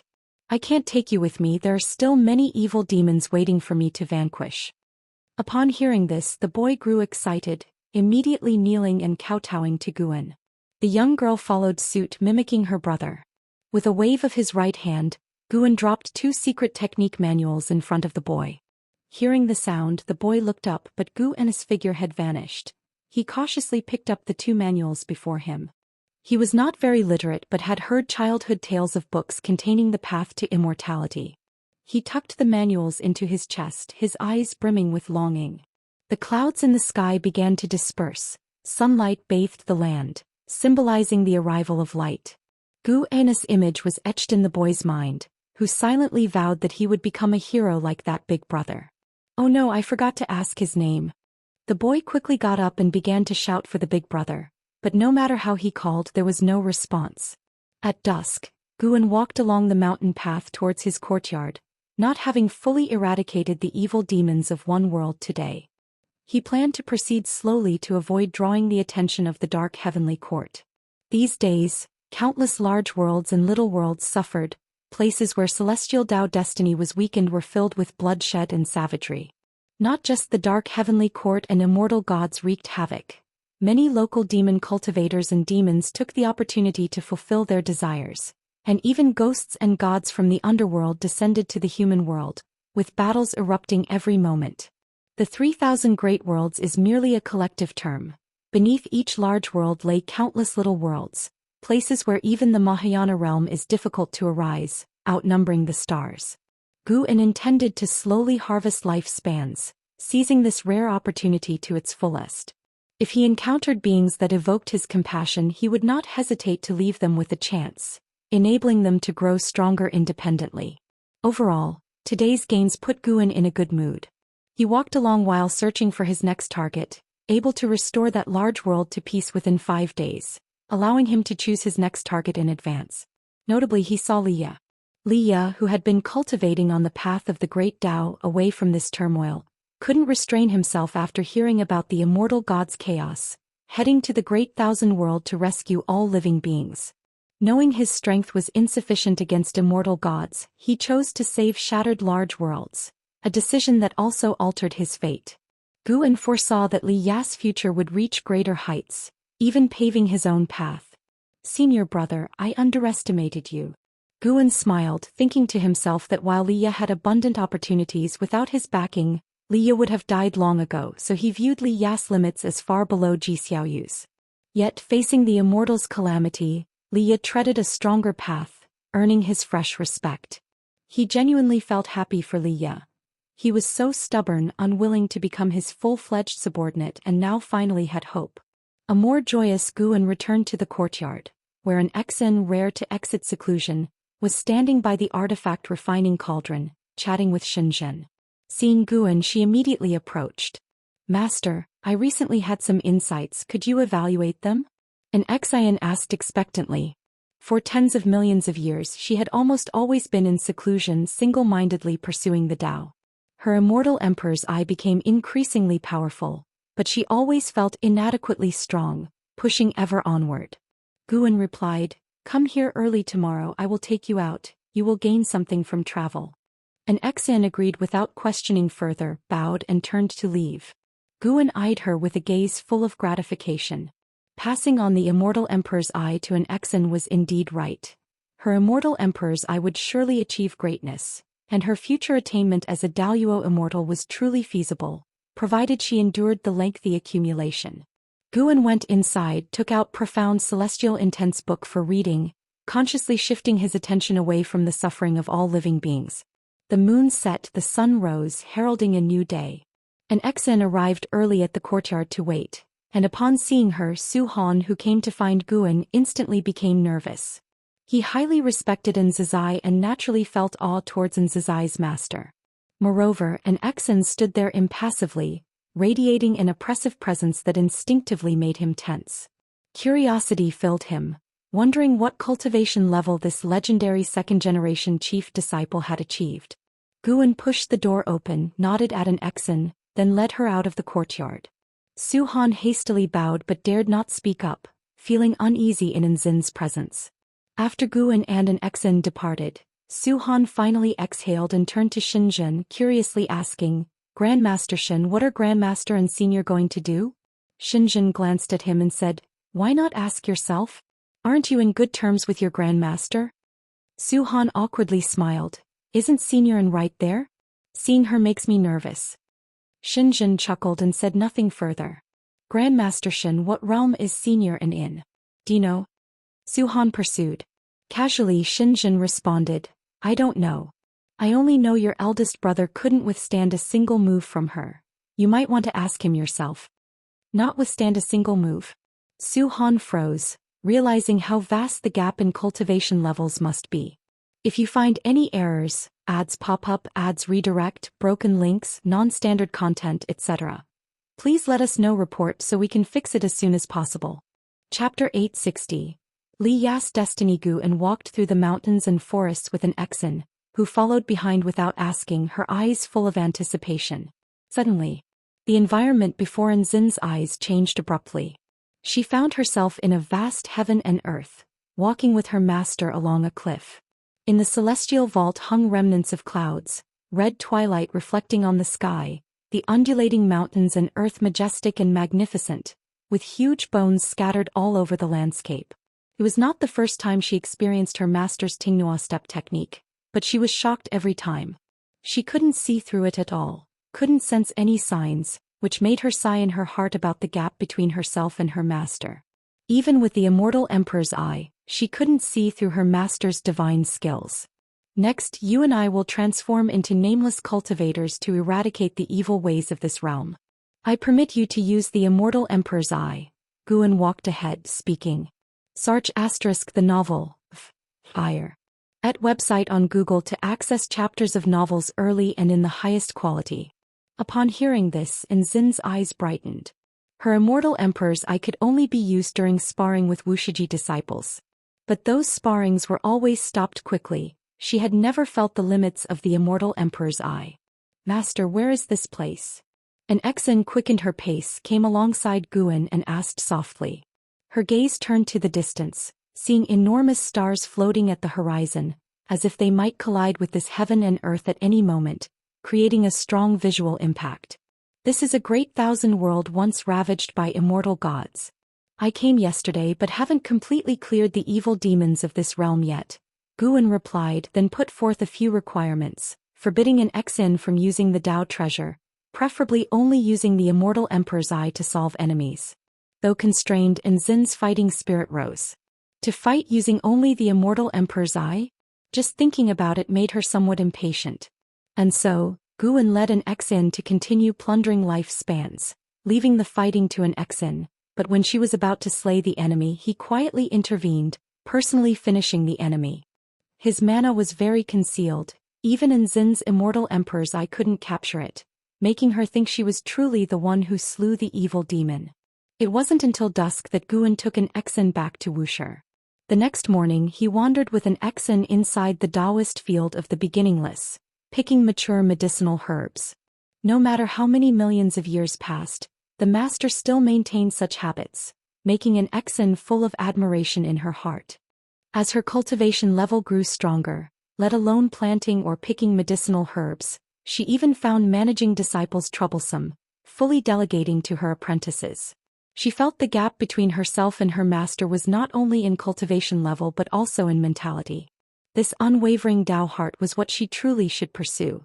After picking the herbs, Guan then leisurely took an Exin to that great world. The following days were essentially like this, going out during the day to slay demons and return by evening. Many Wuxia disciples glimpsed their figures, though with much speculation, none could guess what they actually did. On a moonlit night, the moon was bright with sparse stars. Meteors occasionally streaked across the sky. On a hillside, Leah sat before a bonfire, roasting a huge pig leg with dozens of boys and girls squatting nearby, all drooling as they watched the roasted pig leg. They didn't dare to speak, fearing to disrupt this beautiful scene. Leah, watching their expressions, only felt amused. He coughed softly, saying, "Hurry up and cultivate, don't waste time." What if we encounter demons tomorrow and I die under their claws? What will you do?" Upon hearing this, the boys and girls scattered, each sitting cross-legged to cultivate, although their eyes occasionally glancing at the roasted pig leg. They were really hungry. It had been a long time since they smelled such a meat fragrance. Leah also felt sour in his heart. He felt he was so fortunate, born in the peaceful era of the celestial spirit great world. Even when encountering a celestial calamity, there was junior brother Gu to avert disaster. Yet when looking at the children of this realm whose parents were all gone, living in fear and peril, even if he rescued them he could only protect them for a moment, not a lifetime. He couldn't always shelter these children because he still had to save more lives. He turned his eyes to the bonfire, seeing his own face within the flames. Leah, you traverse the heavens experiencing countless hardships. You've been carefree and at ease, but what do you really seek? At least junior brother Gu always protects his world while you wander everywhere. What exactly do you want? Leah asked himself in his heart. This was a question he often pondered upon entering. Seeing the devastating hardships brought upon the world by immortal gods, yet unable to stop it, unable to even tell the suffering masses the truth, he felt he was thinking and worrying about too much, like a headless fly, saving the sufferers but unable to change the phenomenon. There would always be people suffering. Even though he kept doing this, he lacked any influence relative to the vast heavenly Tao. Leah lost in thought, reminiscing about his past life. The more he pondered, the colder his heart felt. For a long time, a timid voice reached him. "Senior, the meat is charred." Leah snapped back to reality, focused his sight, and indeed the pig leg was charred. He immediately drew his sword, starting to cut the roasted meat for the children. The children took the roasted meat, disregarding the heat, and began to eat it. Suddenly, sounds of gasping for cool air rose one after another. Leah watched amusedly, and for some reason he suddenly wanted to establish a sect, to take these lone children to save more people. One person's strength was limited, but what if more people aided? These children would carry hatred throughout their lives. Without his guidance, perhaps they would embark on a path of irreversible destruction. No, that can't be right. Why must it be a sect? Leah thought of the Daoist emperor and primordial Tao emperor on the path of the great Tao. If all Daoist emperors united, what kind of power would that be? Perhaps not necessarily weaker than the celestial court. He could take disciples but not establish sect rules. He wished to gather like-minded individuals. So, then what would his principles of journeying through the world and cultivation philosophy be? Leah fell into deep thought once again. Unbeknownst to him, on a distant mountain top were two people watching him, precisely Guan and an Exan. An Exan, with the immortal emperor's eye open, was observing Li Ya's destiny. She could clearly see the changes in Li Ya's destiny, which surprised her. "Master, what kind of opportunity has elder Li Ya gained?" An Exan couldn't help but ask. Guan looked at Li Ya from afar, chuckling. "No opportunity, but his state of mind has had a breakthrough. He'll soon walk a new path. In the dark, cause and effect will resonate, influencing his destiny." In Zin's immortal emperors I could see things even innate golden immortal found hard to capture, like the destiny on Li Ya. This destiny was not postnatal fortune. It could grow with one's cultivation level and momentum. It was innate original destiny, difficult to capture, representing a person's limit, also known as celestial mandate. Upon hearing Gu An's words, an Exan seemed to have an epiphany and also fell into contemplation. Guan, looking at Li Ya, was similarly contemplating his own path. The path of a saint was certainly not fixed. Everyone should have their own path to sainthood. If you find any errors, ads pop up, ads redirect, broken links, non-standard content, etc., please let us know. Report so we can fix it as soon as possible. Chapter 861. 1 quadrillion years. In the blink of an eye, 100 years passed, vanishing swiftly. Guan didn't slay demons and exorcise spirits with an Exan every day, but he still ventured out dozens of times each year, rapidly increasing his lifespan. Until this day, a series of prompts appeared before his eyes. Your lifespan has broken through 100 quintillion years for the first time, beginning a random upgrade of the lifespan function. Your lifespan projection function has been upgraded. Lifespan projection upgrade successful. Lifespan projection. You can consume lifespan to project the Great Tao, manifesting 3,000 projection bodies to visit different Tao worlds. Before the projection, you can only choose one Tao to pursue. The projection body cannot be deduced, and you cannot obtain memories from the projection body but can gain their insights on the Great Tao. The Tao projection is no longer restricted within the heavenly Tao and can transcend time and space. 100 quintillion years, that's 100 billion years, 1 million trillion years, 100 quadrillion years.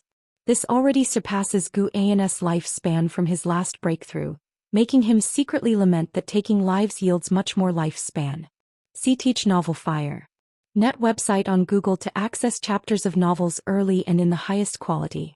It's still not enough. He feels the lifespan should increase by another digit to have hope of a breakthrough, for he already feels nearly invincible, a strength beyond the Supreme Emperor of ultimate merging Tao, a realm he cannot yet imagine.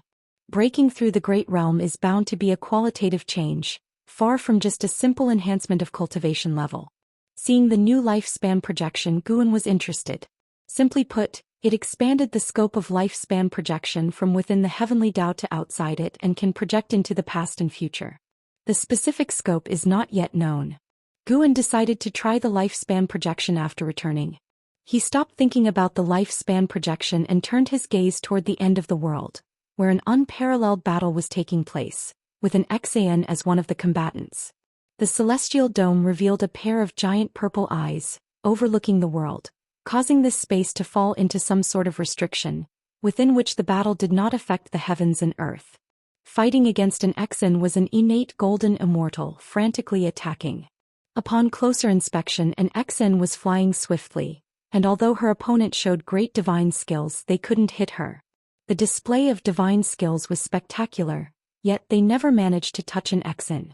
The innate golden immortal had already fallen into an Xin's illusion realm of the immortal emperor's eye, unable to perceive this, still thinking an Xian was right in front of him. He saw the hope of victory, his fighting spirit soaring higher. However, an Xian wasn't in front of him but had been following behind him, coldly watching him squander mana. Guan nodded approvingly, satisfied with Xin's performance. Xin's suppressive power at the same realm grew stronger in recent years. Over the past century, her use of the immortal emperor's eye greatly improved. In Zhou Xian's eyes, Xin's future continues to unfold, her powerful figure constantly appearing. Someday she will surely become a renowned great power in the heavenly Tao. Seemingly sensing the right moment, the giant purple eyes on the celestial dome suddenly squinted, as did an Xian, her eyes bursting with a strange purple light, making everything within the barrier turn illusory. The attacking innate golden immortal suddenly stopped. Figure after figure flew out of Xin's eyes, all her figure holding a treasure sword, leaping forward, one sword slicing through the innate golden immortal's body, followed closely by others. In an instant 10,000 swords swept across, the innate golden immortal's body covered in countless cracks, and mana inside seeped out like mist, spreading around. In less than 5 breaths' time, this innate golden immortal turned to ashes and scattered away. Guan had long seen Xin's method of taking down enemies with the illusion realm of the immortal emperor's eye, utilizing the paths of cause and effect and fate, making it unavoidable. You successfully seized 3,594,261,102 years of lifespan from the soulless elder, late stage of innate golden immortal realm. As before Xin's opponent could die, Guan would quietly intervene, and until now an Xian hasn't noticed anything amiss. An Xian raised a hand to catch the soulless elder's storage pouch and magical treasure, then turned to fly toward Guan. She approached Guan, handing over the 2 items, and he waved, storing the storage pouch and magical treasure into his sleeve, then pointed to discuss the previous battle. An Xian listened attentively. During this century, her rapid advancement in strength could not have been achieved without Zhou Xian's teaching and guidance. Now her mentality had shifted, no longer confined to the celestial spirit great world. She began to truly resemble a great power cultivator. After a while, Guan led her back to the celestial spirit great world. After they left, the restriction ahead dissipated. A strong wind surged from within, howling across the land, declaring the fierce battle that once erupted. Under the dazzling starry sky, clouds surged endlessly, accompanied by a graceful melody from a zither. Following the sound of the zither, there was an ancient tree standing above the sea of clouds, with a white-robed man playing beneath it. His hair was white as snow, and blue feathers on his robe made his celestial aura unmistakable. A figure emerged through the clouds. It was a fairy in a white dress, wearing a silver jade phoenix crown and a light veil covering her face. Her exposed brows and eyes were exquisite and beautiful, her gaze as clear as the purest gems in the world. Taishang, after so many years, why have you returned to this tree again? Have you started to feel uneasy about your actions? The fairy in white skirt approached the tree and asked softly. This zither-playing white-robed man was the Heavenly Emperor.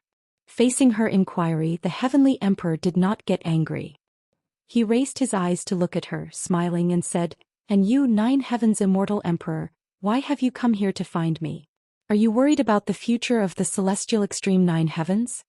The Nine Heavens Immortal Emperor's expression remained unchanged as she replied, "Indeed, I'm uneasy.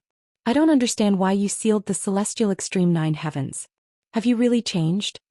The Heavenly Emperor paused his actions, looked at the Nine Heavens Immortal Emperor and replied, "Sister, you and I are no longer the Daoist children we were back then. I am the Son of Heaven wielding power over the celestial court. I cannot overlook the threat of the celestial extreme Nine Heavens due to personal feelings. After you accepted Emperor Changyu, he ventured into the dark heavenly court.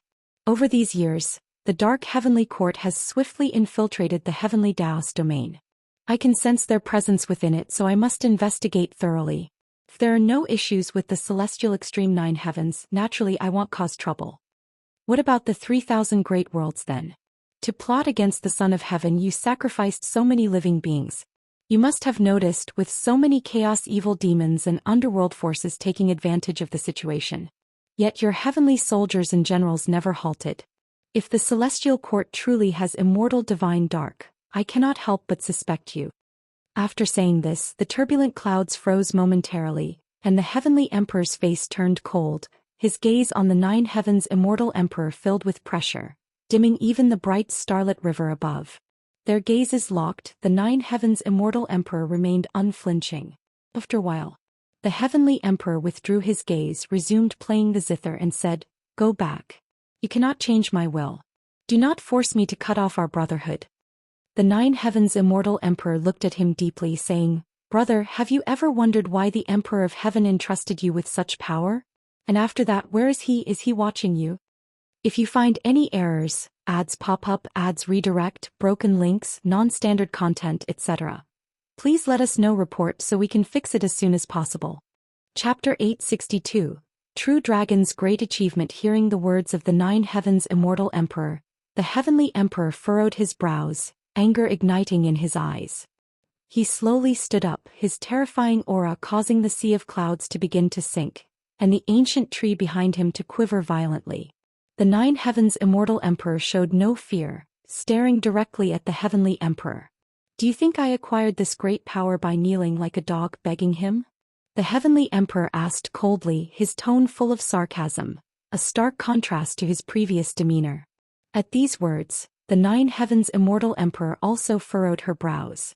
She had always been curious about how the Heavenly Emperor obtained such power. Although his contributions in the war with the Dark Heavenly Court were significant, they weren't unprecedented. It wasn't just her. Many immortal gods privately discussed this matter. Unfortunately, no immortal knew the truth. As the Heavenly Emperor's aura erupted, golden flames gradually appeared around him, transforming into a true dragon. This was an incredibly massive golden dragon, capable of swallowing the sun, moon, and stars. The ancient tree was smaller than a dragon's scale in its presence. Looking at this dragon, the Nine Heavens Immortal Emperor's expression finally changed. She gazed up at the golden dragon in disbelief. Sia the Novel Fire. Any *T website on Google to access chapters of novels early and in the highest quality. Nine Heavens True Dragon Chi, attained. How is it possible? The Nine Heavens Immortal Emperor murmured, her voice trembling. The Heavenly Emperor slightly raised his chin and said, "Nine Heavens Immortal Emperor, although we share a common sect, I have lived far more years than you can imagine. You and I are merely a cause and effect of one lifetime. The power of the Heavenly Court is rightfully mine.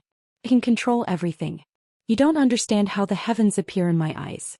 The Dark Heavenly Court, the underworld, they're just my prey. Return. Do not leave the celestial extreme Nine Heavens until this strife is over, or I will personally destroy the celestial extreme Nine Heavens." By the end of his words, the Heavenly Emperor's tone became exceedingly forceful. The Nine Heavens' Immortal Emperor was about to speak when the enormous golden dragon suddenly roared at her, the dragon's roar deafening.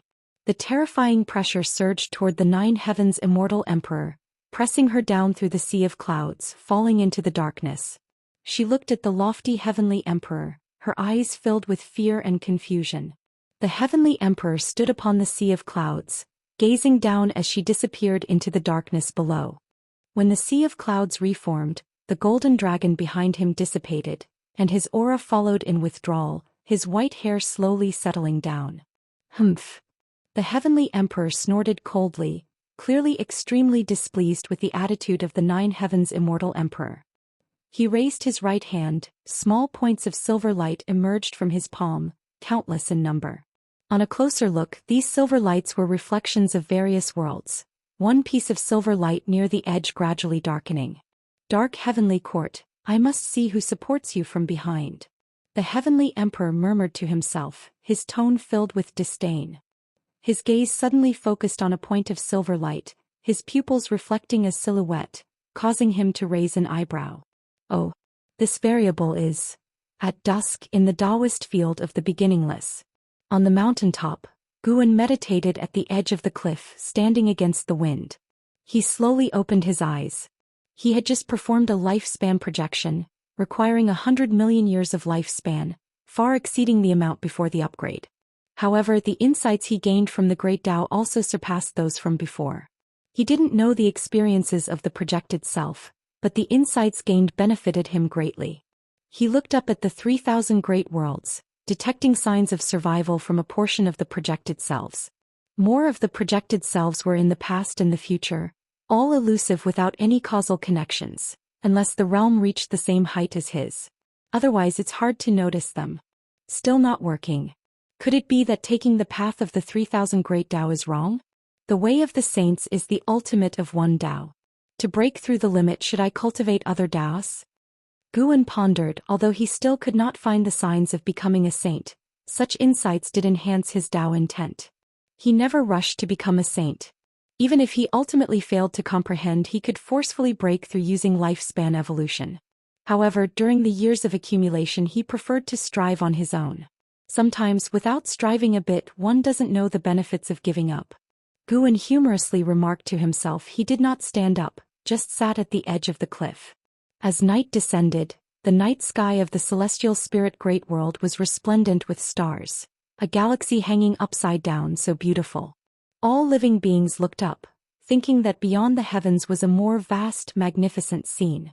Yet in reality most of the universe beyond was shrouded in darkness, devoid of light. Moon sets, sun rises. A new day came.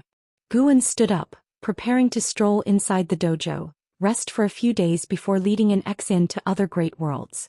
Time flowed endlessly, whether the beings were in suffering or in peace.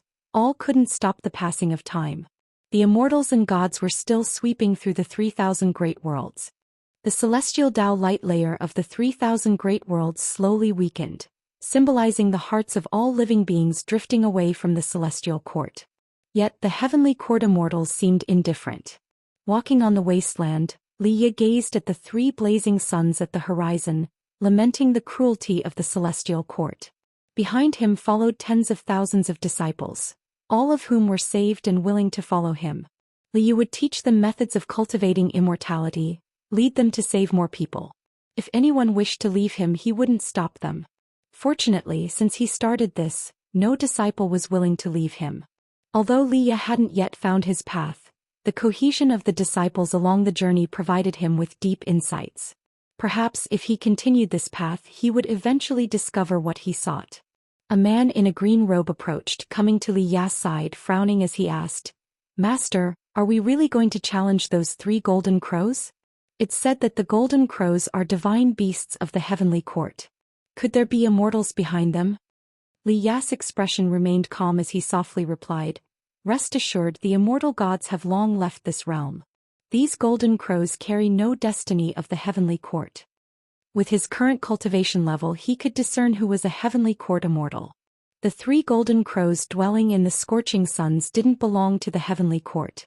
They carried a chill that made him uncomfortable. Even as they burned with fearful flames, he felt cold. Li Ye felt that this catastrophe in the 3,000 great worlds concealed even greater secrets. Perhaps it wasn't just the immortal gods ravaging the human world. Other existences might be involved. Hearing Li Ya's answer, the man in the green robe breathed a sigh of relief. As long as they didn't face the immortal gods, there was still hope. He continued to ask, "Master, do you have confidence in dealing with them?" Li Ya's lips curled into a smile as he said, "Disciple, when has your master ever lacked confidence? Perhaps I cannot stop the heavenly court, but destroying these beasts is certainly not difficult." As he spoke, he exhibited immense self-confidence, his spirit soaring, causing the man in the green robe to look upon him with admiration. From behind, the disciples also heard Li Ya's words, and the way they looked at Li Ya was filled with fervor. If you find any errors, ads pop up, ads redirect, broken links, non-standard content, etc., please let us know. Report so we can fix it as soon as possible.